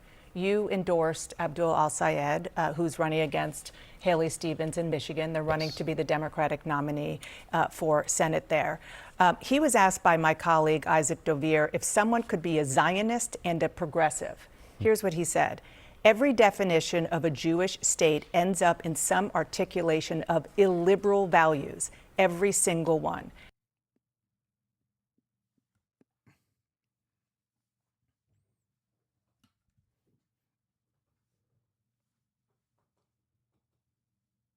As goat talk. Talk that goat talk, King. It's true. We understand this intrinsically. We understand this in the United States of America. When someone says America's supposed to be a white state, demographic interest in maintaining whiteness is primary. It's very important. We understand what that looks like. We know what that means. When someone says America's a Christian state, we must maintain a Christian nationalist attitude here in the United States of America.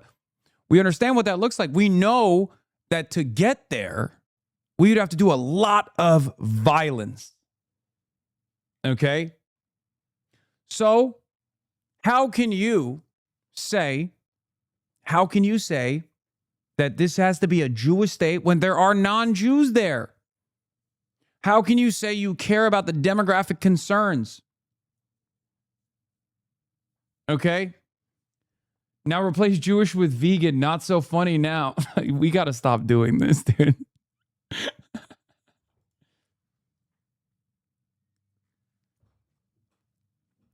Ethnocentrism, ethno-supremacy is not compatible with our current understanding of democracy. That's the problem. And it's ironic because there is a shit ton of Jewish literature on this. Okay? Dana would do well to read them. There are a shit ton of Jewish academics who have written extensively on this concept. And I guess the biggest irony is a big part of our modern understanding, our modern interpretation of like never again, a lot of that comes from Holocaust scholarship, genocide scholarship. Not to say that this is like inherently a Jewish value or anything like that. I'm not saying that at all. But in the words of, I forget who it was, that Obama lady, the envoy, the one that was in Obama's cabinet, who was like, we taught them too much about the Holocaust and they learned the wrong lesson. It literally is a part of it. Hasan is a king of performative leftism. Yes, is true. It's really funny for leftists like Hasan. For them, the deal breaker was when white American women were his victims. Why would I trust Hasan when he's capable of selling out to a Blackwater war criminal?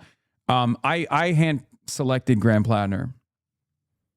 And this is the Graham Cracker left. The Graham Plattner left.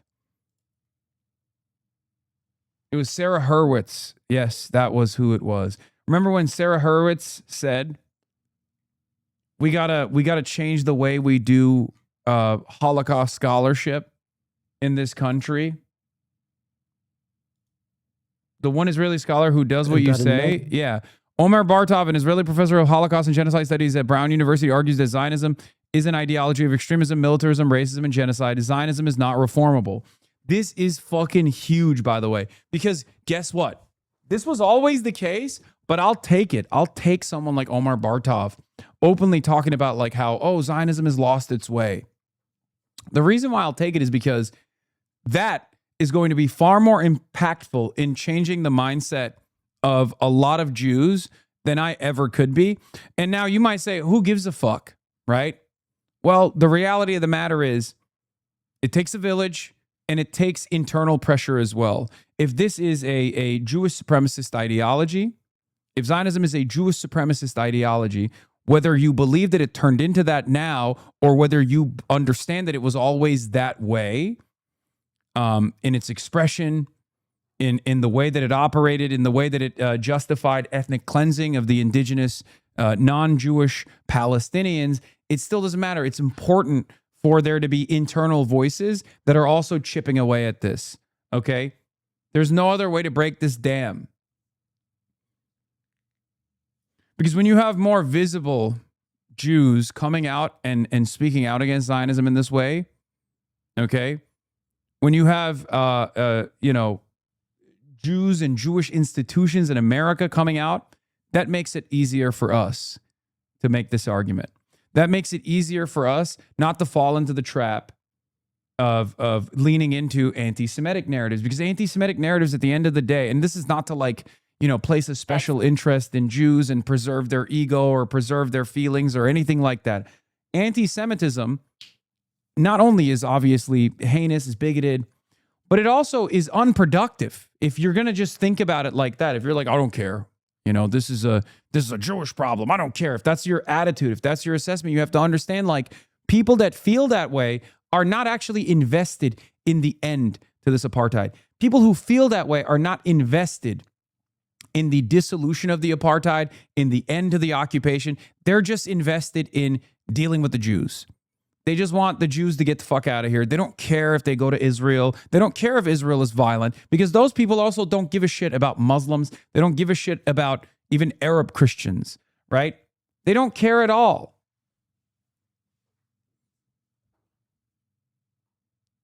They don't give a shit. So thinking that those guys are going to be your salvation is dumb. Thinking that those people are going to be your allies is dumb. I mean, Nick Fuentes has come out and has openly now talked about, like, he used to do such a convincing narrative around the liberation of Palestinians or the crimes of Israel against Palestinians. And there are so many clips out there, and he ate good off of that. There were a lot of people who watched it. There were liberals who watched it and were like, damn, this guy's really cooking. You guys would come in here and tell me about it all the fucking time, and I couldn't. It was so goddamn annoying always. Nowadays, Nick Fuentes is very openly saying, look, those Muslims hate us. Who gives a fuck if they get destroyed? Who gives a fuck if they get killed? Okay? If you don't have a perspective that revolves around, if you don't have a perspective that starts with the recognition of the humanity of the Palestinians, okay, then you're not going to be serious about the dissolution of the apartheid. You have to have a moral conviction that revolves around recognizing the humanity of the Palestinians, and also a moral conviction that centers around anti-genocide and anti-fascism, okay? This isn't just purity politics. This is having a principled approach to an issue because you want to actually solve it. And if you don't have a principled approach to this issue, then you will never solve it. You will cast it aside. It's just a bargaining chip for you. One day you're gaining prominence amongst anti-Zionists. The next day you could just throw them to the fucking wolves. That's what Nick Fuentes is doing right now. And that's what I suspect someone like Tucker Carlson will inevitably do as well. That's what I suspect, Marjorie Taylor Greene might do, even if they come across as far more sincere in their advocacy than even Nick Fuentes is, right? That's why principles matter. That's why moral conviction in this regard matters. Okay?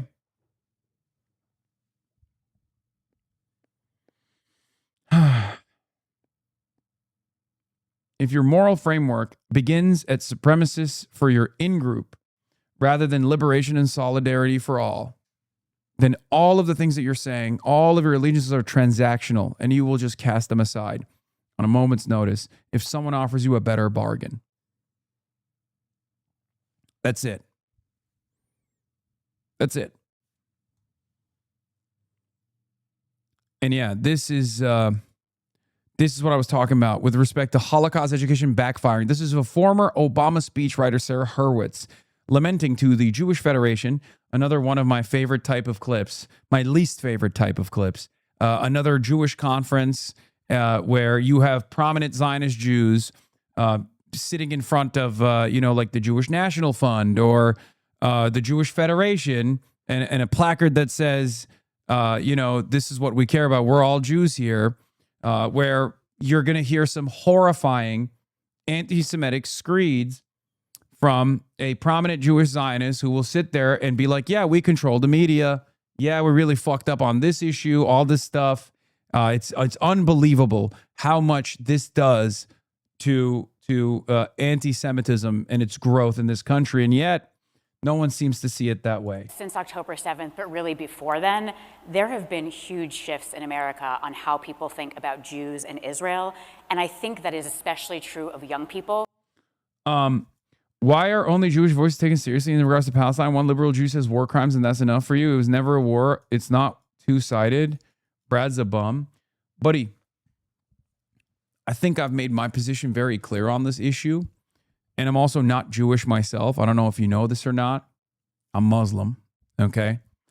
But we're having a conversation about the way that Jews talk about this, the way that someone like Brad Lander talks about this. It's a different audience. He's speaking to a different audience. He's not speaking to you, okay? You know what's up. It's kind of like when I talk about white supremacy and anti-blackness. Some people will say it's not enough. Some people will say it's not enough. Hasan, you're white. You'll never understand it. And it's true. I won't. I won't. I can't. I will never be able to fully understand what it's like to be a black American. Okay? I won't. I can't. I'm white. Or at least I'm white passing the oath. Most I can do, at most, what I can do is identify a level of marginalization that I may have experienced at some point in my life and connect it to that. And some people can't even do that. So they have to learn what it's like. Okay?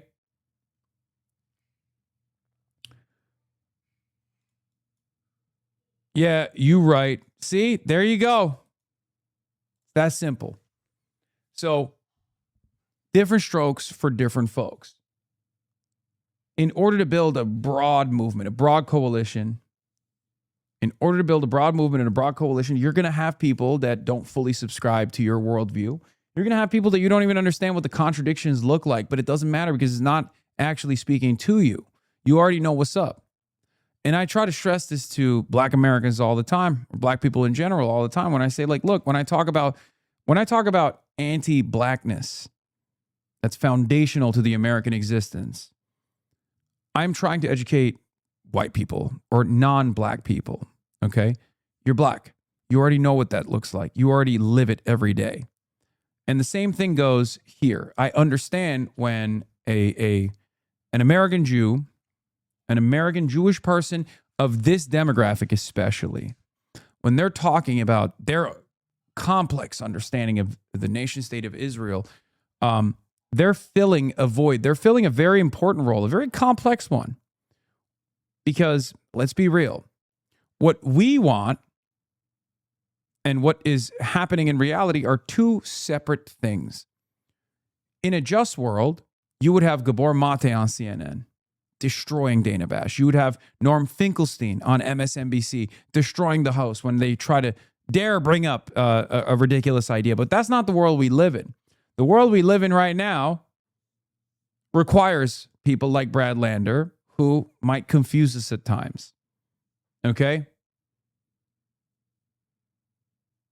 But as long as someone is actually moving the needle in the appropriate direction, as long as they do not present themselves as an impediment to further progress on this conversation, then what can you say? You just kick back and you watch and you hope for the best.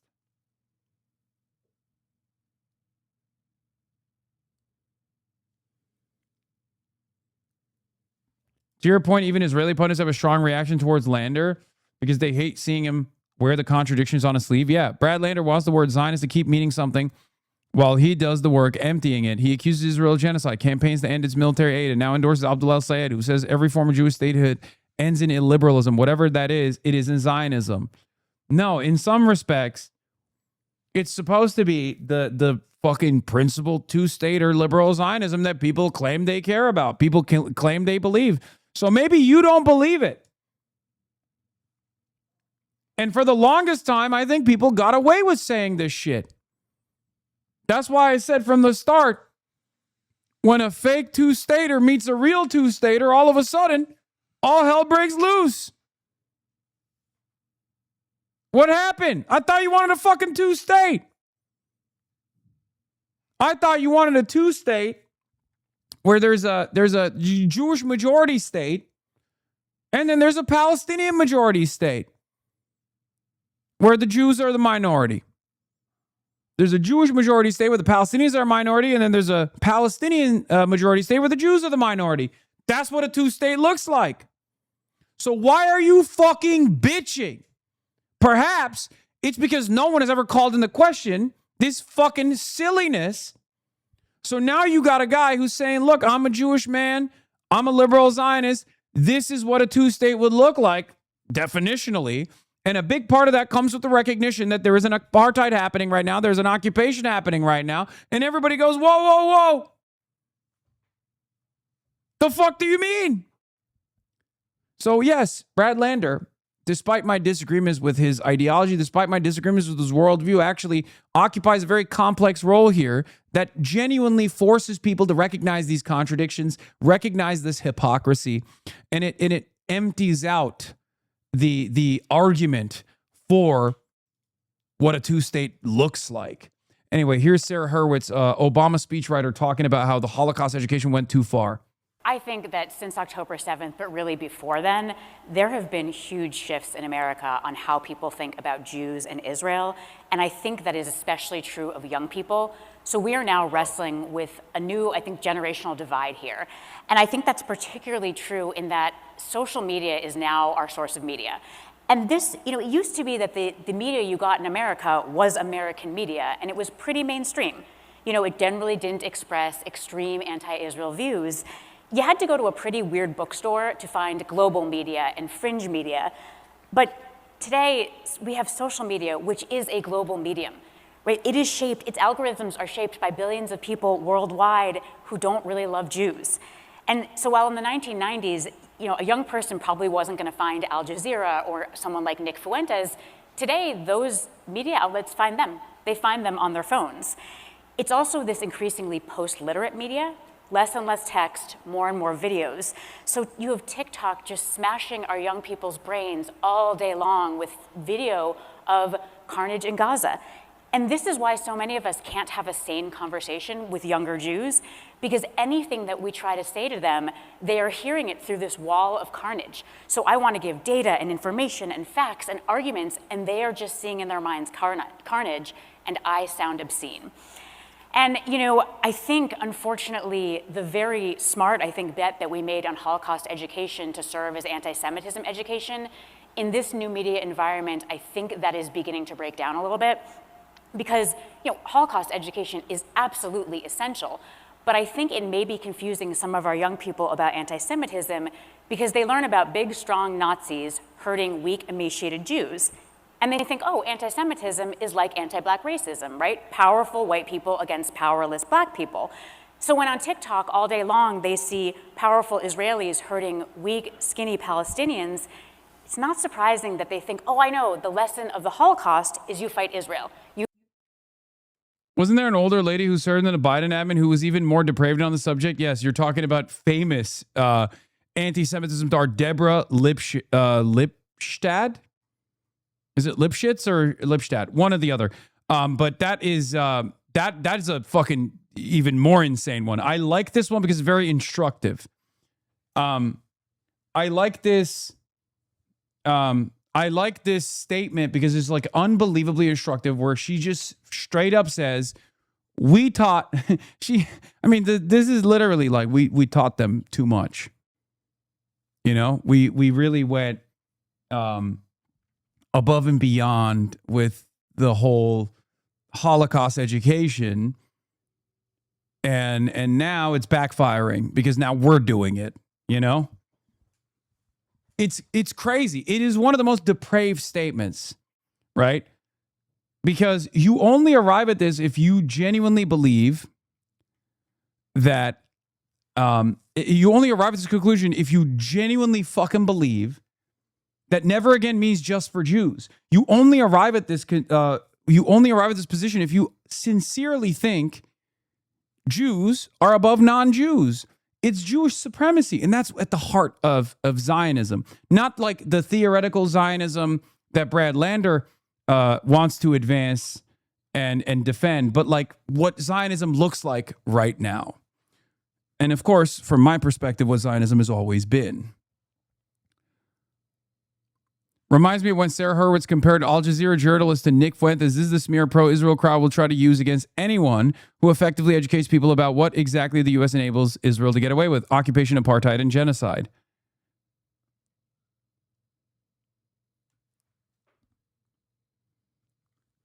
I also genuinely don't understand why like these kinds of conferences happen all the time, and a lot of the people that participate in these conferences, like they just haven't realized that we can see and hear what they're saying.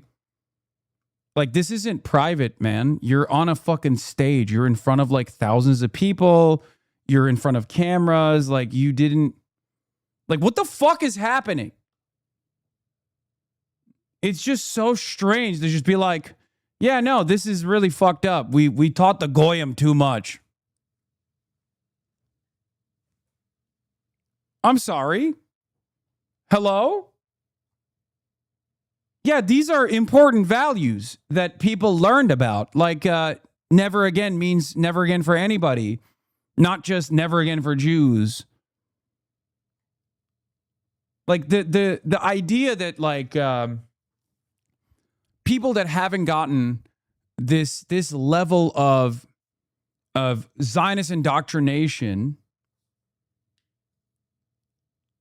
or the irony, of course, is it's not even people that have gotten the Zionist indoctrination, because there are a lot of younger Jews who went through this process, but then their formative experiences with Israel was genocide. So now they're not bought into it at all either. And that fucking makes these people so mad. That frustrates them endlessly. That's part of the reason why I always jokingly refer to the Jonathan Greenblatt's like singular focus, hyperfixation on someone like myself as like being a person that has convinced his nieces and nephews that, you know, Israel is not a great place, right?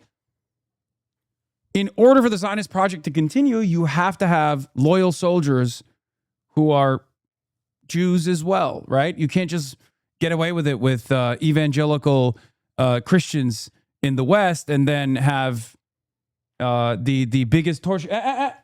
Kaya, hey, get over here. Get over here. That's crazy. That's ever since she learned how to open this door, it's crazy. She just fucking walks up and is just like, get the fuck out of here. Yeah. Even at the beginning of the clip, she says, we taught the Holocaust a lesson about the dangers of anti-Semitism, such a narrow lens. Yeah, I agree. Yeah. Kaya, place. Kaya, place.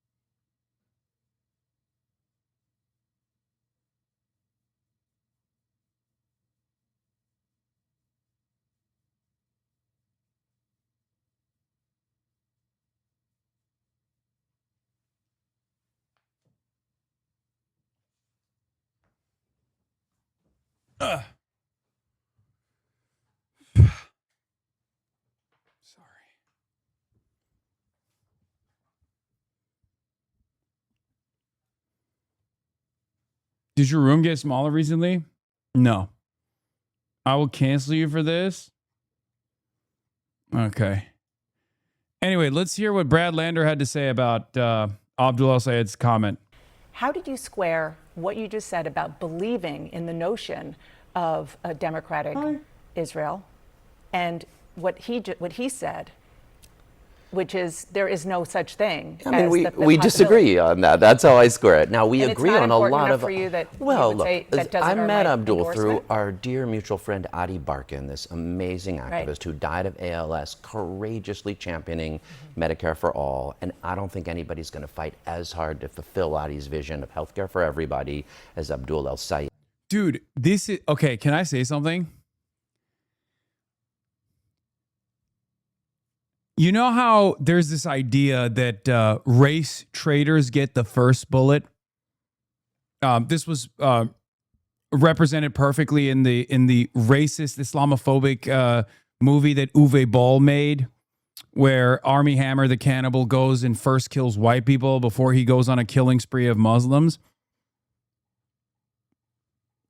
Because Dana has this supremacist framework, Dana is operating off of the supremacist framework as well, that she, like, you see the ire that she has for someone like Brad, where she goes, how dare you align yourself with this Muslim who happens to have this disagreement with you? How dare you align yourself with someone who could ever say such a thing, that a Jewish state is illiberal in nature? How dare you? Like, she's looking at Brad Lander as a race traitor.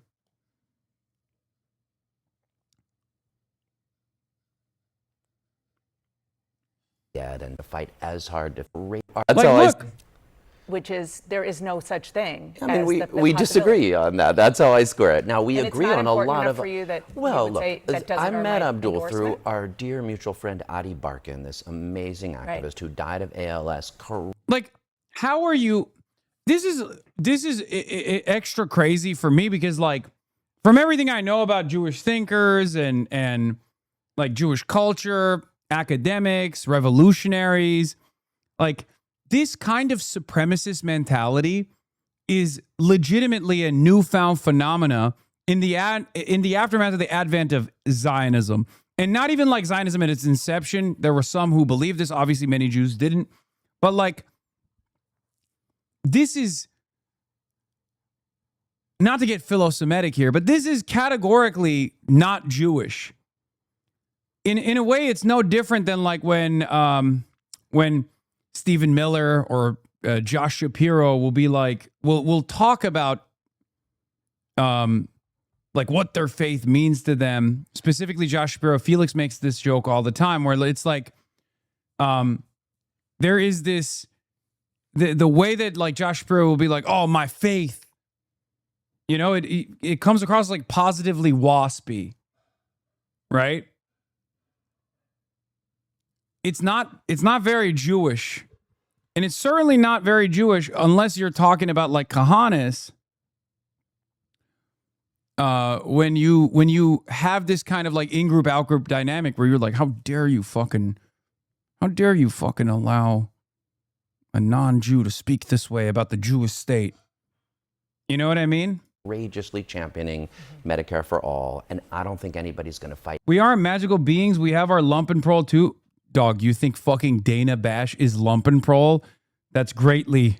No, Dana Bash is not even a small C, but a big C capital owner, okay? That's funny to say Dana Bash is Lumpenproll. Yeah, she's a vagrant. She is a part of the dispossessed masses. No, she's just a straightforward, you know, kind of fashy member of the bourgeois. As hard to fulfill Adi's vision of healthcare for everybody as Abdul El-Sayed and fight to get money out of politics. We disagree on this. Now, I believe that he cares about fighting for the safety of Jews in Michigan and the human rights and dignity of Israelis. He believes in a binational state with equal rights for all its people. I believe in two states, one majority of Jews with equal rights for its Palestinian minority, one a majority of Palestinians with equal rights for its minority Jews. You're gonna have to get That's a Hamas out for difference. Of course we are. Wait. What did Dana say? Fuck, I missed it. Oh, it's so awesome. It's so fucking awesome, dude. This is a clinic. Look, it's not my speed. It's not my cup of tea. It's not for me, okay? But this is for a very specific person. Ironically enough, probably better for the CNN audience than I ever could be. Because, like, if I were to have a conversation with Dana, like, it would not go like this, right? And the immediate CNN audience would not appreciate it. Probably a lot more people would appreciate it outside of the CNN audience. But let's be real. I don't think she'd be able to even keep her composure, which she's failing to do with Brad as well. But this is for exactly the CNN watching audience, okay? With equal rights for its minority Jews. You're gonna have to get That's Hamas a out for difference. Of course we are. And a lot else is going to have to change. We're going to have to get Netanyahu out and Ben-Gvir and Smotrich out and Hamas out. It's a difference that we have, but at the base level, you don't compromise on anyone's humanity. And you don't think by him not believing in what you believe in the notion of a Jewish state of Israel compromises your humanity? I don't. I mean, why would that be the case? Sometimes when I hear someone basically arrive at like the logical conclusion, their limit, okay? When I hear someone sincerely advances, I'm like, are you fucking insane? Or are you just saying this in a cynical way? Why? What the fuck does that have to do with the humanity of an American Jewish man? What are you saying? Have you ever thought of a world outside of like Israel not existing in the way that it currently does? Has this ever even factored into the equation at all?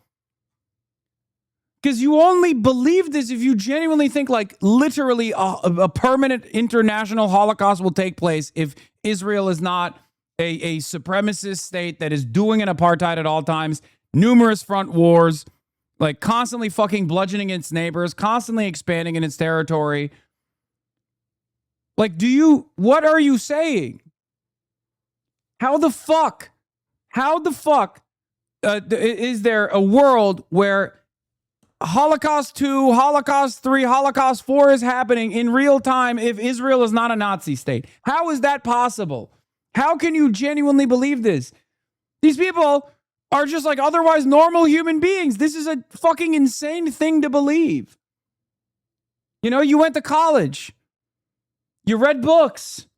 You live in the normal world. You live in New York City. How can you sincerely fucking believe this if you live in New York City?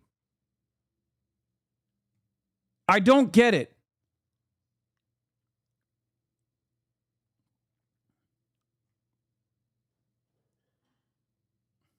And, he's been clear that he wants full and equal civil rights and human rights for Israelis and Palestinians and for Jews. We have a difference in how we approach achieving it, but I believe that there's a room to work together. Just one other question on the question of Zionism, because... Yeah, she's in front of living proof that New York City Jews don't think like her, which is why it's like breaking her brain. I've been listening... And not even... This is important, though, because this is like not even a New York Jew like norm, okay? That's what's so different too. Because like, look, Brad Lander goes to a synagogue that is almost entirely comprised of, liberal Zionists, ultra Zionists, some anti-Zionists potentially, but probably not a lot because I feel like anti-Zionists usually opt out of stuff like that after a certain while. Like Brad Lander is not like Norm Finkelstein in some ways, right?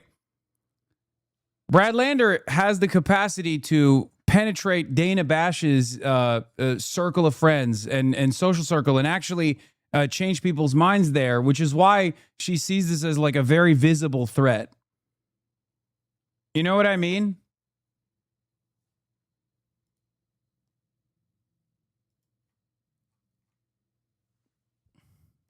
Chat, stop being weird. I said penetrate. Come on. I know. Every time I say fucking penetrate, you literally have to go, huh? You're like 12, okay? Stop it.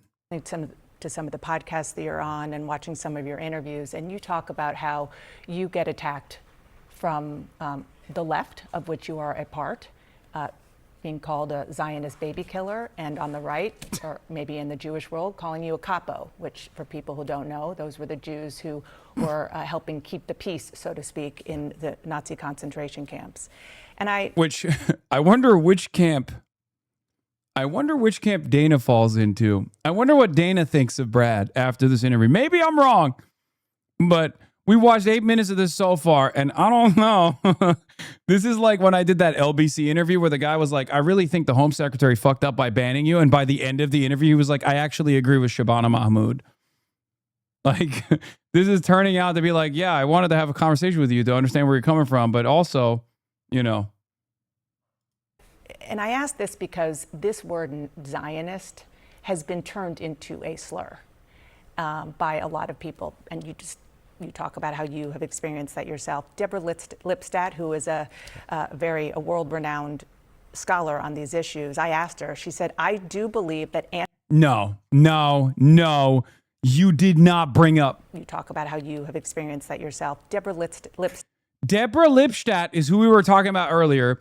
Biden's anti-Semitism czar. Deborah Lipstadt famously sued the Holocaust denier David Irving? Or David Irving, right? The one who wrote the books about the Holocaust being fake and shit. Very famous case in the UK. She is insane. Like, fine, that was an important legal case, right? No, it wasn't David Icke. No, it's not David Icke. It was someone else. Anyway, it doesn't matter. She is an insane supremacist. Okay? Straight up.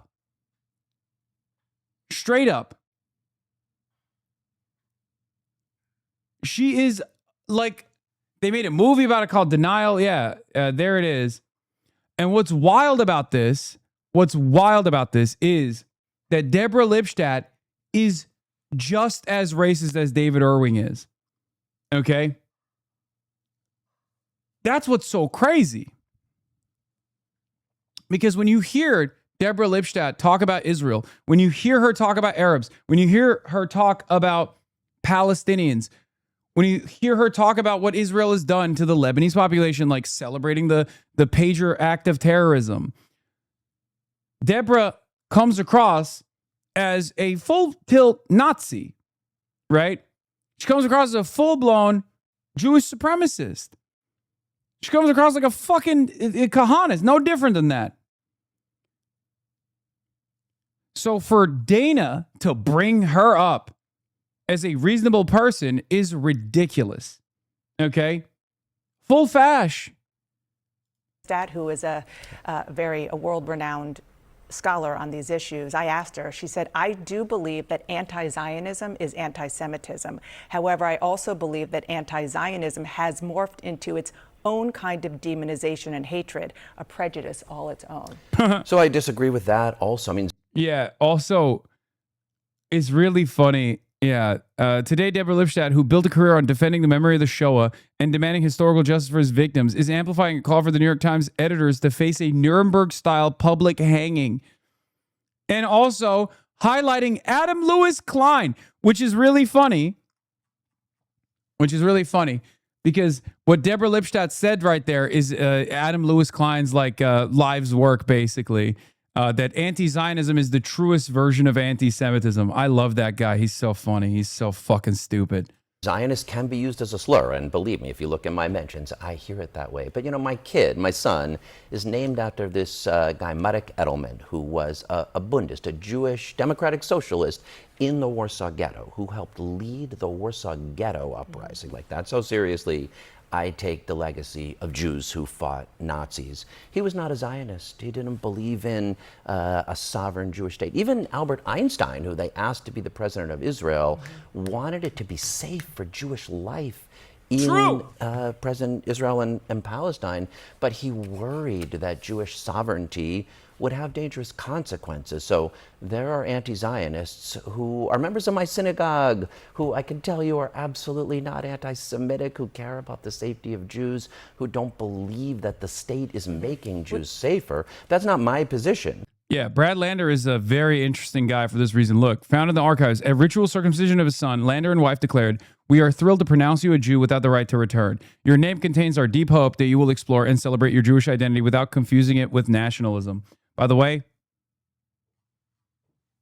HasanAbi head. Just saying. But also, again, like, this is maybe not our cup of tea, right?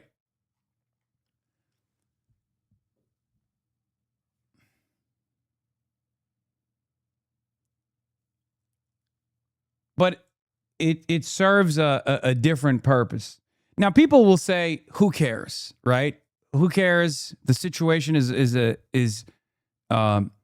crisis, is a genocide. But that's precisely the reason why I have a different approach to this kind of stuff, where it's like if someone is not an impediment to progress, and as a matter of fact is filling a different role that I would never be able to fill, I'm not going to cast away potential allies of the future. And by that, I don't even mean Brad Lander. I mean, I'm talking about people that Brad Lander could convince, because it's important. We need everyone we can get. Okay. And if American Jews did not play a critical role in this process, then the Zionist advocacy organizations wouldn't spend a good deal of time and effort trying to make sure that every American Jew born on U.S. soil is not learning from birth a critical supply of pro-Israel sentiment, is not being indoctrinated as aggressively as possible. Okay?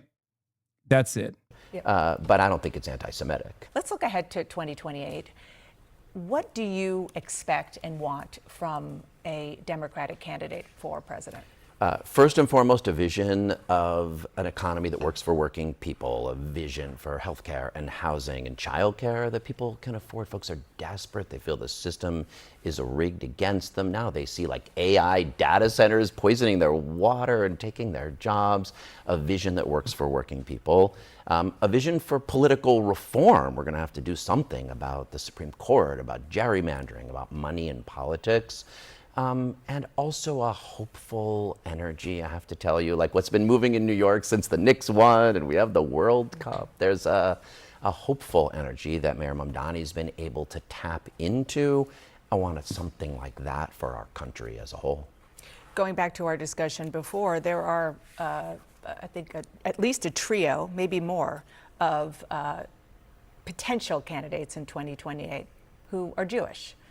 You have Josh Shapiro, governor of Pennsylvania, J.B. Pritzker, Illinois, Senator Ossoff, senator from Georgia, and Rahm Emanuel. They're all critical of Prime Minister Netanyahu, but they all believe in Israel's right to exist and have stopped short of calling what's happening in Gaza genocide.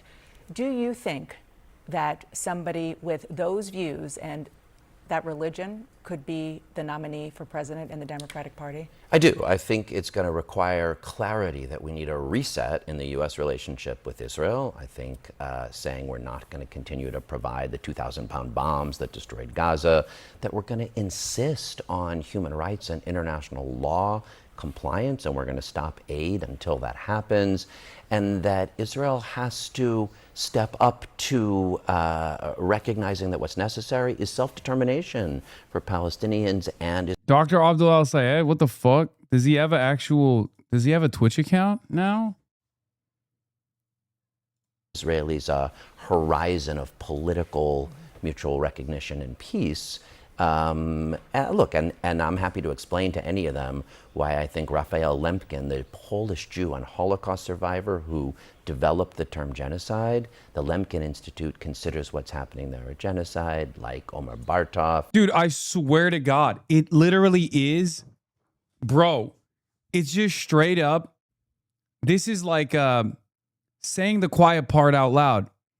As long as no one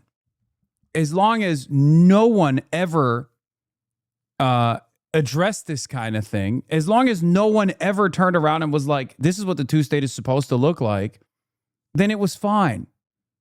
Okay? Then it was fine. It was a great, fun little experiment that we had. You know? It was a great and fun experiment that we had. You can bracket off the anti-Zionist Jews as bad Jews. You never have them on. You just tell them to shut the fuck up. Or you don't even have to call them capos if you just don't ever have them on your platforms, which, by the way, again, never. Norm Finkelstein, never been invited to a show like this. Completely blacklisted. Gabor Mate. Like, there are plenty of anti-Zionist Jews who just never get this time of day. So even if someone is like a two-stater, the only way to talk about a two-state is just by saying, oh, of course, I'm in support of a two-state, and then move on, right? When you actually hear from someone who's like, yeah, a two-state, I think is currently not very realistic, but like this is what it would look like. And of course, a big part of that recognition also stems from, a big part of that stems from the initial recognition of what the current one state looks like, an apartheid that has conducted a genocide and a permanent occupation that's very violent. All of a sudden,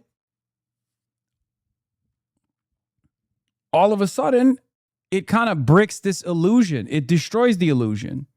Amazing Israeli So Holocaust is that a scholar. litmus test? I don't think it's a litmus test. I think it's something useful for people to look at and grapple and reckon with. We've spent thousands of years as the victims, as a rough grappling with what it means in some ways to be a perpetrator. I think it's a useful dialogue for American Jews to have, but I don't think it's a litmus test in the presidential race. I do think a reset in the U.S.-Israel relationship is.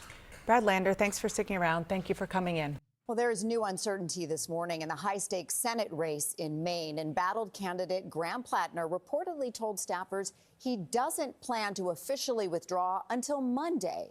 Now, that leaves even less time for state Democratic leaders to move ahead with a new pick while voters remain in the dark. Caitlin Huey-Burns has more. The implosion of Graham Plattner's Senate campaign left Maine voters in its wake, and many told us they feel disappointed and uncertain about what comes next.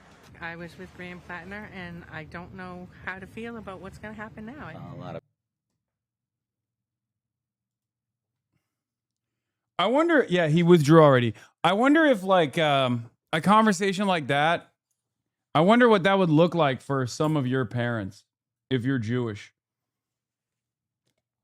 Because like, that's got to be at least I mean, that's certainly going to be more impactful than like them hearing what I have to say, right?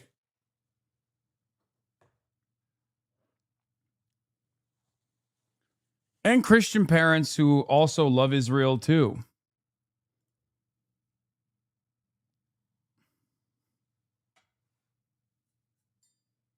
I suspect it just depends on how far down the rabbit hole one might be. Because we have seen a bunch of people call him a bad Jew.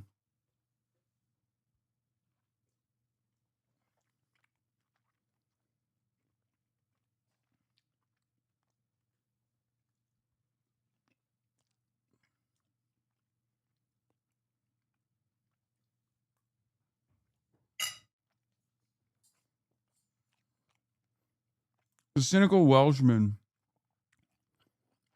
Man, this guy raped a child in Germany. You still support him like he's your god. You're all pedophiles.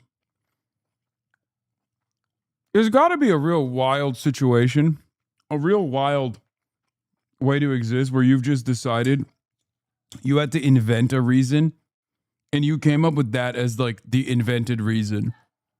It's the most insane thing.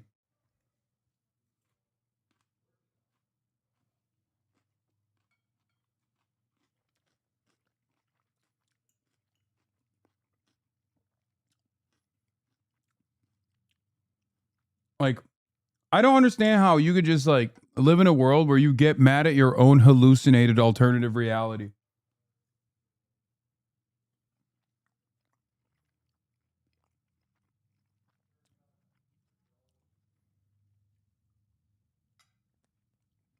People are disappointed in the situation.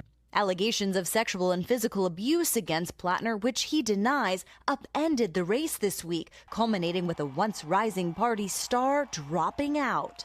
We are suspending campaign operations.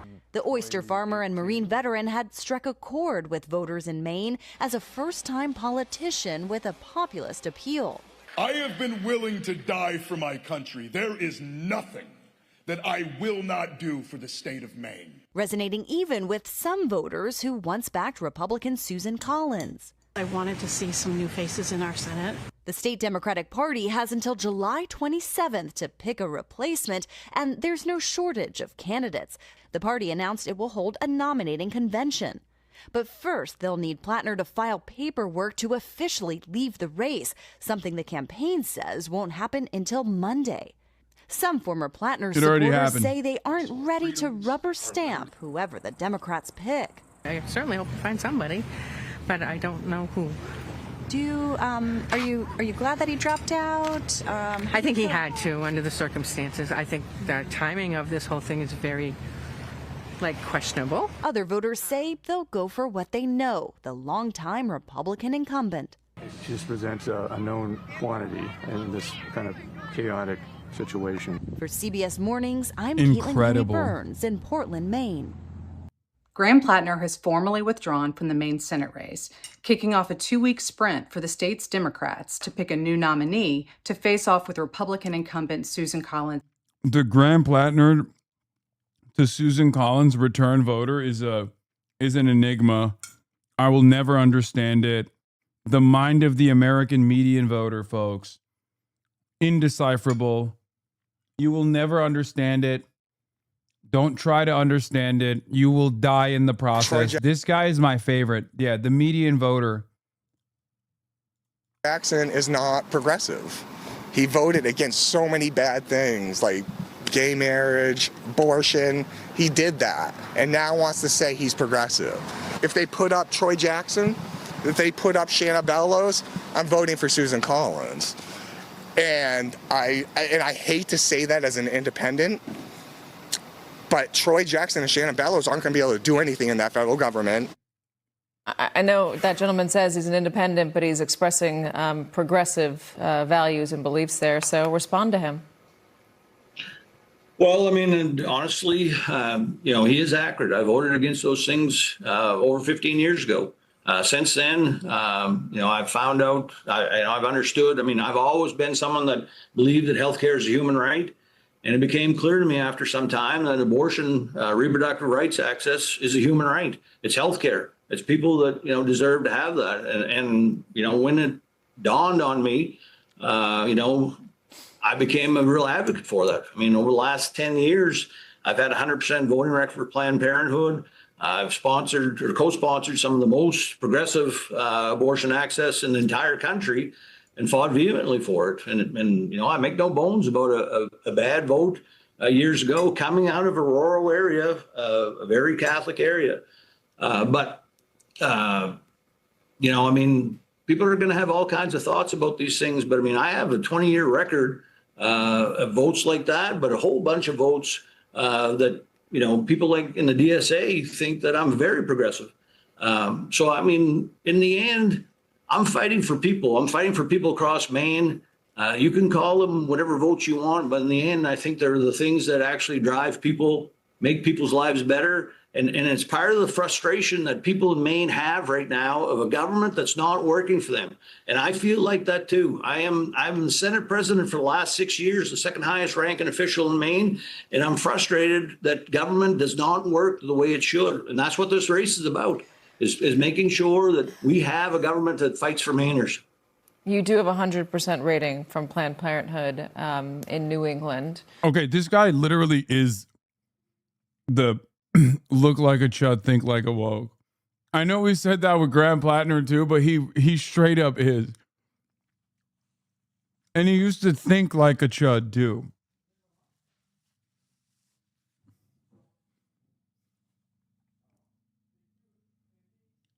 Troy. Look, my biggest concern with the deploying the Toyota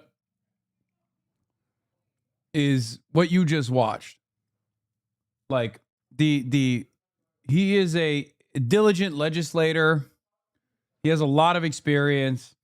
The problem is he's just a little boring. Okay? That's it.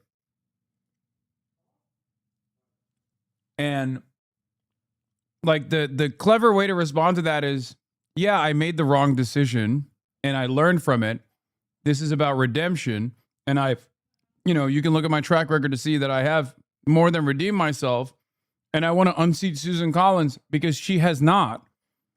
She claims to be progressive, and yet she failed not just the women of Maine, but women all across the country when she ended up voting to appoint Brett Kavanaugh, when she ended up voting to appoint Amy Coney Barrett.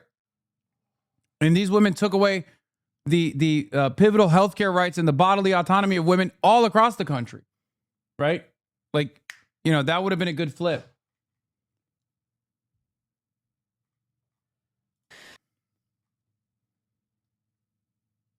In November. Plattner has submitted his paperwork with the Secretary of State's office, so that makes his exit official. The embattled candidate said several days ago that he intended to quit the race following an allegation of sexual assault, which he has denied. But Maine's Democratic Party has been scrambling to come up with a process to select a new nominee.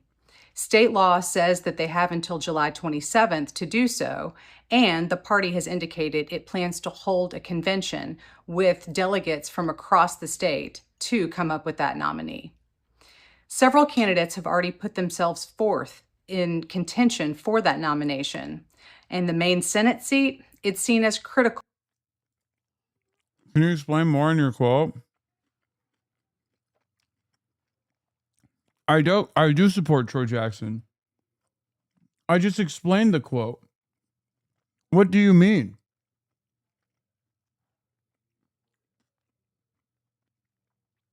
Piker isn't optimistic about Troy Jackson. The DSA endorsed former state Senate president. Many progressives are rushing to back. The exact opposite of Graham Platter when it comes to charisma, he said. The test is going to be whether or not it's the policies or if it's the person.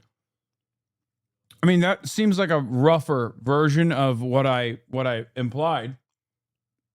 But yeah, I like him. I support him. I'm just worried that people are going to not respond positively to how no frills, how straightforward his policy platform is.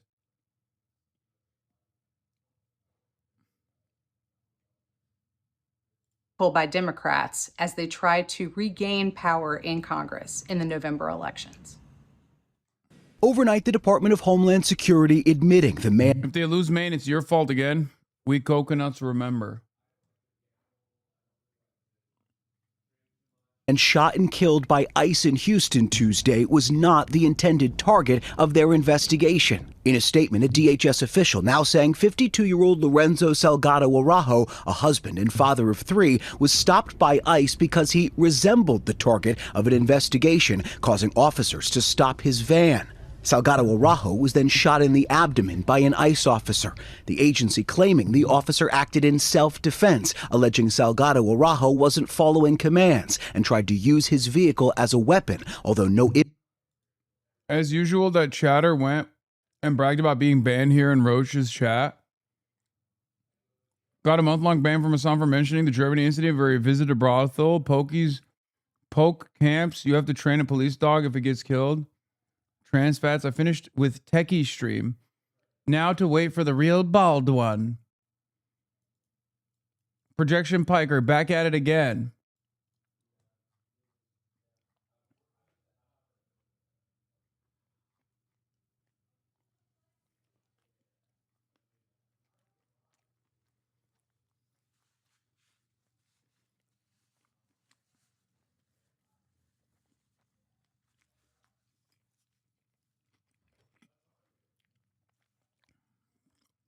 What's so funny about this is he's openly a fan of someone who a court has called a rapist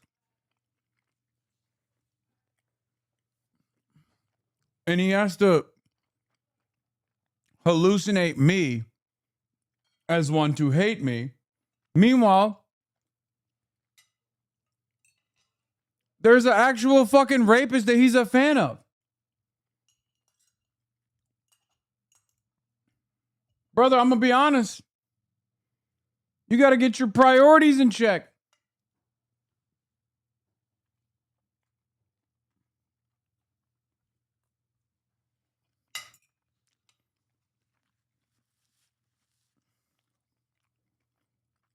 Motherfucker's a fan of a second-generation rapist. Images or video of the shooting have emerged.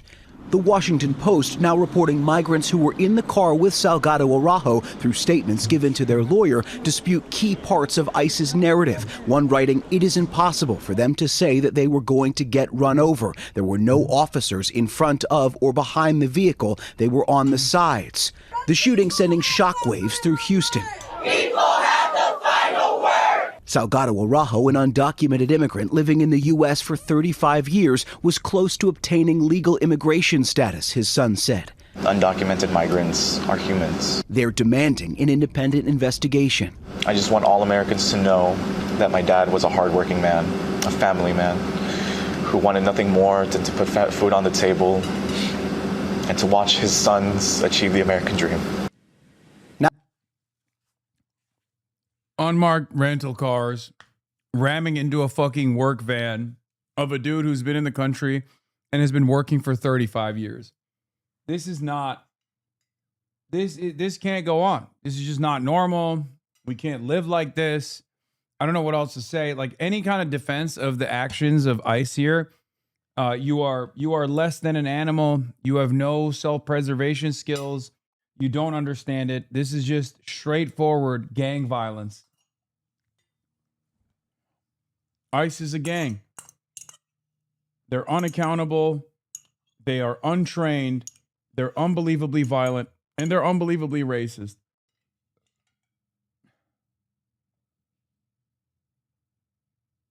What else can you say?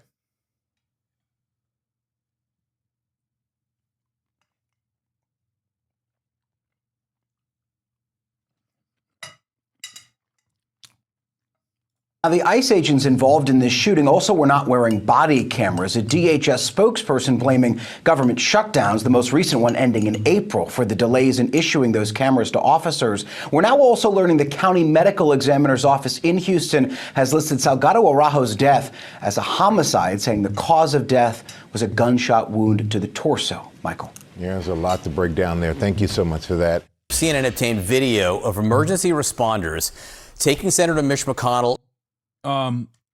Updates on Mitchy Mitch. Updates on Mitchy Poo.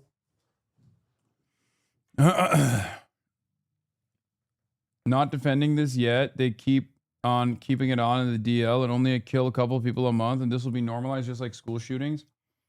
Yeah, it's up to us to make sure that we don't normalize it.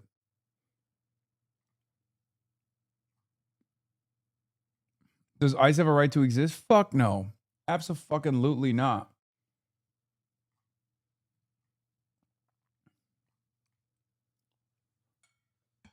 Did Mitch deny the affair? No, this is day 3.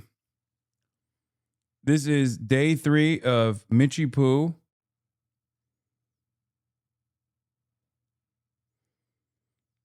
Day 3 of Mitchy Poo refusing to deny the affair. It's a real scandal. I know there's a lot of shippers, okay? Hussich shippers out there. Mitch Son shippers, whatever you want to call it. I know you guys want clarity. You won't get it. Okay? I cracked this little turtle shell too hard, and that's where we're at. Yeah, Mitch McConnell has been hospitalized for 26 days as of today. 26 days. To an ambulance. The neighbor who shot the video told CNN the Capitol Police blocked the street and other neighbors reported seeing McConnell's face. This was a month ago, and it comes nearly a month after a spokesperson for McConnell first reported that The senator has been hospitalized, but few other details have been released. Let's get to Andy Greer, who helped break this story. So talk to us about this video and how it fills in the pieces of the puzzle. So, John, what I heard from a neighbor. The panel, which I hope, they're going to get to.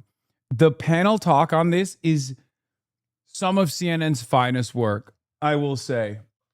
Congratulations. They always find a way to up the ante. Okay? They always find a way to just like they always find a way. My expectations are low. And these guys always find a way to lower my already low expectations. They cannot clear any bars on this one. It's fantastic. Of McConnell's around 8:30 in the morning on June 14th, this neighbor opened their door to commotion on the street. They saw 2 ambulances, a fire truck, and Capitol Police had blocked off the entire road. So this neighbor stayed on the street to try and figure out what was going on. And about half an hour later, at around 9 o'clock in the morning, this neighbor saw a person from McConnell's home being carried on a stretcher into an ambulance and said that they saw this person was wrapped in a blanket and that their feet was exposed, and that another neighbor standing next to them identified McConnell's face and saw that McConnell wasn't wearing an oxygen mask. So the firsthand witness that I spoke to said that they tried to ask Capitol Police. Yeah, he's dead, bro. Yeah, he's dead. Straight up. He dead as fuck. I mean, is what I would say. If I also were, if I too were trying to hide that we had a relationship and have a relationship, and continue to have a relationship, we do phone sex still. What was going on, and all they were told was it was a medical emergency. They wouldn't confirm who it was for. And these new details come as we know very little about Senator McConnell's condition, why he was brought to the hospital on June 14th, and why he remains there. Joining us right now is emergency physician, Dean of the Yale School of Public Health, Dr. Megan Ranney. It's great to see you, Dr. Ranney. Clearly, Mitch McConnell is not your patient. So having said that, the neighbor sees that he's taken out on a stretcher. There's EMS audio of emergency responders being called to the home for an unconscious person for cardiac arrest. Someone is heard saying CPR in progress. How serious is this case if this comes into your hospital? It's difficult to reconcile the video that I'm gonna keep it $150. Technically, the morgue is also in the hospital, so they're not lying when they say Mitch McConnell's in the hospital. He's just not. He's in the morgue, or at most, at best, if he's not in the fucking morgue, he's definitely on life support and he's a vegetable. Okay? If we're going to get sincere for a moment, and I hate to talk about my boyfriend like this, but, you know. That you've just shown with the story that we'd heard earlier about there being CPR in progress. So let's start from the beginning. You get a call to EMS about someone being unconscious. We send an ambulance crew out to assess. The causes of unconsciousness are myriad, ranging from seizures, which I and others have speculated that Senator McConnell may be having based off of those episodes where he freezes on camera. Could be that. It could be that he fell and hit his head. It could be a cardiac arrest with your heart stopping. So you get the call, the ambulance, the EMS specialists go. When they arrive at the house, they assess the patient. They say, do they have a pulse? Are they breathing? Are they talking? That's the point, it sounds like, where someone reported that CPR was in progress. Now, that CPR could have been initiated by the ambulance folks, by the paramedics or medics, or it could have been initiated by someone in the house. And for viewers, knowing CPR is great, but just because you initiate CPR as an untrained professional doesn't mean someone had a heart attack. Okay, that's as much as we've known up until now, is that there was CPR in progress and the ambulance did respond. Now you have this video. The thing that struck me about the video, Kate, is that nobody seems to be in a rush. Right. If there really had been CPR in progress, if Senator Yeah. Because he's dead. The sense of urgency has gone away because he has passed. Senator McConnell had truly been in a cardiac arrest, you would expect that they would be rushing, not taking their time, loading the patient into the ambulance. So that's the big additional piece of information that I think we got today. Beyond that, it is largely speculative, and I think we're all wishing Senator McConnell the best. Absolutely.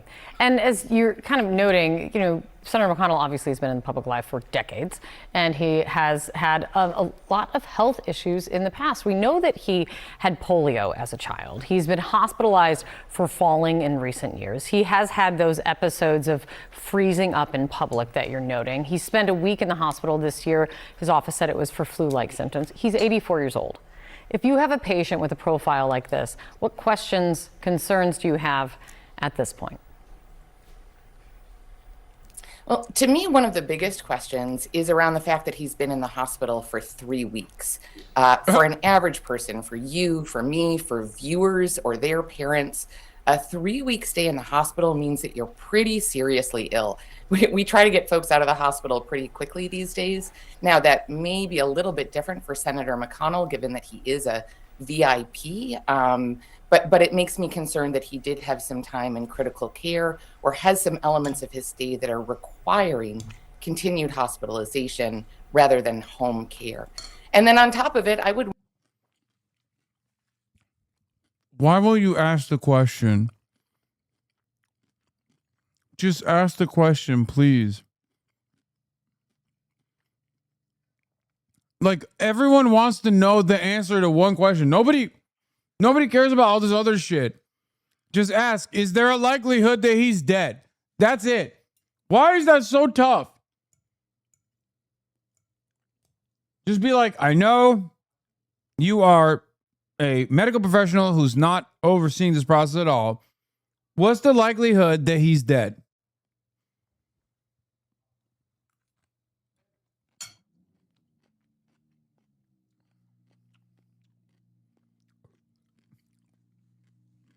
want to, make sure that all of his systems are working as best as they can. His mind, his heart, his lungs. As you noted, he did have polio as a child. It's one of the reasons why he's been such an active advocate appropriately for childhood vaccination. But that can have long-term effects as well. And then the biggest thing before I send him home is I want to make sure he's stable, he's not at risk of falling or having another event, and that he's properly cared for. And I would imagine that the folks in the hospital are doing that right now. Many Republican lawmakers on Capitol Hill say they've been kept in the dark.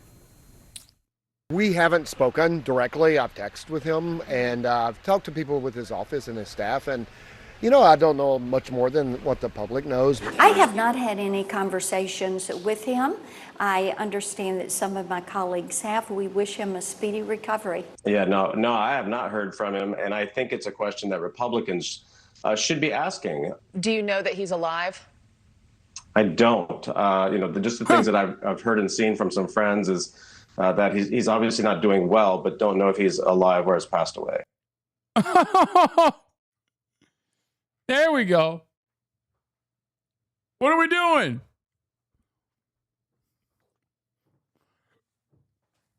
That's what I'm talking about. I mean, that's it. That's what people want to know. Nobody gives a shit about anything else. One of the reasons why people are talking about this, political people are talking about this in a kind of ghoulish way, frankly, is that in a ghoulish way? There's only one ghoul in the story, and he's a dead ghoul. His name is Mitch McConnell. The fuck do you mean they're talking in a ghoulish way? Kentucky Senate vacancy law, meaning what do you have to do if suddenly a Senate seat is open? Well, there's a special election. The governor has to call for it, and the seat has to be empty until a winner is certified. So the idea is that the clock is somehow ticking on if suddenly there's an open seat in Kentucky, whether it can be filled. What I don't know is why Republicans are kind of leading the charge online talking about this. This is Nancy Mace in a social media post. If McConnell is in as bad a shape as I think you do know And I think that's the reason why you called it ghoulish. There's a reason why some Republicans are talking about this, because this would open up an opportunity for Thomas Massie to run in the special election and would give a 4-month window to Thomas Massie to be a Republican senator. That's it. That's the only reason why people are looking at this, right? As Biden ever was, or worse, he needs to step aside. This charade can't continue. We can't demand of others what we won't demand of ourselves.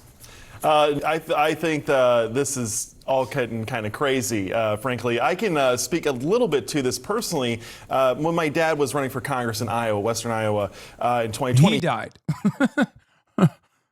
He died. He was dead. And we just, put him on a gurney, put him on a chair and just moved him around.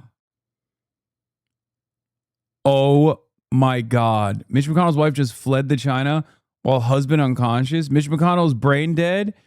Oh my God.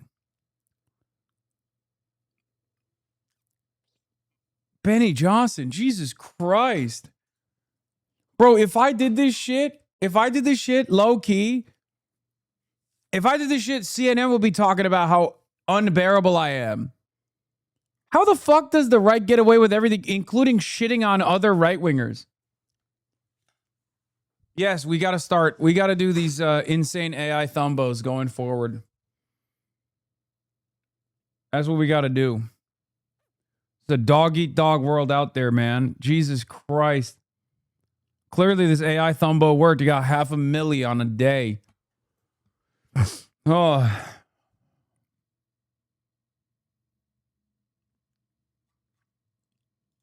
He was diagnosed with stage 4 intestinal cancer, and we made the decision that since it was an ongoing election to come public and disclose everything.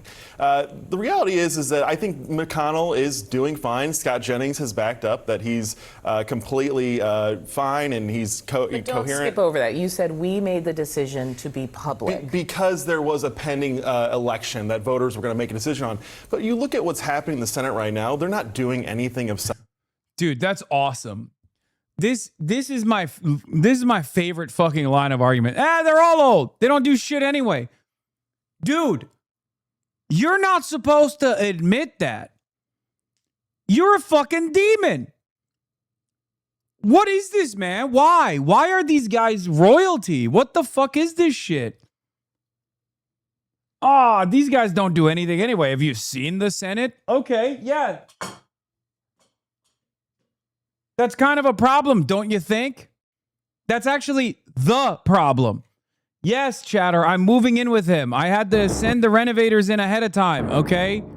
Yes, the floor was ugly. I'm putting in tile.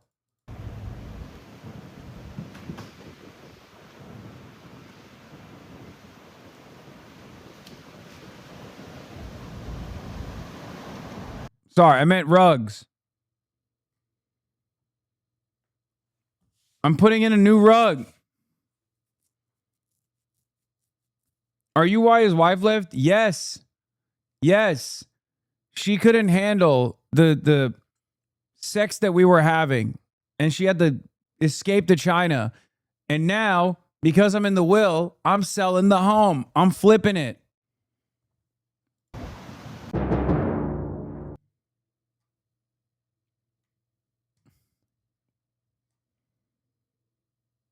Substance. There's not going to be a Save Vote Act, it looks like. They don't need his vote right now. He's announced his retirement. He's being replaced by most likely Andy Barr in Kentucky. It'll be exciting to see. But I think this is much ado about nothing. I think we should give him the grace and give him some privacy. He'll come out when he is, when he feels comfortable. Dude, what are you talking? This is a senator, bro. This isn't, dude. This isn't like Taylor Swift. Okay, this is an American senator. What do you mean he'll come out when he feels like it? It's in the public's interest to know his whereabouts at all times.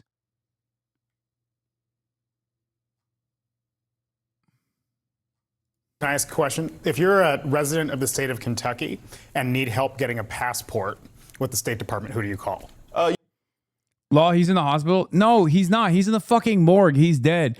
I mean, the fact that they haven't released a statement up until now after 26 days of being in the hospital, come on, man. They're trying to fucking figure out how to go about this. What do you mean, dude? You think 84-year-old Mitch McConnell's in the hospital for 26 fucking days? Even the doctor that they interviewed earlier was like, yeah, it's pretty unlikely. You call Senator Mitch McConnell's office? Oh, well, please. The Senate staff, everyone knows that the Senate staff is really where the magic happens and does all the work. Well, no, but Oh. I hate this shit, bro. Like, openly flexing. Perhaps you are unfamiliar with white privilege in the colonies. Wait, what?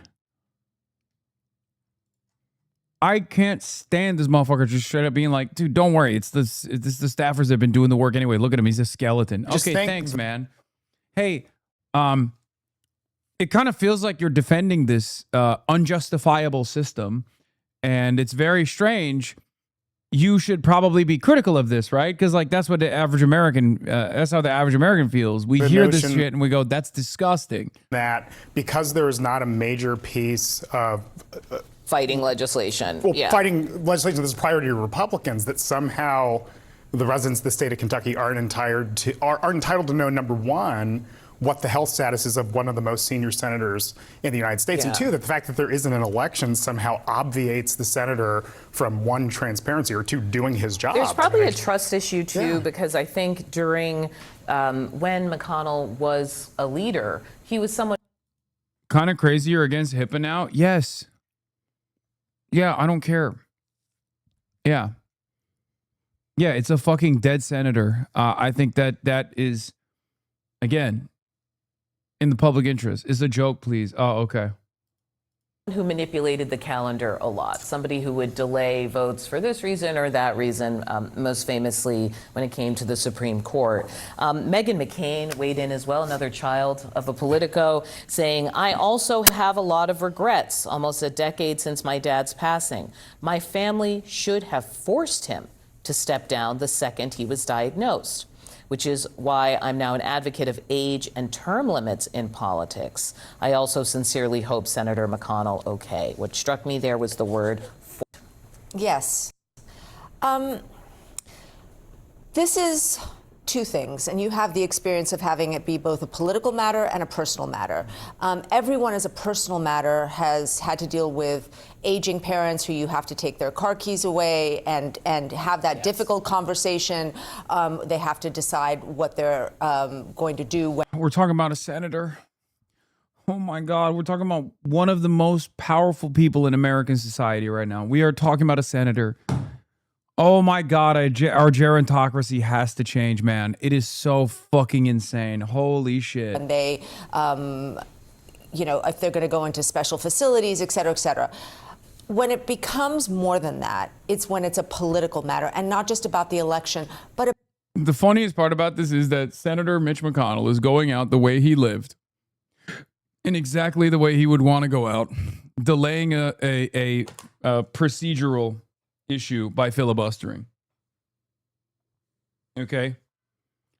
Like that's straight up, that's his life. Like he's going out an obstructionist. That was his claim to fame.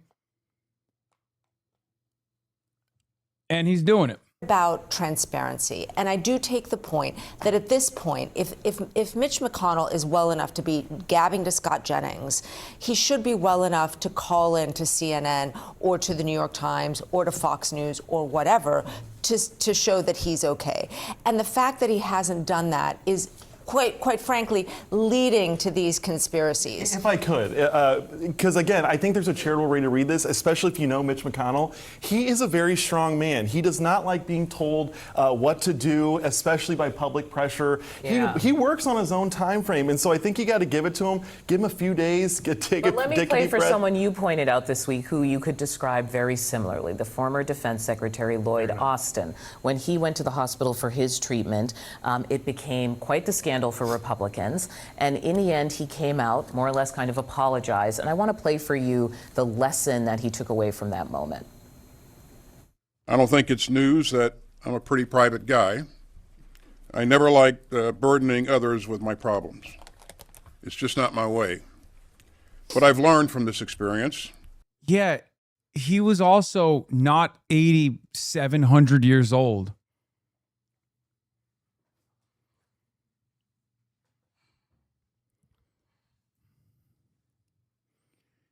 Why are you talking about him like he's alive? I mean, I know. So taking this kind of job means losing some of the privacy that most of us expect.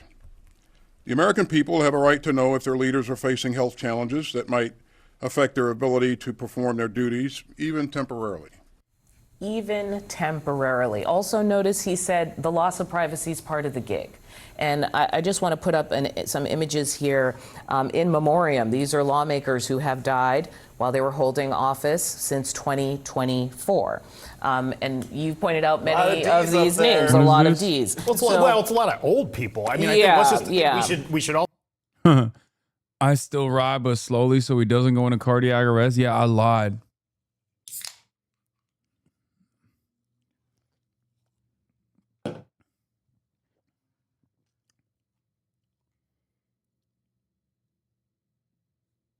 Also discuss the fact the United States Senate is a gerontocracy. It is. Well, it is. I think the reason why people are discussing it is because the Biden thing was this like big wake-up call where everybody was questioning and Republicans we talk about the still Trump questioning. thing. I mean, this is the other thing. We don't know what President Trump actually is suffering from. What are his swelling? We have done many segments on the rumors about various health issues. Various health issues where doctors speculate his swollen ankles, the continued bruising on his arms, on his hands. I mean, there are lots of questions about when people get to a certain age. I mean, let's be honest. I mean, he's 80. Mitch McConnell is, how old is Mitch McConnell now?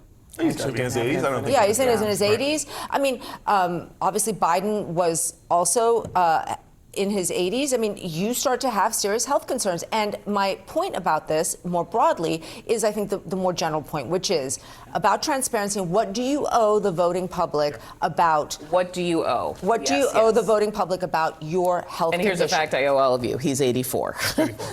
He's the Norwegian striker turned internet sensation. Dude, my mom loves Erling Haaland. Video of Mitch McConnell's wife arriving in China.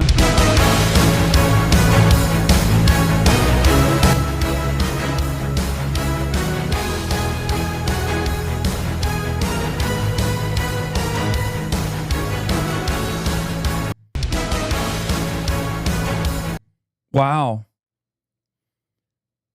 China's Long March 10B has successfully completed its maiden flight and recovered its first stage via a sea-based net. This marks the country's first ever controlled rocket recovery, a major leap towards reusable launch capabilities.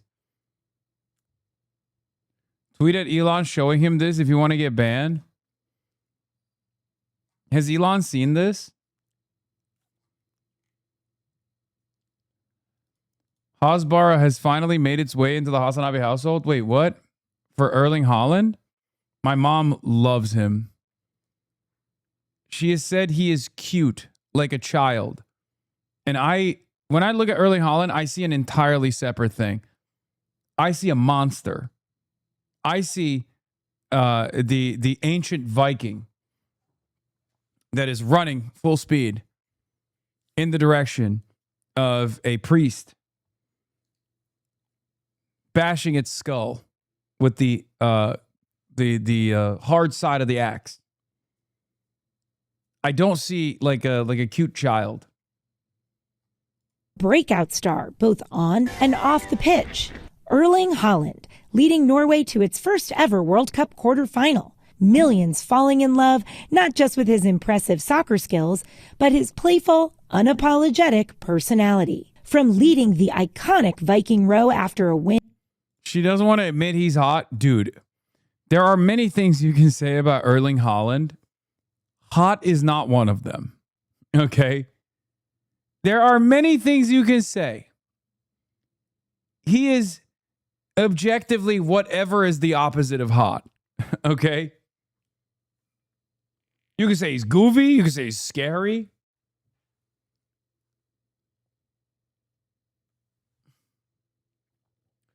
What the fuck, man? He's legit smoking hot and I'm straight. Wait, really?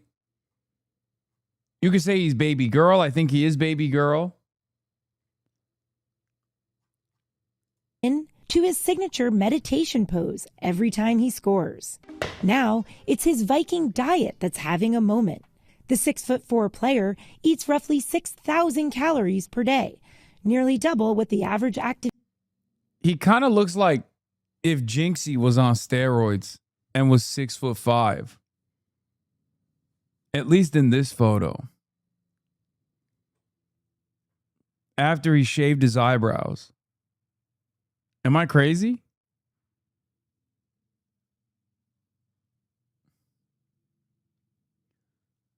How many do you eat? Not 6,000. 6,000 is like fucking 3 days worth of food for me. Man needs, and more than most pro athletes. So, what's on the menu? Whole foods like steak. Oh, I love this one. This one's so funny. The way he just smacks him on the shoulder. Hasan! Did you see the Viking Row drama? Oh, I did, yeah. A Norway fan has gone viral for refusing to participate in the Viking Row after victories because it's factually wrong, saying the Vikings didn't row over the Atlantic, they sailed. First of all, I just find it... He's just autistic, bro. That's it. He is the...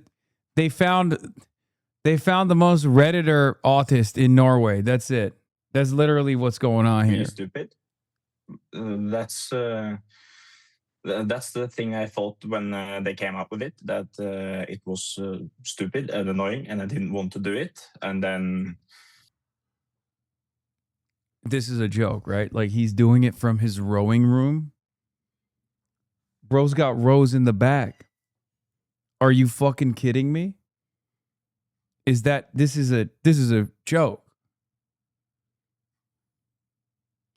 Also, why do so many Norwegians just look like Lost Between Borders?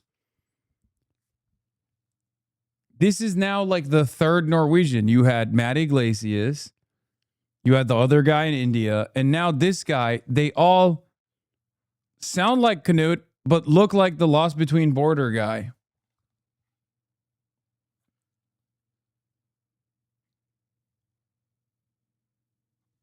Those are oars, idiot. Okay, you don't row them? It copies a lot of what Iceland were doing, and it's factually wrong. They didn't row, they sailed over the Atlantic. Very good. I'm glad you clarified this for the stupid Americans. The lasting an English soldier in 850 ADCs before taking 2 axes to the face. Danelaw!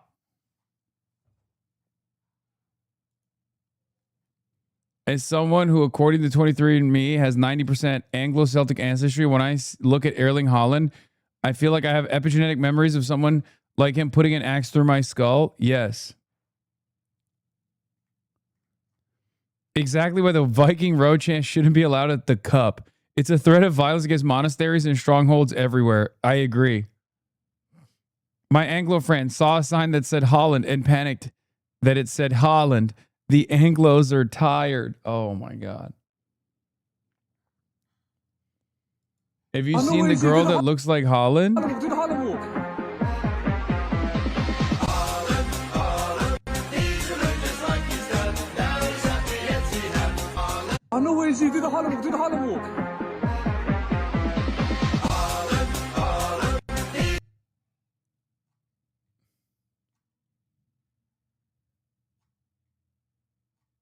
Dude, I've never seen a guy like him before.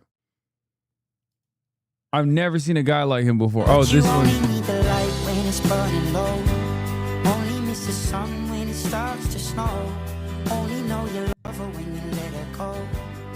Like this, like what is this, bro? Who is like this? There ain't nobody else like this. I don't even understand. That's AI? This one is AI?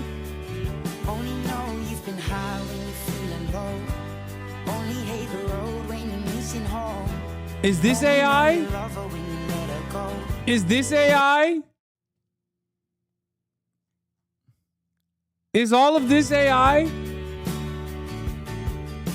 Staring at the ceiling in the dark, same old empty feeling. Is that AI, bro? Walking around like this?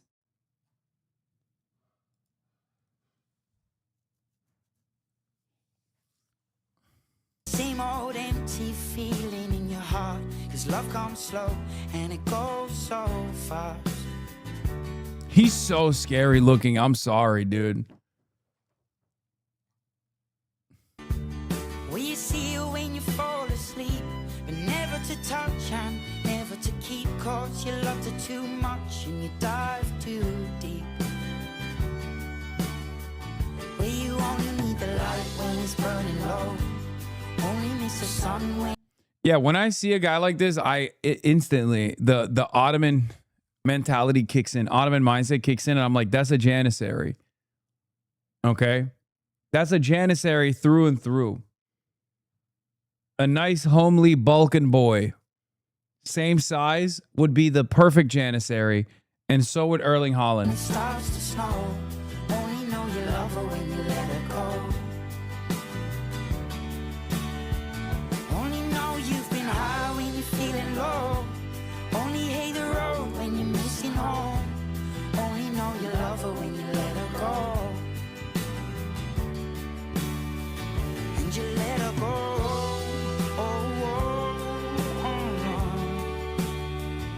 You let her go.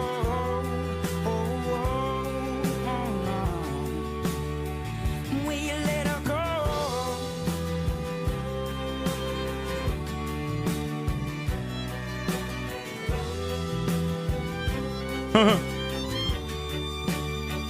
Cause you only need the light when it's burning low, only miss the sun when it starts to snow, only know you love her when you let her go.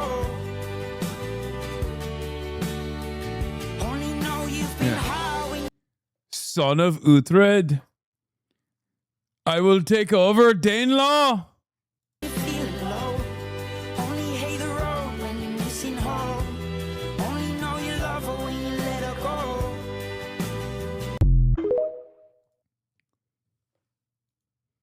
Please look at Haaland's YouTube. He vlogs, I beg of you. Isn't he like a huge KSI fan too?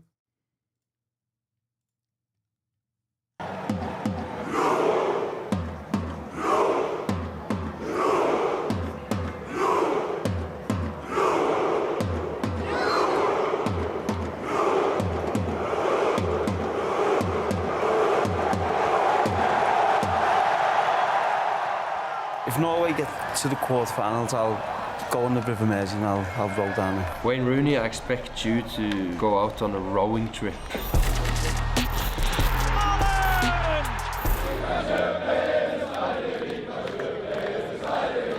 Brazil is a football nation which is almost maybe the first football nation you kind of get to know because of all the legendary players that played there. Just the jersey, the country, the passion. Even 2014 with Neymar and, you know, with all them big players they had and they have, it's just like, it's a bit unrealistic to play against them. No matter where you go, you kind of see a Brazil shirt. And yeah, that's why I have so much respect for Brazil as a country, but especially as a football nation. Ah, so nice, man. Beautiful. You remember I played against you in 1997? Yes, of course. A nightmare, no? I thought you were for him. More party in Oslo afterwards instead. Yeah, we remember now. It's only a friendly game. After match, better memories. Yeah. The match. I mean, Ronaldo is a special player as well, we all know. El Fenomeno. I think Zlatan said it like, he is the inspiration to everyone that starts with football because the way he was dribbling, the way he was just enjoying football and everything. Good luck. Thank you very much. Not we'll see. A lot of luck, but 2 or 3 goals is okay. It's okay. Yeah, that's okay. You will score 4, you think? Yeah. He's amazing. He's so fast, strong, and with Gabriel, then they know each other a lot. It's going to be a good battle. Okay, my Thank bro. you. Well, obviously, it's a big game for Norway. You know, mighty Brazil. I think Norway is sort of. Haaland is a Nepo baby dog. He is literally a genetic specimen. Like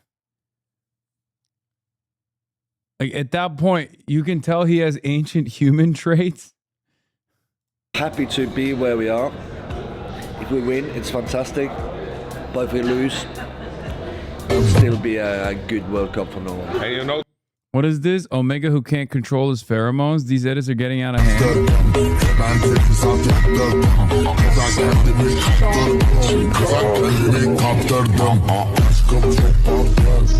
Alpha who scent marks him in front of everyone?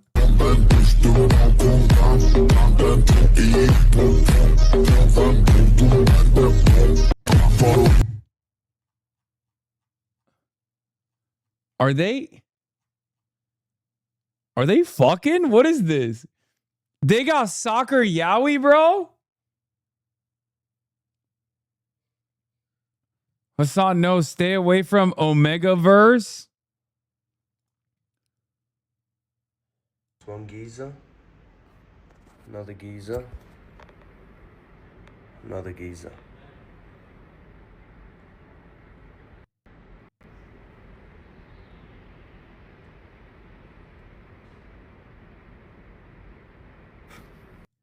He's so scary looking, bro. I don't know why.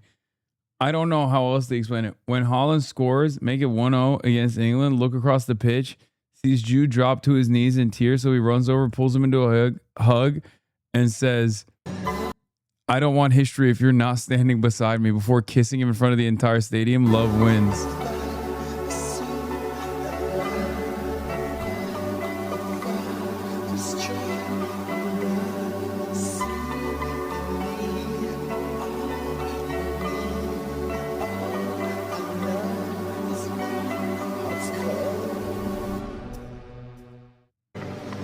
They fuck, right? Cleated rivalry. June is over. Yeah, but love is forever, dude.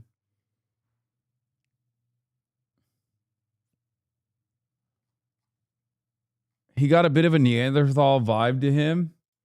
Have you seen what he did to the Israeli team? Yeah, unbelievable anti-Semitism. A hat trick. There's nothing more anti-Semitic. Doesn't he know Israel has a right to win that game?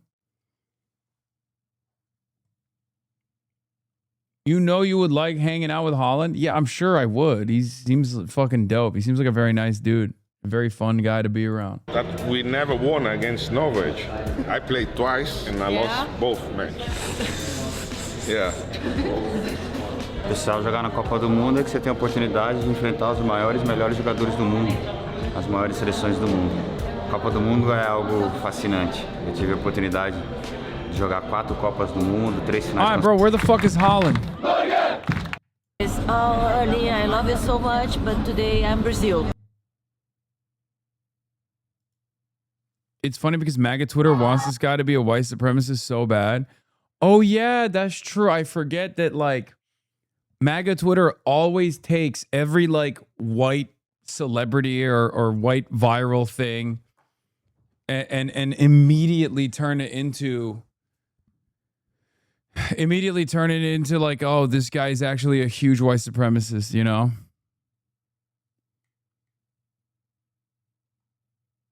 He posted the Palestinian flag on his Insta story after he beat Israel.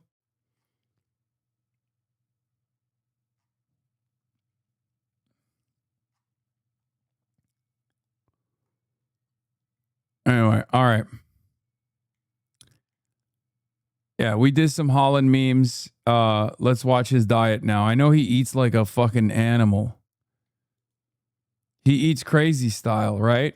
And then we're going to do clavicular in Israel too. Sourdough, eggs, fish, honey, and milk. I expected only milk, and we went out with a lot of steak, milk, and honey. Plus coffee. Coffee is a superfood. And before home games, his dad's famous hat trick lasagna. Make lasagna, hat trick.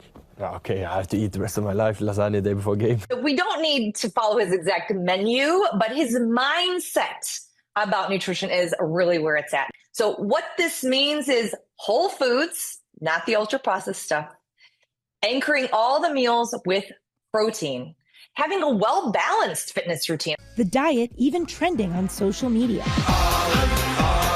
But who's in charge of fueling Haaland and his teammates on their quest for the cup?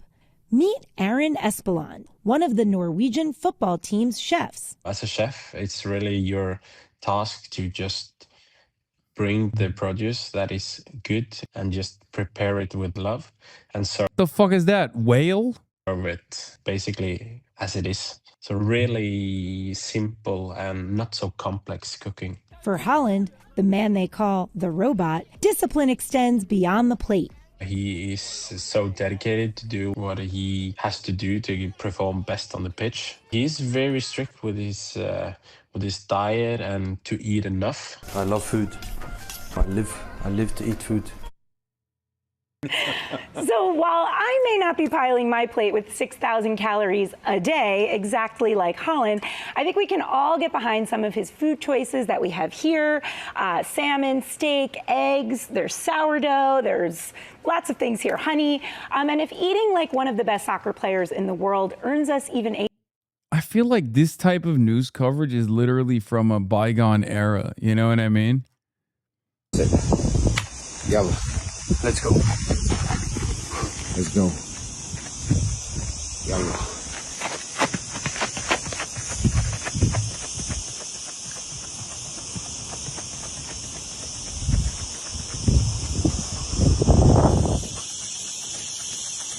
Dude, this is terrifying. Actually terrifying. That motherfucker sprinting at you.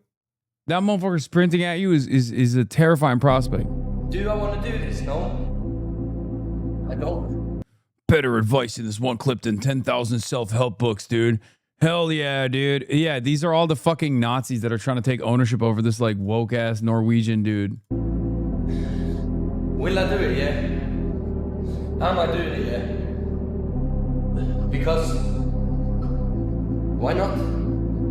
It's good for my body. It's good for my mind. I feel I'm tired, but then I tell my body I'm not tired. And then I think it's a psychological thing that... How is this better than any other fucking workout advice video? Like, no, seriously. How is this better than 1,000 fitness videos? Explain that to me, please. Imagine being a monk in Anglia and seeing that specimen come up the hill with an axe. Yeah, you're done. You're dead. It's over. Telling yourself, okay, I'm not so tired. It's okay. We keep going. If you tell yourself you're tired, you're going to be tired. If you tell yourself, I'm not that tired, it's okay. You're not so tired. Simple as that. So it's also a really psychological thing because our bodies can handle so much more than we think. Wow.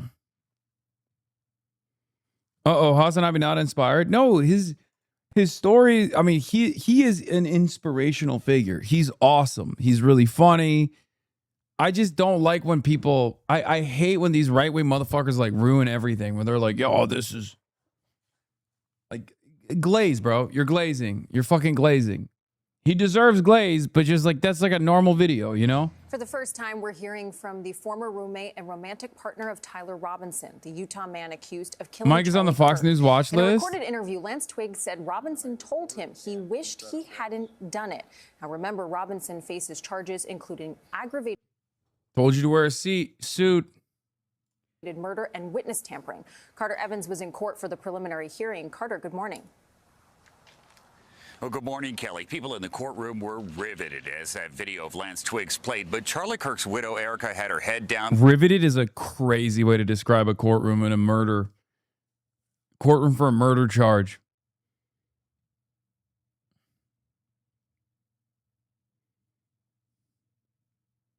Most of the time, tears in her eyes. Tyler Robinson showed no emotion as his former lover testified against him. My name is Lance Twiggs. On Thursday, prosecutors played an interview with Tyler Robinson's former roommate and romantic partner, describing the moment they first saw each other the day after the shooting of Charlie Kirk. I just asked him in person if what he said was true the night before, and he said it was.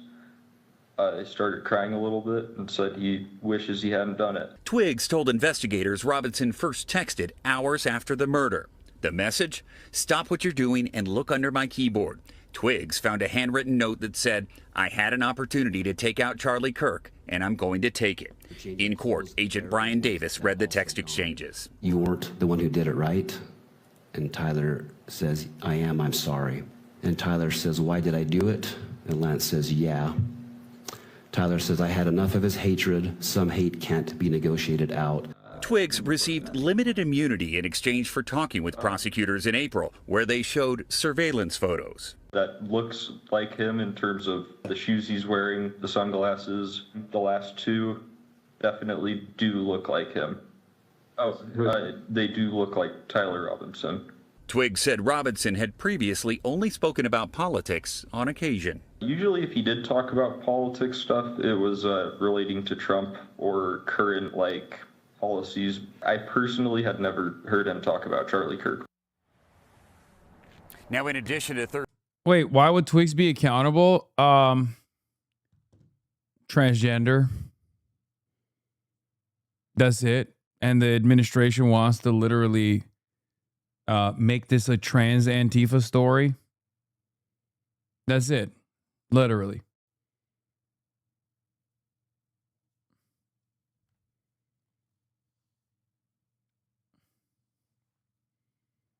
Read my chat. This is just clickbait because the audience are fascinated by trans people in the news. Mainstream media is trying to make the partner into something they're not, in addition to outing them to the world and probably their community. Yeah, no, I know. Straight, it was nasty as fuck. It was nasty as hell what Fox News was implying yesterday. And I guess ZBS is also implying the same thing.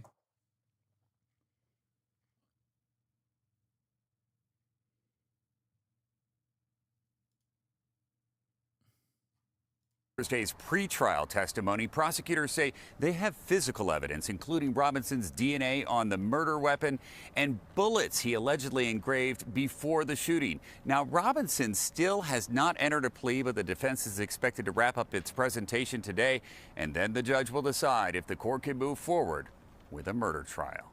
Natalie? Carter Evans in Utah. Thank you, Carter. I just watched the Gideon arrest and body cam footage. Zoinks. Oof. Like eating a Burger King meal, that was not good at all. And it's really surprising. When I first heard that Gideon got arrested and that there was... What happened? Wasn't he doing like pedo hunting shit? Body cam footage of it. I just assumed that it was going to be over something wacky, weird, or maybe something trivial, because Gideon works collaboratively with law enforcement from what I've seen. So surely if anyone knew about lawful activity and shit, it would probably be him. So I thought maybe some kind of misunderstanding or, something going just tits up out of nowhere, but ultimately it'd be easy to see where he was coming from and be on his side about it. But after watching the footage, that's just not the case at all. I like Gideon. I've said this quite a bit. He's a reformed prankster, and hallelujah for that, because that is extraordinarily rare. Typically, when someone experiences success like Gideon, who blew up online because of pranks, they stick with that forever. But in Gideon's case, at the height of his popularity, he decided to walk the path of God. What is this? Twigs is accountable for not reporting Tyler. It's illegal. Sorry, folks. I'm sorry, but Tyler admitted the murder to Lance, and Lance didn't turn him in. That's criminal.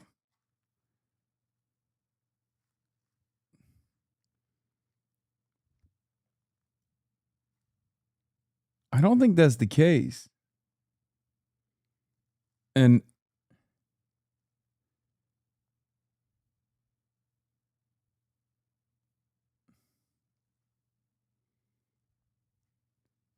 I mean, the question is how are you supposed to, how's this person supposed to know? That's number one. And number two, didn't Twigs also report it to the police? Twigs is getting immunity from destruction of evidence after burning the confession note partially.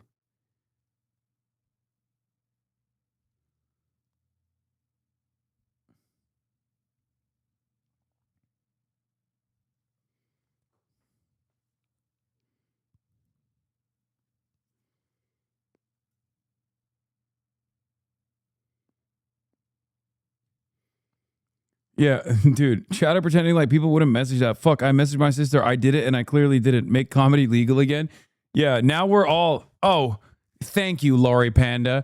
Now you just made us all criminally liable. All 26,000 of us are now criminally liable because you admitted to guilt. And we obviously have a duty to report. Wow. Thanks.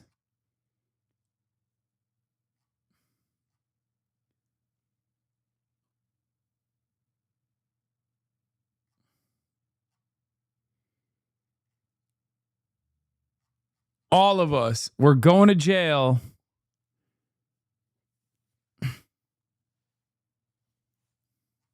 He found his faith again, and over time decided to make a drastic change and stopped doing that content, which I think is extremely admirable and something that you just do not see happen. It doesn't happen, period. And now these days, his content focuses on having predators arrested. So he's worked to catch a lot of really, really evil bad people.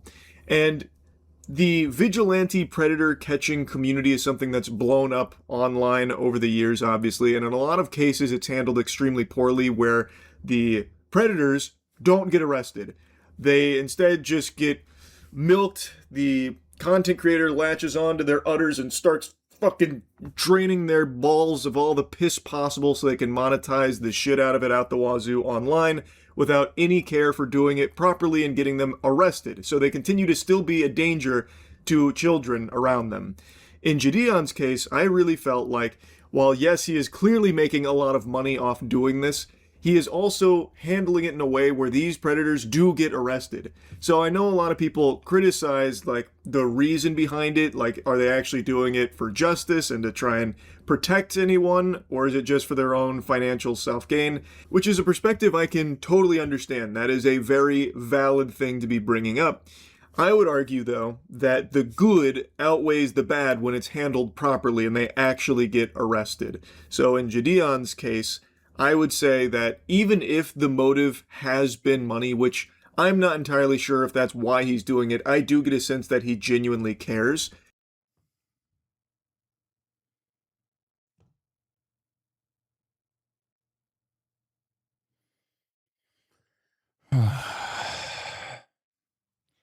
I don't know what happened here. I'm skipping this. I don't really care that much. Let's get to where we left off in the Cuba story.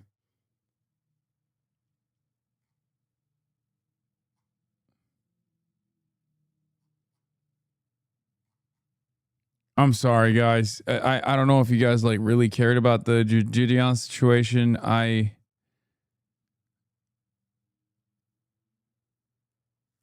don't know. Nope. Okay. Our boats kind of suck, right? Like we either had to salvage like an old shit boat or pay a business an exorbitant amount of money to, make up for the fact that, their company will practically cease to exist after they do business with us. And we got a taste of that bureaucratic issue while we were fixing up these ships and for the record, this is the first 30 minutes was just like boy who's about to go to Cuba, basically literally and figuratively shitting his pants. And flying to Canada, then to fly to Mexico so they can get on a boat. And then he trespassed and said to the cops, I'm a millionaire. That's it. Okay. The ship that we were meant to be on never arrived. Right? It turns out all this pressure from the US and their sanctions meant that our boat was being held up all the way over here in Progreso, 300 kilometers in the wrong direction. So Dan and I had to get a last-minute bus across Yucatan and gear up for a much longer sea voyage, if we were actually going to be allowed to set sail at all. Which is a pretty annoying situation to be in, but it was only exacerbated by the fact that the Mexican bus company chose the worst possible movies to play. There are so many movies in the world. Why did the Mexican bus have to play the one of everyone dying at sea? What the fuck is this? I hate this. Also, these boats are so much better than ours. And if that wasn't spooky enough, we got another call from Alex to scare us even more. Trump's comments this morning where Trump is just saying, yeah, I can take it. I do believe I'll be having the honor of making Cuba. I think I can do anything I want with it. You want to know the truth. They're a very weakened nation. Oh, I fucking hate it. It actually changes the way I look at Twitter now because everything I read scares the crap out of me. Like, hearing just like everyone's opinions on this thing is so upsetting. I'm just like, just shut up. Just don't talk about it. Just leave me alone. Like.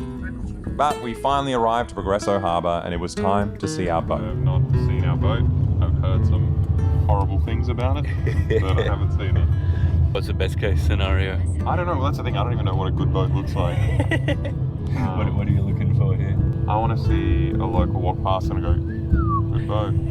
But we finally arrived to Progresso Harbour and it was time to see our boat.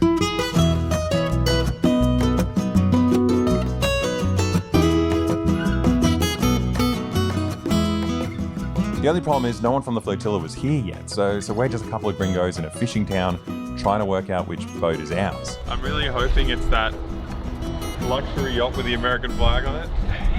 Look at that thing, hey? All I could really tell was that these were definitely 100% fishing boats. Oh yeah, you can smell that. Yeah, that's pretty potent. I guess we're on... They said blue and white, which is... That could be one of them. Oh fuck, is that one wooden? Yeah. We got the one wooden one. After a little while, the other activists showed up and we were about to get our first glimpse of the boat. But they told me it was the biggest one. And you can see it there, just sticking out of the top. Big is good, I think. Bigger the boat, yeah, better right. the boat. Right. Think about Titanic, you know, big. How are you going to get to it? We got to sail over to our boat. Oh, can we go? Yeah, boat to boat. I think it's had a fresh coat of paint too. You can smell the fresh paint. Like everyone has to take care of. Don't worry, that'll be me. I didn't know he traveled without Alex. Yeah, Alex got cold feet. He got like actually scared and he didn't want to do it, which makes sense, especially considering the dangers of going on such a journey to begin with. There are numerous dangers for it. I'm super excited. It's so much improved from yesterday. Oh really? I like the smell of the paint. It's really overpowering the smell of the fish. Put like a fresh coat of paint on a fishing boat.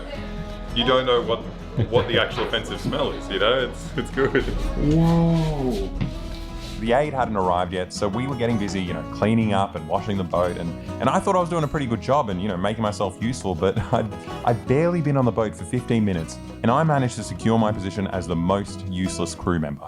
Now, pay attention to this rusty metal shaft that goes down 2 meters into the engine room. Even though I'm filming it right now, in about 3 minutes, I'm about to forget all about it and walk into the boat with my head held high and just plummet straight down that hole. I heard the sound and everybody yell out and said, that's definitely Alexa's falling down the hole. There's like 30 people here. What happened, Alexa? I walked straight through the hole. You gotta watch out for that. Oh man. You gotta be careful. You get really hurt doing that. Yeah. Oh man. Those long legs. You just like split your head open. Yeah. That's crazy. That should not have happened. While we're in this fishing village, watching all these fishermen trying to help us reverse park our fishing boat, something dawned on me. I've been shitting myself for a week about the US bombing all those fishing boats. I didn't realize we're like exactly on a fishing boat. Like this is the worst kind of boat for it, isn't it? This is where the tuna go. Yeah, there's a little fish hatch. Shut the fuck up. Hold on. Sorry. Breaking news. Scoop o'clock from MS Now on the FBI beat, on the Kash Patel beat. FBI Director Kash summoned to the White House by frustrated Trump advisors today. He had to cancel his jet trip to see his girlfriend play at a country music festival in Chicago from the tarmac. Oh boy. Oh boy. Uh-oh. Come back to Valhalla, brother. And by Valhalla, I mean podcasting. It's time. It's time to get back to podcasting. You know it to be true. You know this is the right thing to do.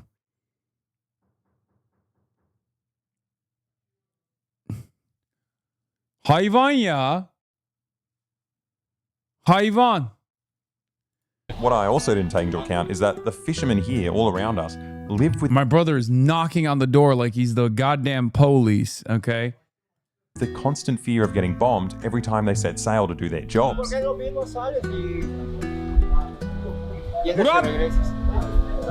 Murat! Hayvan gibi açıyorsun lan. Öyle kapı, öyle vurulur mu kapıya? vienen a Cuba restringido y qué drástico es, qué mal los tratan, no deberían. ¿Y qué piensan ustedes de esa flotilla? De esta ayuda muy bueno, muy bonito, sí. La verdad. Ojalá lleguen. Ojalá y porque pues escuchar noticieros y todo, que todo les quitan, no llega esa ayuda humanitaria. Sí, ya han enviado muchos países. Lo ves a los pobres como los tienen. It was actually horrifying thinking that these people risk getting blown up just for doing their jobs. And, I felt awful until the fishermen started flexing on us about like how much. Hasan, if it were still Ottoman times and your dad was Sultan, would you take out Murat? In a heartbeat? Not even a question. Better his boat was than our boat. And then I don't know, I felt kind of neutral about it after that. Sí, no sabemos dónde dormir. Hay como 10 para 25. Wow, toda madera, Sí. Así es, muy bonito.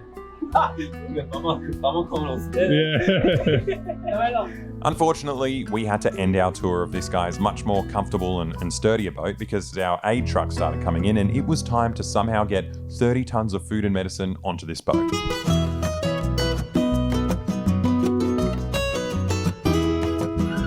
Now, we didn't just have 3 big trucks, but also a bunch of nice everyday people heard what was going on and drove up and brought their own donations. It was really beautiful. It was a lot of work, but the energy was great. Everyone was singing the whole time, so even when you're on your 50th sack of beans and, it rips apart and you spill beans everywhere, you need to tape it up and fix it, you still feel great. It had been hours and hours of hot work, and I was slowly starting to realize how much 30 tons actually is, right? Especially when you're down in the hull, loading an endless stream of sacks and boxes. It's really warm down there. Yeah. Been down below. Yeah. Whoa. Just this thick smell of diesel. Yeah. Hot. Working. You wish you did the boat? Fuck no. Fuck no, dude. Go, folks. Sources tell MS Now embattled FBI Director Kash Patel canceled a trip to see his girlfriend in Chicago this weekend after top administration officials, frustrated with Patel, summoned him to the White House. MS Now senior investigative correspondent Carol Lennick will join us now. Carol, what else are your sources telling you? And can we just, Luke is always noting that we should highlight the reporting. And to be very clear, the reporting from our Carol Lennick and Ken Delanian says... exclusives. Yes. It says the second misstep that people said was that extensive reports by MS Now and other news outlets about taxpayers footing the bill for Patel's globetrotting ultimately spurred formal questions from Senate Judiciary Chairman Chuck Grassley, a critical ally of President Trump. Dude, the fucking boat is sinking. Okay? That's it. And the rats are trying to escape. Ben de bunu getirdim sana. Ya evet. Al. Hey, Hasan, I like your tie-dye. Thanks. It's my dad's. It's one of the... Yeah, there's 2 more to go. Is this the same truck? Same one. Oh, yeah. fuck. Yeah, there's a lot of stuff. Let's go have a smoke. But we just kept going, right? Loading bicycles and solar panels and everything that would fit on this boat. It got to 3 a.m. and it looked like we were maybe, getting close to finishing until the Mexican Navy heard what was going on and they made us stop so they could check through all the things we were loading to make sure everything was up to code. Which led to hours of negotiations, right? When they clocked that we had filled this little boat with 30 tons of aid and there were only 10 beds, they insisted that we only had capacity for 10 people and that more than half of us wouldn't be able to make the trip, which is, a rough thing to hear after weeks of preparation, but eventually they caved and let us go.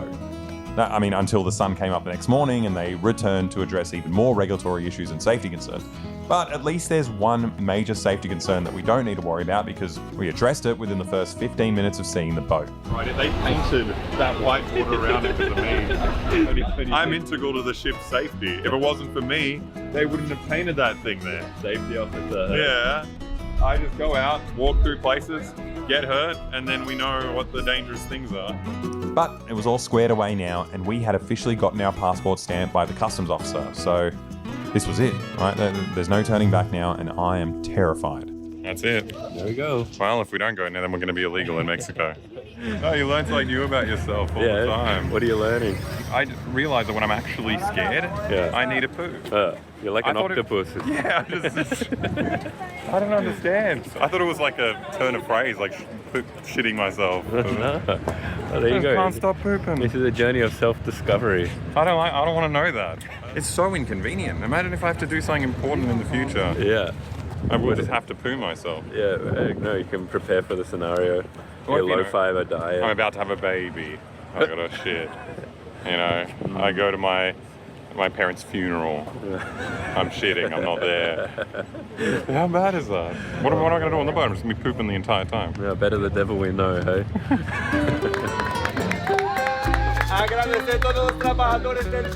I've never had an anxiety shit in my life.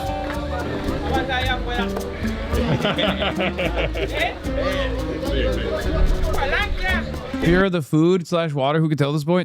No, dude. He's afraid of getting lasered out of existence by an American naval asset. But yeah, that's what he's afraid of. He made it very clear. Because at this point, the Trump administration is just straight up blowing up boats in the Caribbean nonstop. And they still haven't really stopped doing it, but they were certainly doing it at its peak back then. So from his perspective, he's like, what if we're next? Well, there you go. I'm stuck on the boat now, and whatever happens, happens. So I guess now's a good time to find out what the actual chances are I'll get blown up out here. Now, you might think the US is blowing up narco traffickers in the Caribbean, or you might think they're just killing random fishermen, and that depends a lot on what kind of media you consume. Now, if you're watching this from a boat in the Caribbean and you want to work out if a missile is heading your way, you could read through like every single news article ever written and sift through the bias to find out if you're being targeted, but time is of the essence in this scenario. So thankfully, today's sponsor, Ground News, has you covered. Ground News is a website and app designed to sift through political bias and make the news more transparent. Ethical so let's say reacts. I want to look up the US bombing boats in the Caribbean. You can see that 244 sources reported on this, with 28% of them leaning left and 19% leaning right. You can also see how reliable these sources are and who owns them. And if you click on one of the left-wing articles, they'll say that an overwhelming consensus of experts call it a crime against humanity and highlight the fact that the relatives claim the victims are just fishermen.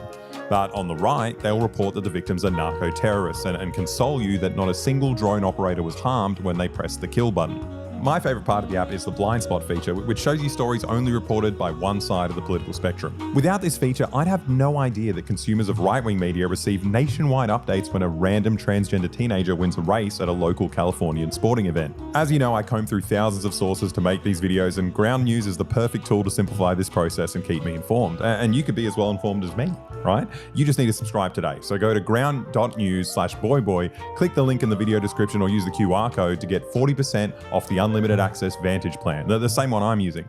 So subscribe today and stay informed. Okay, now back to the video.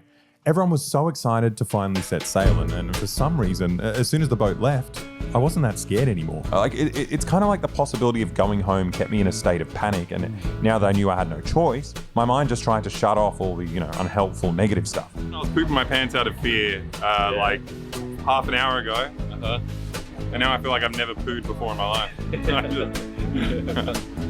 It's perfect. I feel really, really good. Quietly confident, eh? Yeah, I reckon. I'm not the kind of person that dies. Never. Hasn't happened before. What do you reckon sailing like for you? For now, in the harbour, the 5 minutes of sailing we've done, stop coming. I reckon I could do this the rest of my life. Now, I knew we had a bunch of activists and journalists on board from around the world, but I felt... Stop coming, chat. Stop coming. Do not come. Do not come. I'm gonna come.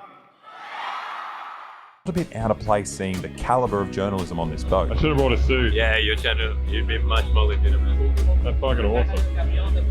Is he gonna wear it the whole time? But as we left the harbour, it got harder and harder to hold the camera straight. And eventually it got hard to just stand straight. And I realise now that I'm editing it, it's surprisingly hard to capture how unstable the boat was on camera because, you know, the cameraman is essentially being a human gimbal. Like here's an example. If you do this to a chicken, notice how its head always stays upright. That was us when we were filming, right? You're watching this video through the chicken's head and everything looks much, much better from the perspective of the chicken. It's hard to walk around, man. No few legs. Yeah. Are we gonna get used to it? I don't know. No, I don't know. I need to hold onto a wall. Apparently this is the easy bit. No. Yeah. I think the waves are gonna get fucked.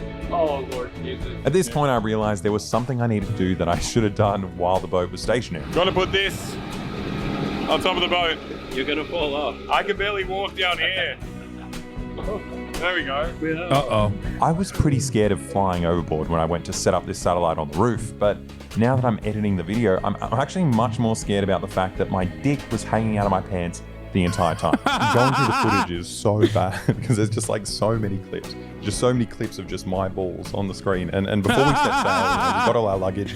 We ratcheted it up like down in the hull so it wouldn't fly around everywhere. But that meant that all I could really wear was what I had on, you know? And it was really stupid. So if anyone on the flotilla was watching this, I'm so sorry you had to stare at my balls for like an entire week. Like I actually had no idea that they were just hanging out the whole time. Crazy. Of course, dude. Of course the motherfucker did not have any briefs on and just straight up was giving full scrot to everyone that's trying to do a humanitarian aid mission. I don't know. Yeah, longest shorts in Australia, by the way. I mean, straight up, that is the longest shorts I've ever seen him wear. Honestly. Getting seasick and worried about getting bombed is bad enough without having to stare at my balls all week. So I'm really sorry. But back to the satellite. I got up on the roof and the waves were pretty nuts. Like I tried to keep my body, close to the ground, but the ground wasn't particularly stable either. Fucking try these shorts. Very slippery. If we get intercepted by the US Navy, if I can get internet on this ship, then I can back everything up. And then they take us, they imprison us, whatever. But the footage, what you're watching right now, is going to be on the internet. All because of what we're doing right now. Okay. So if you're watching this, if you can see this video, it means the internet worked and we got it through. If you're not watching this, it means it didn't work. Haas tasty, bet they stank good as hell. Bro, you need Allah right now. You need a copy of the Quran. You need to read the Quran. Wow, that is crazy. That is crazy. But I had no choice, right? You slowly get used to the movement of the boat and Nasty learn to little stay low. pervert. And we set the internet up in no time, and I could get back to work backing up our footage. What are you doing? Just backing everything up, making sure it's everywhere. Everywhere. This one. So where's that going? My ass. Okay. Look how small it is. Oh, it's teeny tiny. Straight in my ass. Go and notice the thing. This one. On the front, in my penis. There are all these different options. Oh, right, yeah. For your satisfaction. I can have a good trip. Now, the next challenge of the day, which is actually quite linked to me being scared on the roof, is needing to use this thing. Now, since the boat is constantly rocking back and forth, you need to secure the door while you're hovering over this seatless toilet. And if you're a socially minded person, you're probably going to want to flush when you're done. So you have to get this bucket and lower it over the side of the boat and fill it up with seawater before you even go in. Now, I used this toilet exactly once, like only on the first day. It was actually impossible to stay still, right? You're squatting over this thing, shaking back and forth, you're shitting everywhere. And it took me like 20 minutes to just clean up the mess that I made. And at that point, I made a vow that I just wouldn't poo ever again. And I just go mind over matter and just like hold it in for the next week. And it's not even about the sheer difficulty of like pooping. It's also the fact that you're just in this like stinky, confined plywood box. And yeah, to answer Chatter's question one more time, I'm glad that I flew in as opposed to doing this. It just makes you seasick immediately. So how much of this humanitarian mission documentary is just shitting? Come on, man. Of course, it's boy. Of course, it's like all of it. I suspect that when he arrives at Cuba, there's going to be a lot more shitting, perhaps maybe even some puking, but mostly a lot of shitting. He's going to talk about how his shit's changed dramatically when he started, eating the Cuban food. Feeling constipated is way better than that. But it also became increasingly difficult to be inside the boat at all. Because it turns out the Alexeyevich Memorial shaft was left constantly open to stop the engine room from overheating, which meant that the kitchen and the bunk beds were just dense with this like noxious diesel fume. So when the sun started going down, most people tried to find some space to sleep on the floor outside, which was harder than we originally thought because, we loaded multiple pallets of solar panels on the deck. So there wasn't a lot of space for sleeping. If you're lucky, you'd get a hold of one of the few gym mats that were lying around and, find a spare spot. Or you'd make really good friends with someone who managed to secure a spot themselves. Now, it got surprisingly cold at night on the high seas, which is something I didn't know about and I didn't really plan for since, all our luggage was in the hull. So I was just stuck in short shorts and apparently with my dick hanging out, so I was very cold. Now, there was obviously a lot of water lapping up onto the deck and any smart person would have quickly claimed, the few dry spots on the ground, but I'm an idiot and instead I focused on doing this.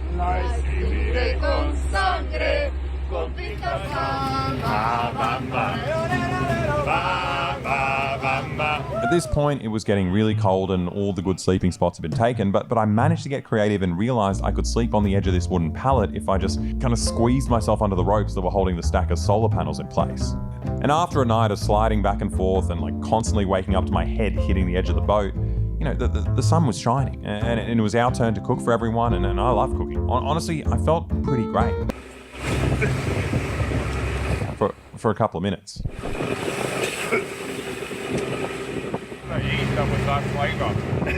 It turns out what I was tasting in that moment was stomach bile, and I'd completely emptied my insides. Now, it had been about 24 hours on the boat at this point, and I somehow convinced myself that I had some kind of genetic immunity to seasickness, but obviously I was wrong. Either that or the stress of the trip had cultivated some kind of reverse bulimia where I had to vomit everything out before I could eat a meal. So hungry, I vomited everything. Just in time, hey? But I couldn't keep any food down. Once the seasickness set in, it was actually horrible. It was so bad. It felt like you were hungover and super dizzy, but you're also forced to be on this 600-kilometer long roller coaster. And it's not like one of those cool roller coasters where you get to have fun and kiss. It's like a roller coaster where you also have to do chores the whole time. Even just getting a cup of water is so hard. It involves tightrope walking and washing dishes and squats. It was actually fucked. I was just counting down the 72 hours until we landed, just praying it would all stop. And I guess my wish kind of came true because it was that moment that the engine died. It turns out it was probably a faulty alternator. So everyone was scrambling for solutions, right? Some people were trying to jerry-rig one of the solar batteries that we were taking to Cuba, while other people tried to set up an old generator to power the battery. And I was trying to address the issue by just continuously vomiting over the edge of the boat, but none of that fixed the alternator. So we were all out of ideas. We were just stuck there, just floating aimlessly in the middle of the ocean for hours and not getting any closer to Cuba. But it was kind of nice. Without the deafening noise of the engine, it was a little bit easier to just lie perfectly still and ignore the seasickness. I kind of feel like I reached a level of zen in that moment because I didn't realize at all that we were about to be boarded by the military. I woke up, tried to work out what was happening, but everyone I spoke to was confused. I went to my laptop and realized that my very special strategy of uploading everything online was a complete failure. I had half a terabyte of footage and literally none of it was uploaded. I should have guessed by the fact that it took about an hour to just check the news every day, but yeah, my footage wasn't backed up anywhere. And obviously you are watching the footage right now, so I guess I managed to save it somehow, but in the moment I thought it was game over. So for the sake of immersion, I need you to pretend that you're not watching this video right now. You're thinking about this happening. Hope it's one of the nice Navy ships. What do you reckon? It'll look friendly? I think it's smiling. I don't understand what's happening. He's like a shark. He came from that side, and now he's coming around there, and it looks like he's going to turn around this way as well. Just circling us until we get hungry and beg for mercy. Thankfully, it was a false alarm. Wait. You think any of the Cubans watched this and threw away the beans and stuff Pooh Boy brought? They were like, yuck, Pooh Boy brought this.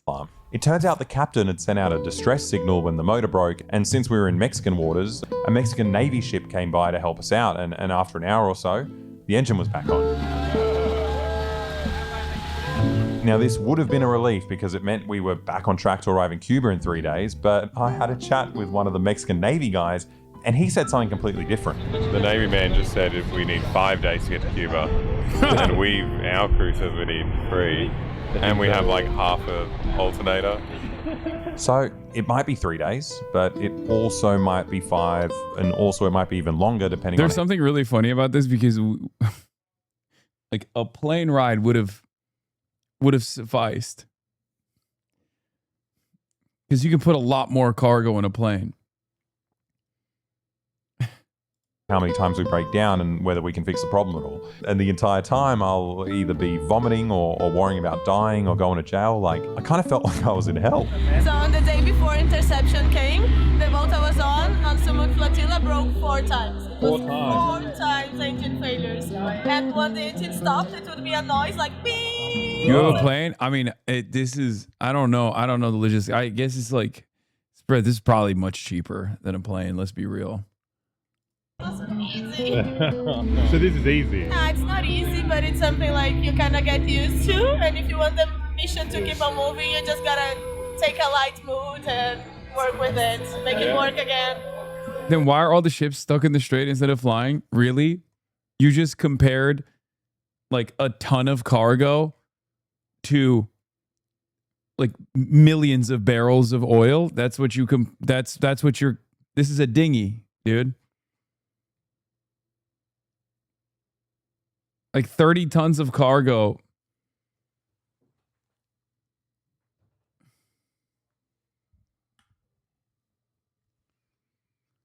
That's it. But look, whatever I'd been doing for the whole trip obviously wasn't working. So I thought, you know, I might try this like weird new South American thing called being happy.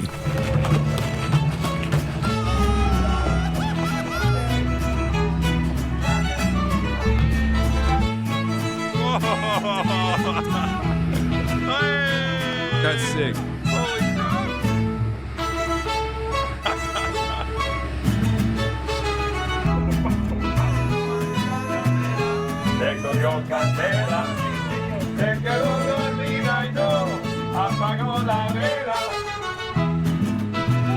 I got to tell you, man, this new strategy was working out surprisingly well until nighttime, because it was my turn on the roster to stay up and stand guard as the night watchman. You see, on the Gaza flotilla, they'd get attacked by drones at night, dropping bombs, starting fires, or even spraying weird, like, harsh chemicals. It was up to me to wake everyone up if we were being attacked. But here's the problem, right? You look at this light in the sky, and you tell me whether that's a star, or a passenger plane, or a drone about to bomb us. Like, the sky is full of these things, and there's no decision that I can make here that isn't incredibly embarrassing, right? Either I'm the idiot who woke everyone up because he saw a star, or I'm the idiot who didn't warn everyone that we were about to get bombed. It was kind of shit either way, but I guess maybe it didn't matter. Like, I realize if I do get hit by a drone strike, I won't even know what happens. You know, I'll just be gone. It kind of made me wonder if any of the fishermen over the past year have been in this exact same spot, thinking the exact same thing, like thinking they might be seconds away from being hit. You know, they're thinking about their family and all the things they've done in their life, and just, you know, praying that God will accept them into the crystal clear waters and sunny skies of fisherman's heaven. Like, it's funny to look back at it now, but I honestly thought I was going to die and end up here. Like, it's fucking crazy. Like, this video was such a massive risk. Like, not just for my own life, which, you know, I'm very attached to, but even just the fact that, you know, chances are we'd get intercepted and I wouldn't even have any of this footage at the end anyway. And the only way I can actually take these risks is thanks to our supporters on our Patreon. Thanks to you guys, I can take these bigger risks and make more important videos, right? And because I know the community is going to have my back if anything goes wrong. And outside of that, this is by far the most expensive video I've ever filmed. It costs a stupid amount of money to pull this off. So if you want to help us out with future videos like this, jump on the link in the description, and just for $5 a month, you can get a full-length exclusive video every month. Even if you hate me, it's worth $5 a month just to convince me to, you know, keep trying to kill myself. So it's a win-win for everyone. Like, you should just do it. Now, the rest of the days on the boat all jiggled together into one long haze. The sun comes up, it's on one side of the boat, and then a little while later it comes down and it's on the other. You wake up sleeping on a pile of ropes, wearing the same clothes you wore for the past 3 days. You try to distract yourself from the fear by, you know, filling up your day reading, playing Uno. The boat keeps rocking. Your mate Claudio, the 80-year-old Italian journalist, burns himself on the chimney, so you have to make a warning sign. You cook, you eat, you sing.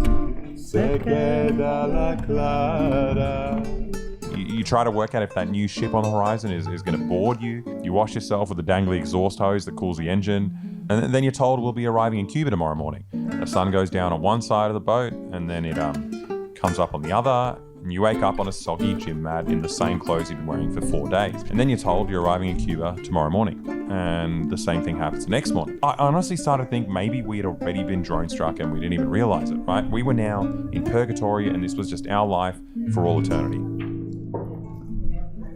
Then one night, a bunch of tiny islands pop up on the radar, and in the morning, they pop up on the actual horizon. But I've been in purgatory today, so I don't fully believe my eyes. According to this, not in Cuba yet. No land. I don't trust it.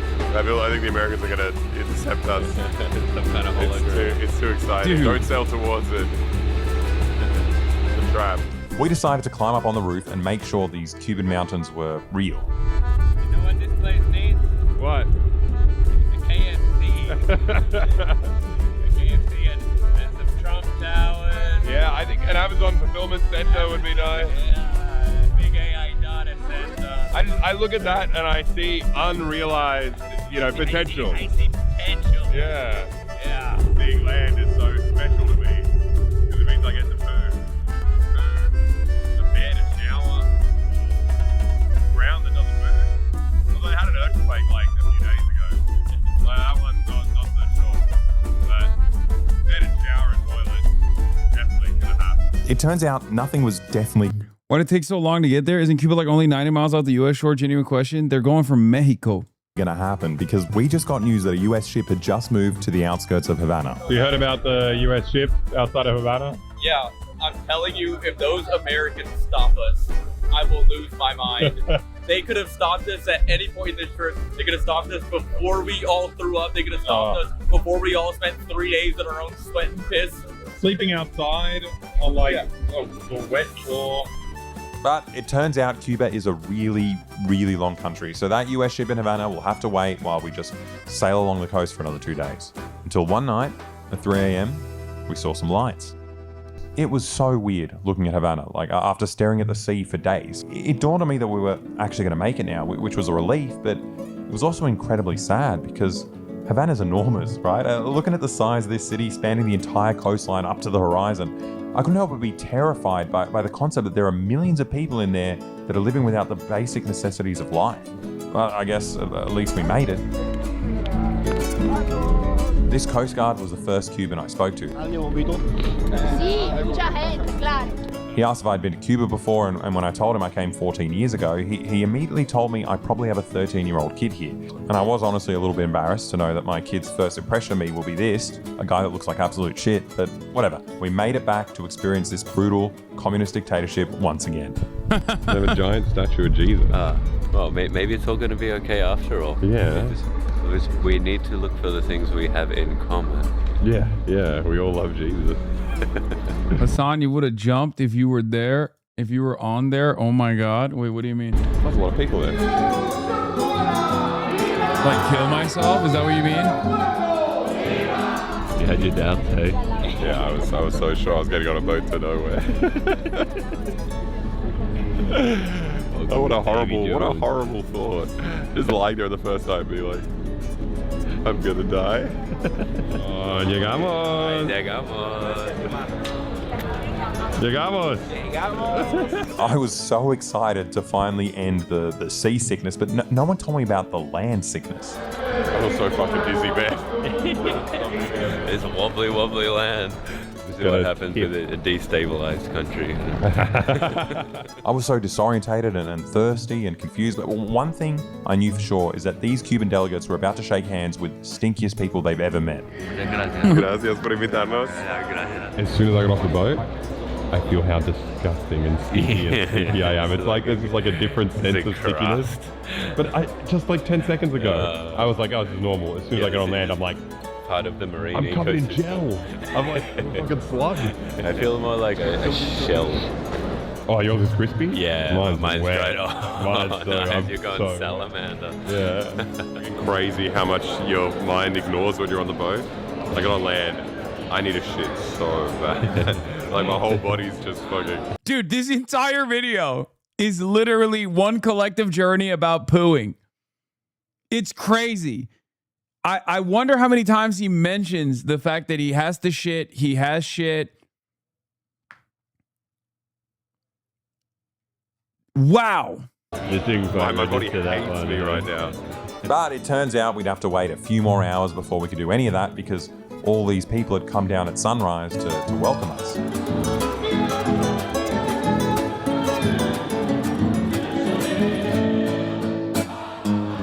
When do do I get to do a poo? I need to do a poo. Now, I didn't realize at this point, but we also needed to unload the 30 tons we'd loaded up in Mexico before we could get any relief. But it was done, and we finally checked into our hotel room. We were staying at Hotel Presidente, one of the many kind of affordable state-run hotels in Havana. Now, the special thing about this place is that the US government won't let you stay here if you're a US citizen. You have to go to a private hotel, or else you could face up to a penalty of 10 years in prison and $1 million fine. But I'm Aussie, so I don't have to worry about that. All I need to worry about now is having a shit and a shower. And even though the energy crisis meant that there was no hot water and occasionally there was no water at all, it was still 1,000,000 times better than the boat, and I felt relaxed for like the first time in a week, until I checked my phone. You know what the Pentagon's new operation for Latin America is called? Operation Total Extermination. What the fuck? Operation Doing What the Devil Says. Why would you call it that? Totally, it's not very diplomatic. Makes it a little bit scared being here. I'm like, what do you mean? Yeah. Total extermination, but I'm here. It's just so lame, hey? It's just so obviously just a computer game playing kid. Yeah. Has suddenly too much power, you know? But if I thought the news on my phone was bad, it was even worse on Dan's phone when he tried to access his bank account. You're blocked from online services because you're in a sanctioned country or region. And then, I need to buy a sandwich. See details. We are obliged to manage our international sanctions risk, so you cannot buy a sandwich. That's so nuts that a random fucking Australian bank will just like... Yeah, this is a part of the reality of the sanctions, is that you can be a country, you can be the bank of a country that has nothing to do with America at all. You could be an Australian bank who will refuse to allow you to operate in Cuba because it's a sanctioned country, because Australia, the bank is worried that America will punish them. Like get rid of your account. Yeah. If you do anything. You cannot do anything. And then I'm like, okay, cool. Well, I'll go and get a VPN thing. And then look, I try to download this one. The App Store is unavailable in the country. Oh, you got fucked. Yeah, I can't even VPN. All I want is a sandwich. I'm sanctioned. That sucks for you, dude. Why don't you spot me something? Come on. I got my VPN on time. Come on, just a little bit. You gotta look at You're it. complicit in this. Cuba's a communist country. That's why things are so bad right now. I'm gonna learn from Cuba's mistakes. You're just sanctioning me as well. No, you know what? I think the value. I don't know how the fuck he even had. You don't really need a VPN, but I don't really know how the fuck he even had internet at all when he was there. I'll be honest with you, that shit was impossible. Like, it was genuinely impossible. The value of money to you is actually so much more than it is to me. Yeah. I'm gonna loan you the money. Hotel Wi-Fi? Dog, I was in a hotel too. I'm telling you. The hotel Wi-Fi was always out. If you want $5 now, you have to give me $50 in a month. Right. It's like a World Bank loan. Yeah. You have to change. You have to restructure some of this stuff. A little bit of changes. I'd like you to organize your wallet. Yeah. A little bit of financial management. Now, to be fair, even if Dan was allowed to access his bank account, pretty much all the ATMs are down because of the energy shortages. So since I'm the guy who, took out money before the trip and, I need Dan to hold the camera and not be dead, I decided I won't let him starve for now. But anyway, the rest time was over and we had to find our way to the hospital to hand off all the aid that we brought. So the problem was that the hospital was like 10 kilometers away and it's incredibly difficult to get a taxi with barely any fuel in the country. But luckily, with the help of a world famous soccer player called Xi Jinping, Cuba set up a factory just outside of Havana pumping out thousands of these electric tuk-tuks, in response to the US cutting off all fuel from the country. It was pretty strange getting our first actual glimpse of Cuba. The streets were so empty compared to 14 years ago, and because the fuel blockade made driving nearly impossible, you had to go for all these weaker vehicles that used renewable energy, like, these 2 horsepower tuk-tuks or this 1 horsepower horse. But we finally arrived to this children's hospital that specializes in cardiovascular care, and it honestly felt surreal seeing all this aid reach its destination. And something tells me the nurses couldn't believe it either. For the past couple of months, all I could think about was this flotilla, but somehow the only thing I actually thought about was the flotilla as a political stunt, right? Getting on the boat and exposing to the world that the US is killing people through their blockade of Cuba, and hopefully, inspiring people and governments around the world to take action. But I didn't actually think about the real people that are going to receive the aid that we're bringing. Like, there are children in this hospital whose lives are going to be dramatically affected by this, 30 tons of food, medicine, and solar panels that we filled our little boat with. And honestly, I hadn't thought about the real world impact of that. Es algo maravilloso. Nos hacía falta. Ay Dios, ahora usted lo vengo sabiendo desde empiezo a anunciar y me despertó ahí. Gracias a ustedes por venir, ustedes están haciendo una cosa, no es solo lo que ustedes aporten, están arriesgando, se vienen aquí a que después lleguen allá y lo puedan crear problemas, lo quieran meter. Eso es una cosa que no tiene precio. Agradecerles a ustedes lo que están haciendo y nos da un estímulo para seguir que ustedes no se pueden imaginar. It was actually so nice seeing where all our aid was going, but it felt like a drop in the water. The hospital was running out of everything, from like medications to medical machines to simple things like gauze and bandages. En un hospital del país, en donde podamos hablar cualquier país, hacen un reporte o dicen se rompió este equipo. Y no obstante viene el privado, dice bueno esta pieza cuesta tanto y al momento se lo pone. Sí. En el caso de nosotros no es tan así. Nosotros tenemos que hacer una contratación, ver si no nos está prohibido vendernos al país por el tema del bloqueo. Entonces se encarece todo y se demora mucho más que en cualquier mundo por esta situación. Aquí hacemos. Yeah, there are entire fucking graveyards of perfectly fixable equipment in Cuba that simply will never be repaired because one tiny component was broken. And it's a proprietary piece of technology. And the company that they purchased it from has decided now that they're worried about American sanctions, so they won't send the components necessary to fix it. It's horrifying. Abierta, en este caso, donde necesitan muchos recursos desgastables. Estoy seguro que si no tuviéramos ese bloqueo fuera lo más rápido posible. Tenemos dinero a veces en los bancos y no podemos utilizarlo porque hay bancos en algunos países que no aceptan transacciones con Cuba. Like, one of the most insane aspects of this, someone say your country deserves the Israel treatment for this. Yes, it's true. And if in a just world, we would be a pariah state in the same way that Israel is. I mean, after all, half of Israel's crimes is because we allow them to do it. And the other half is because we give them the weapons to do it. Now, one of the most insane aspects of this is that it's totally unnecessary. Okay? This kind of cruelty is unbelievably unnecessary. And as a matter of fact, there's an argument to be made about removing these setbacks and actually allowing Cuba to thrive, which could be beneficial for America as well. We just choose to be cruel to these people. Genuinely.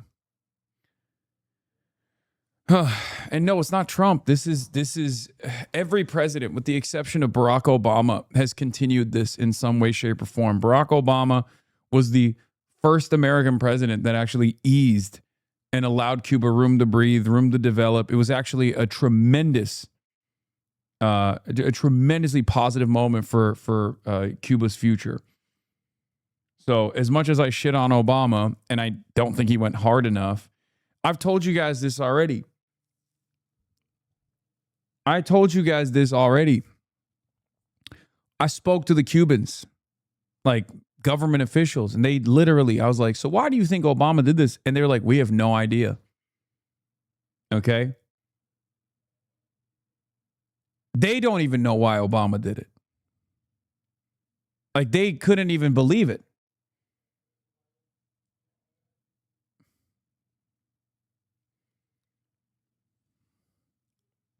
Lacking supplies and equipment is just like one of the many issues that they have to deal with here. Man, he did that shit for his legacy on his way out the door. He didn't give a fuck. What are you talking about? That's not true. No, it was Ben Hamas Rhodes, for the record. And it was the only, and it was not, you're thinking of Biden. Oh, Biden.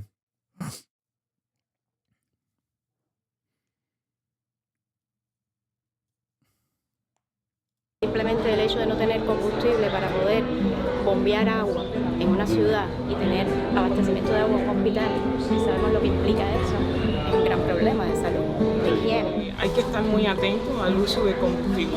Por ejemplo, hay un área que no es combustible que está encendida, que es la parte de las consultas y demás, porque el combustible hay que ahorrarlo para la forma general, porque tenemos una terapia intensiva donde hay Did pacientes. Austinox edit this one too?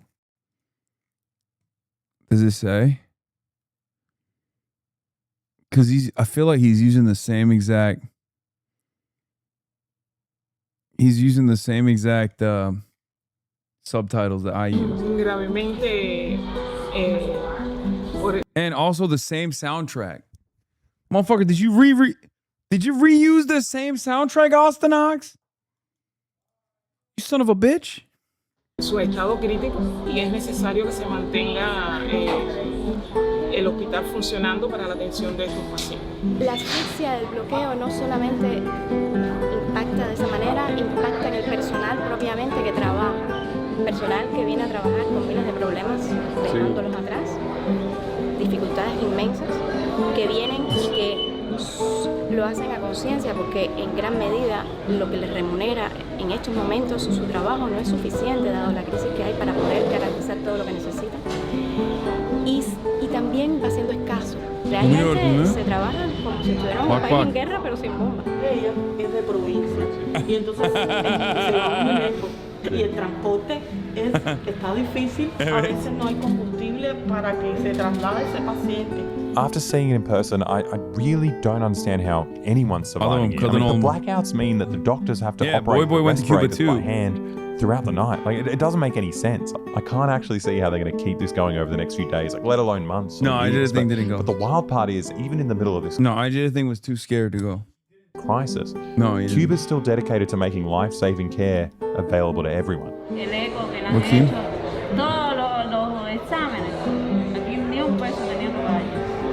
Ayıp lan ayıp. Hareket çekilir mi abi? Ulan abi olan benim. O benim küçük kardeşim lan. Ama aramızda 2 yaş var sadece. O yüzden yani hani pek bir farkı yok amına koyayım artık. Ben 35'im, o da 33 yani. Olacak. Y la atención de los doctores. Don't reveal editor secrets. Que compensa el mal rato que uno está pasando por la situación de los niños. I mean, the fact that they still managed to keep healthcare free during this humanitarian crisis made me feel a little bit hopeful, right? Until I stepped outside and got a taste of reality. Your video and his video should have voiceover for translations. Dog, I literally did that. My video has voiceover for translations. The fuck are you talking about? We did do that. It turned out that one of the members of our flotilla, Tiago, had been arrested while flying home on his connecting flight in Panama. I think the interrogation is so funny when, like, the entire thing is broadcast almost live, you know? Like, what were you doing? It's like, well, it's documented the entire time. Look at my Instagram. Yeah. Right after that, we heard that the other 2 boats from earlier in the video were meant to arrive today, but they had completely vanished on the high seas. Just on the phone with the Mexican authorities, they're launching like a search and rescue thing because no one knows where the 2 sailboats went. Holy shit. So they are trying to find them. But is there a worry that something happened? We just don't know. It might just be taking don't know. But there was literally nothing we could do about either of those things but, you know, sit and be scared. So we decided to walk around the hospital and we bumped into this nice Swiss man, Franco Cabal. He happens to be one of the best oncologists in the world. Like this man wrote the textbook on medical oncology. No, it was him. I checked. He's the guy who wrote it.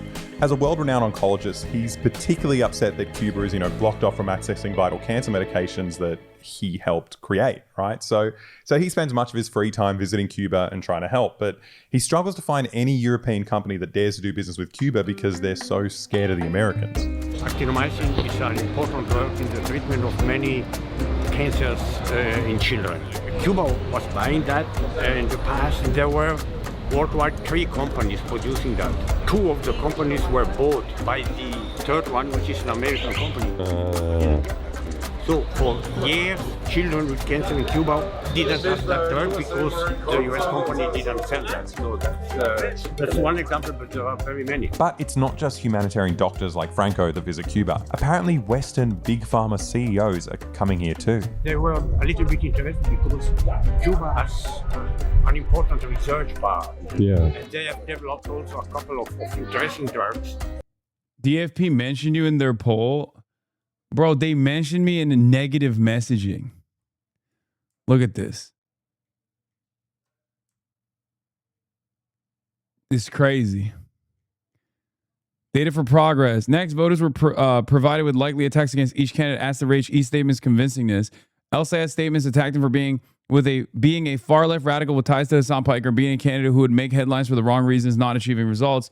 Stevens showcased her as an establishment politician with ties to AIPAC, and Rogers showcased his affiliation with Donald Trump, branding him a MAGA Republican.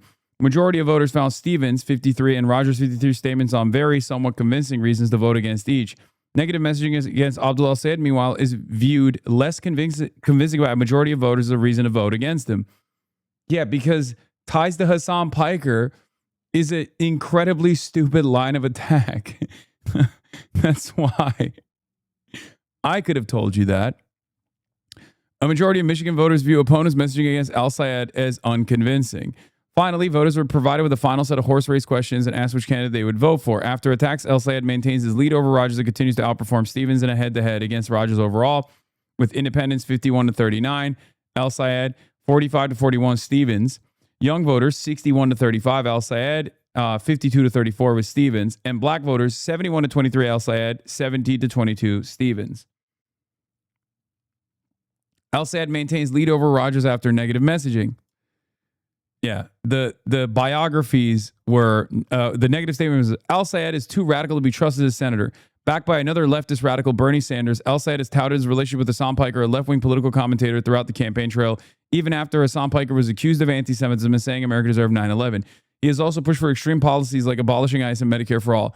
We need someone who will be focused on results, not making headlines for the wrong reason.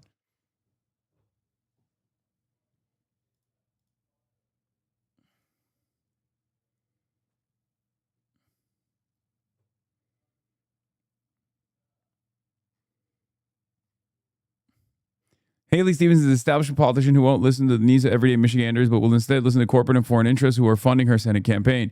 She's taken money from the pro-Israel lobby, AIPAC, and has received thousands of dollars in campaign donations to run advertisements across the state, something we've seen time and time again from politicians who want our vote, yet will do nothing for us while in office. I got this survey. Okay, how did you respond? You better have been like, I love Hasan Piker. I'm voting extra hard for Abdul.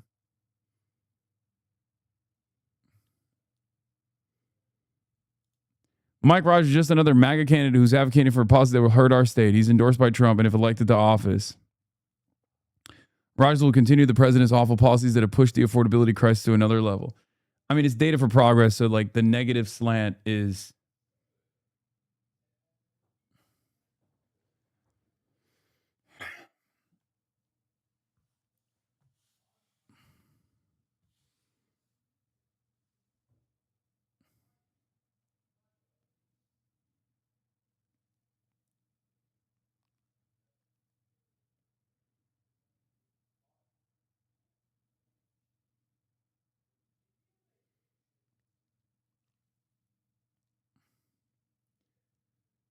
Speaking of, here's a Trump Abdul voter.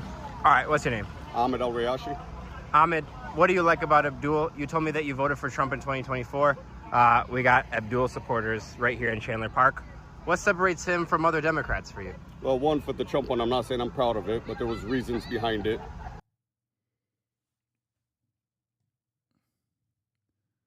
All right, let's continue with the video. Were then bought by Western companies. I know from a very important CEO of a very important pharmaceutical company who came incognito to Cuba. Nobody was allowed to tell that he was going to see what they are searching for. So I'm standing there on the street talking to a world-renowned cancer researcher, and he's telling me that, you know, big pharma executives are entering Cuba secretly to like collaborate on research projects without the US government knowing. But it's all just kind of like difficult to believe, right? How does a Caribbean country, you know, it's blocked off from trading with the world, how do they become a biomedical powerhouse making insane discoveries like, you know, the world's only meningococcal B vaccine and luring big pharma execs with these breakthroughs? And, you know, all the other Caribbean countries, they're still stuck researching who that guy was who let the dogs out. It just doesn't make sense. So the next day, we decided to visit the Neuroscience Institute to see how it's possible that Cuba's pumping out all these medical breakthroughs under siege.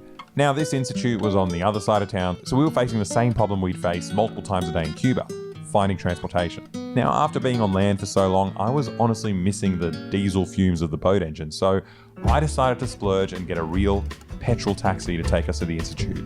And we're going there with our mate Daniel. He's a Cuban journalist working for the independent media outlet Belly of the Beast. They do awesome documentaries and on-the-ground reporting in a place that's always like so saturated with fake news from mainstream media. So you can check him out in the video description. Now, Daniel joined our project as a producer, which is, you know, a stressful job at the best of times, but he was also doing it under the constant threat of being bombed by a foreign country. Realizing that your future, the future of those around you, ends up depending on, you know, individual decisions of people that, in all honesty, couldn't give two shits about any of you. Yeah. It's daunting. Yeah, sounds terrifying. The idea Belly of the Beast are heroes, dude. VODs and the idea of an armed invasion running through my mind. You know, I keep having nightmares about it. Cuba sounds like an amazing place. You can walk around the street, just bump into the world-renowned doctors, top-viewed streamers, and Jeremy Corbyn, all while just trying to find a place to poo. They start bombing, I'm dead. A lot of people are aware that this is a real possibility, and those who are thinking it like that, would be like, there's not a single one that would say, hey, yeah, sure, they should bomb Havana. Like, you know, that's not a thing. Like, you could find someone that tells you, sure, I hope the government changes, right? But bombs and bullets, they have no names. You know, once the shooting starts, no one's, you know, stopping and say, oh, let's see if this guy was a communist. After that fun chat in the taxi, we finally got the Neuroscience Institute to meet up with Dr. Mitchell Valdez Sosa. Don't panic if there's a power cut. That's my guy. The elevator will have no... That's my goat. Dr. Mitch. This guy is fucking incredible. problem, and we're just waiting. We can do the interview with He's the not elevator. my guy. He's the guy. Oh my God. That is sick merch. All right, yeah. Perfect. This was the very first medical equipment manufactured in Cuba. A Cuban computer. It turns out Cuba became a research hub thanks to this computer and a guy called Erwin Roy John, the father of quantitative electroencephalography and neurometrics. And look, I don't know what that means, but I was standing in front of a world-renowned scientist, so I just nodded along, right? Now, Erwin Roy John wasn't a fan of Big Pharma, and he was a massive fan of Cuba's universal healthcare system because, you know, he's interested in treating people and not just making products for a company to sell to the highest bidder. So he wanted to do his research here. Erwin Roy John was fired up with this idea, and he said, I'm going to bring to Cuba some computers with my software for studying the electrical activity of the brain. Of course, when he asked, for the permit, whatever, to export it, they said, oops, that's trading with the enemy. In the meantime, Fidel had talked to the university professors and asked them, you guys can make a computer? He said, we can. And looking at the user's manual, they started deducing, if this does this, it has to work in this way in the inside, on the plane. When Roy returned, ashamed, I wasn't able to convince the US government. We said, nope, we have our own computer. Good, we sorted that. And that was how the Neuroscience Institute was started. Now, the research Erwin Roy John did here led to breakthroughs like this. And trust me, I Googled it. Like, I don't fully understand it, but they're definitely breakthroughs. And in Cuba, these insights were used to test every child in the country for neurological disorders like epilepsy for free. And in the US, these same breakthroughs are used to, charge parents upwards of $22,000 if they want to know if their kid has epilepsy. So it's no wonder Roy John opted to do his world-renowned research in Cuba, even though he knew full well that he would be blacklisted by the US government for doing it. Cuba is the only country in the world that had to develop everything themselves. From the ventilators that saved countless lives during COVID to screening devices for newborns and hearing aids, which by all accounts should be almost impossible to do. Like even in a country like the US, right? One of the biggest biomed industries in the world, they still rely heavily on global supply chains for all their medical treatments, right? No country can function without accessing the things that the rest of the world produces. But cutting off Cuba from the world isn't just cruel to this island nation of 10 million people.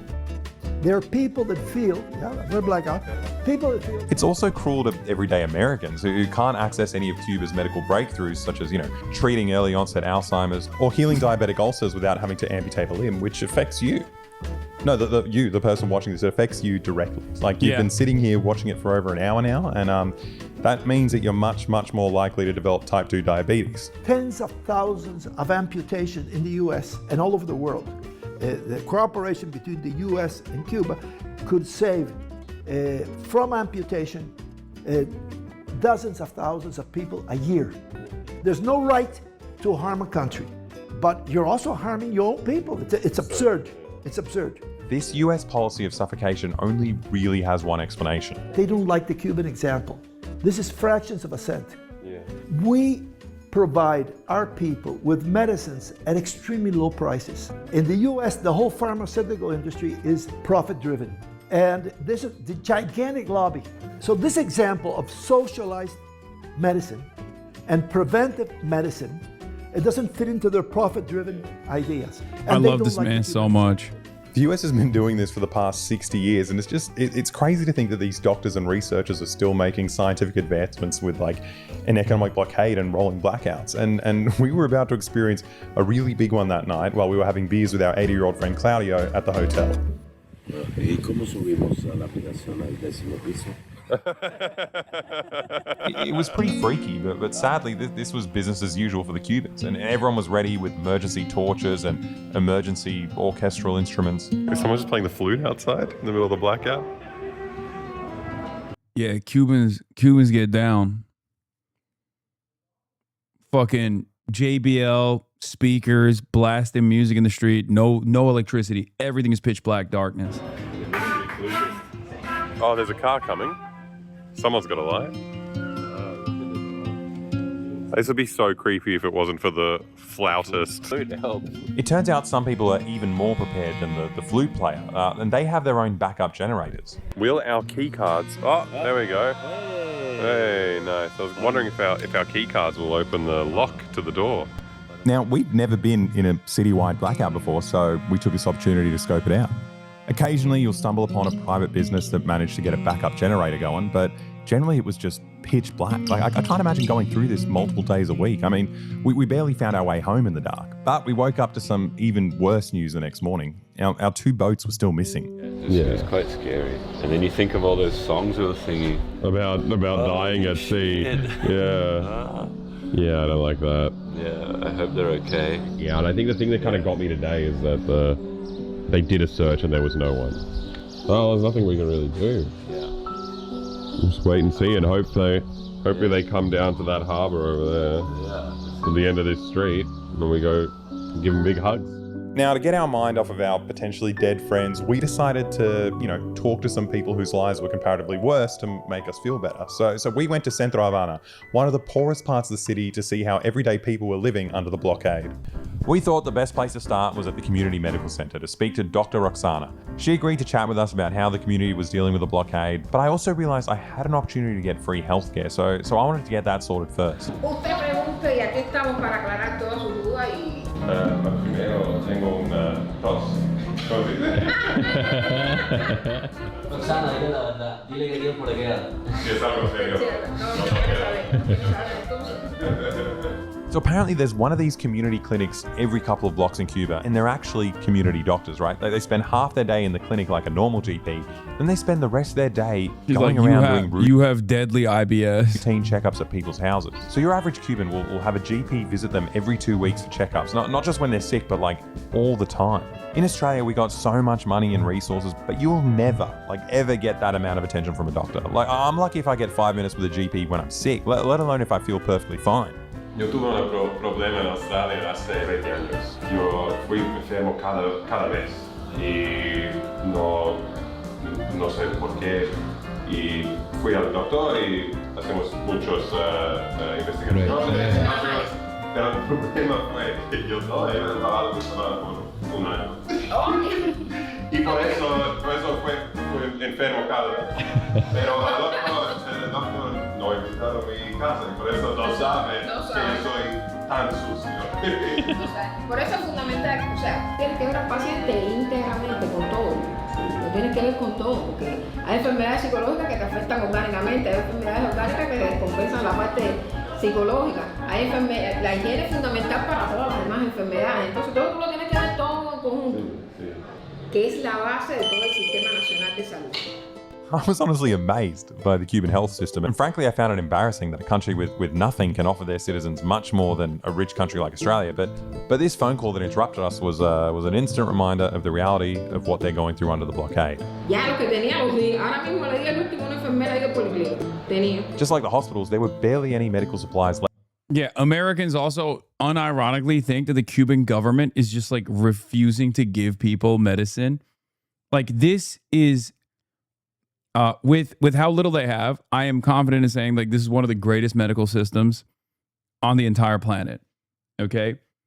And the saddest state of affairs is that because there's no diesel, there's no fuel for logistics and no electricity to keep medicine in cold storage as is necessary, they can't even move this product around.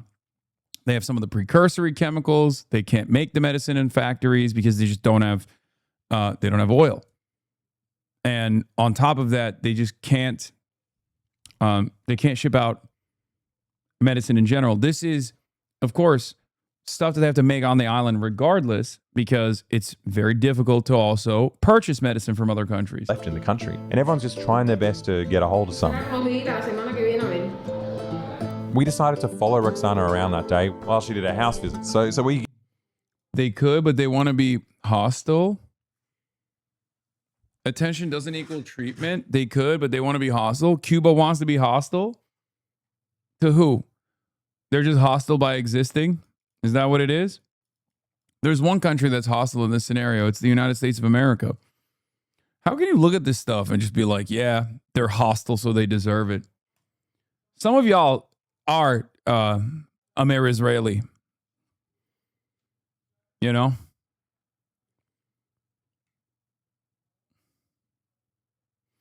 I wish you a faith far worse than the one you're comfortable wishing upon others. Get a better feel of how regular Cubans are dealing with the unfolding humanitarian crisis. The first patient... I hope you suffer alone. You know he's already suffering alone. No one who isn't suffering alone would come up with such a fucking evil thing to say. Was Glenda, a 79-year-old woman who was diagnosed with diabetes. And after a checkup, she agreed to chat with us about, how she's been dealing with the blackouts. ¿Es posible saber cuándo no vas a tener hay veces sí, hay veces. La mayor parte de las veces la empresa eléctrica no puede pronosticar porque no sabe. Sí, sí. Pero para mí es muy difícil aprender cómo funciona esto. No, lo difícil es saber por qué no reímos todavía. Pero sería difícil todo, por ejemplo, si no hay corriente, ¿cómo se cocina la cena? Exactamente. Entonces, ¿qué es lo que hacemos nosotros? Cuando viene la corriente, hay que levantarse a resolver ese problema. Hacer los frijoles, esto, lo otro, para que sea nada más. Y eso puede ser a las 3 por la noche. A las 3 de la mañana. Sí. Puede ser cuando sea. Y si a eso le suma el agua, tienen que entonces, esa es otra. Por ejemplo, para lavar hay que tener en cuenta, uno, que haya agua. Porque aunque haya agua en la cisterna, si no hay electricidad, para poder impulsarla. Dos, que el motor sirva, porque esa es la otra historia. Y tres, que hay electricidad. Hay que conjugar las tres cosas. Y a veces, no. El otro día estuve 2 días con la lavadora de ropa sin poder lavar. It turns out Glenda was 13 years old when the revolution happened, and because she knew how to read and write as a teenager, she volunteered to go teach in the countryside as part of this, sudden nationwide push to eliminate illiteracy. And what she saw in the Cuban countryside in 1960 broke her. Y ahí me di cuenta qué cosa era realmente el capitalismo. Por los campesinos sin ropa, los niños con las barrigas llenas de parásitos.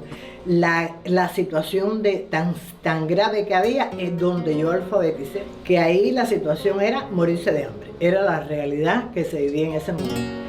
A mí se me murió en los brazos un niño de 2 años por asma. Eso fue un golpe para mí tremendo. O sea, yo tengo eso grabado en mi mente. A mí no hay que me haga cuento de que buenos son los americanos, ¿no? Ni el capitalismo, mentira. Eso es cuento. I noticed this weird souvenir clock she had on her wall as well, and it turns out she's experienced capitalism more than once. In 2009, the South African government was giving out flights to people who wanted to volunteer in local communities, and she obviously jumped at the rare opportunity to, see the world that she'd been locked out of. Pero date cuenta que en Sudáfrica yo fui a una comunidad que tenía 500.000 personas viviendo en casucha, con las mínimas condiciones.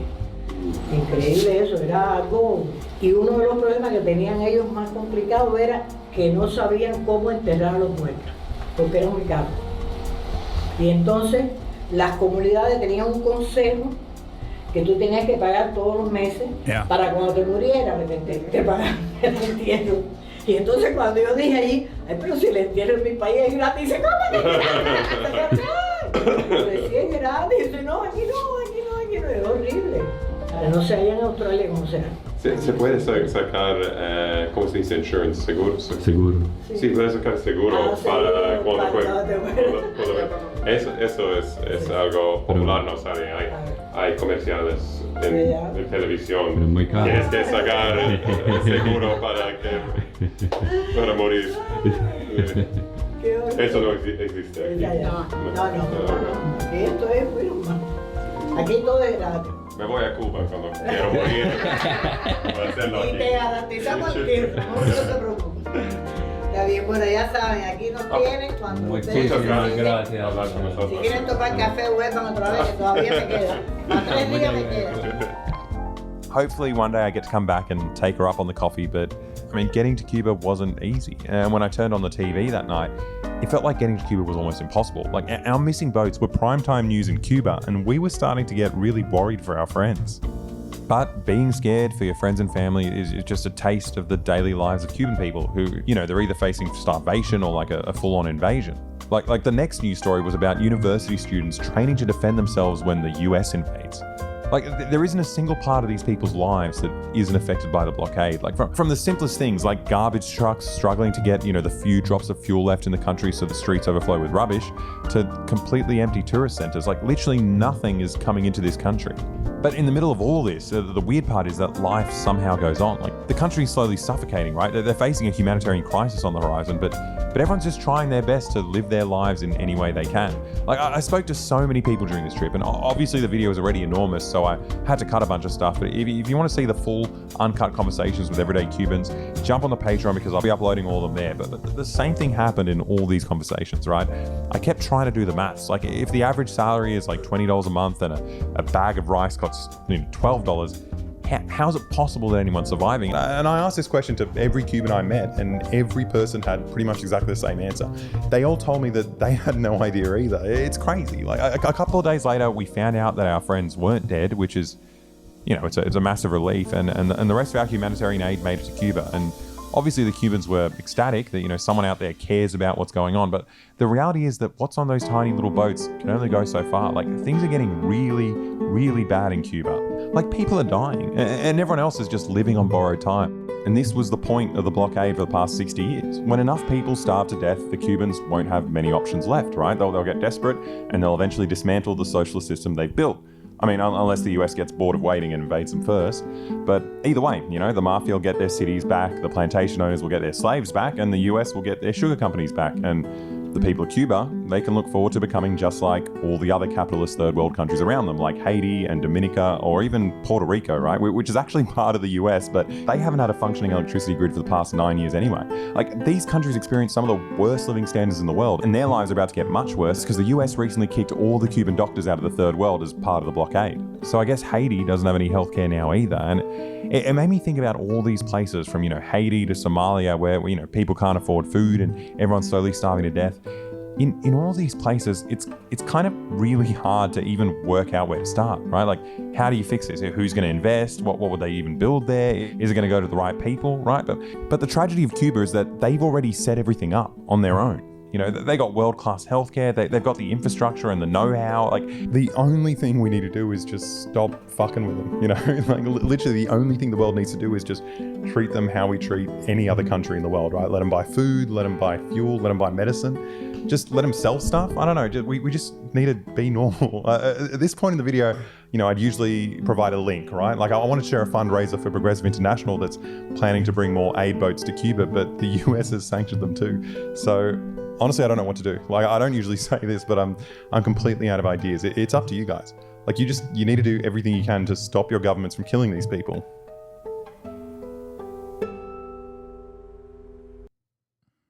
Yep. Once you see it, you can't unsee it. That was a great video from Boy, by the way. Shout out I'm so proud of him for going out there, taking a long way there, making it happen, making it work. But goddamn, dude, we are a real blight on this fucking planet. And it's not even like the average American that wants this. I know for a fucking fact, you poll the average American. You go to the average American. They don't even need to fully understand what the fuck's going on. They don't even need to see the devastation. You just go to the average American and you're like, hey, this is what we're doing to Cuba. Do you think this is good? The overwhelming majority, with the exception of, I guess, like the Gusanos in Florida. And even then, there's probably plenty of fucking Cubans in Florida that also don't like what's going on currently. But with the exception of like a handful of Americans, most would say no. No. There's no reason for it. There's no reason for this pain that we're causing. Literally no reason. As a matter of fact, doing the opposite of what we've done to Cuba so far would probably be beneficial for America. It would certainly be beneficial for Cuba. It just doesn't make any sense. And we just keep dishing out this pain for no reason. People say their economy doesn't work. Yeah, because they're stupid. They don't understand that we've killed their economy, put a gun to the head of their economy. Plus, they've already done the reforms. It doesn't matter. It doesn't matter if they have a socialist form of governance. It doesn't matter if they have a communist state. Every single UN vote looks like this. To end the economic embargo and sanctions imposed by the United States. 2 abstentions, Ukraine and Brazil. Not even sure why Brazil abstained. And Israel and America against.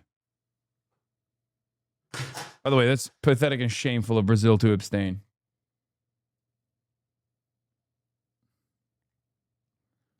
Oh, is this from Bolsonaro? Is that why?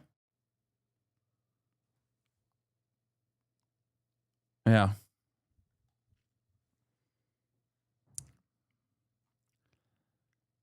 That's it. The entire world understands it, and yet they can't even do anything about it because America controls the entire world.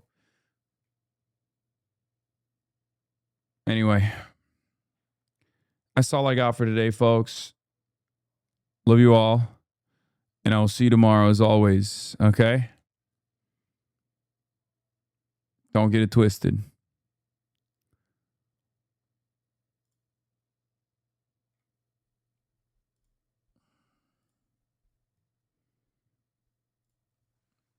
Peace, everybody. Bye-bye. Stunning lo-fi introduction, starting off the day. All the chatter's trickling in, hostile people hate. Sunny in Los Angeles, California, says Hasan. Stun luck to the stun luck to the topics just begun. 'Cause there is again, Hasan is streaming. Hasan is streaming. There is again, Hasan is streaming. Hasan is streaming. Reviewing a Chinese train, telling Kyle place. Sun and Asmin chatter loves, giving Greening's grace. Zoran winning NYC, woke 2 back with the force. The Rogan of the left, to me a dumb himbo, still of course. The Charlie Kirk assassination, the Fear and Online show. 8 full fucking years of this, and plenty more to go. Doing fun stuff tomorrow, throw PBS up on the screen. man-made horror reaction brought to you by this life's dream. 'Cause there he is again, Hasan is streaming. Hasan is streaming. There he is again, Hasan is streaming. Hasan is streaming. Kicked out of the DNC, IRL with March the Goat, combating the propaganda that shoved down people's throats. CBS Israeli news, a coup, a regime falls. A full-blown fascist takeover, and still the duty calls. Total radicalization coming out to sea. The system will always fail, it's up to you and me. On these daily streets, whether short or whether long, have helped millions of people keep it moving right along. 'Cause there he is again, Hasan is streaming. Hasan is streaming. There he is again, Hasan is streaming. Hasan is streaming. But hey, what can you say? That's BBS for you. But he'll play games real soon. Just you wait. Say, hey, what can you say? That's BBS for you. But he'll move on real soon. Just you wait. Ba-da-da, ba-da-da, ba-da-da-da-da-da. Hey, what can you say? Hey, that's BBS for you. But he'll pull your lungs real soon. Just you wait. Sha-da-da, sha-da-da, sha-da-da-da-da-da. Hey, what can you say? Hey, that's BBS for you. But he'll do your advice real soon. Just you wait. But hey, what can you say? That's BBS for you. Brought on by viewers like you. Just you wait. Just you wait.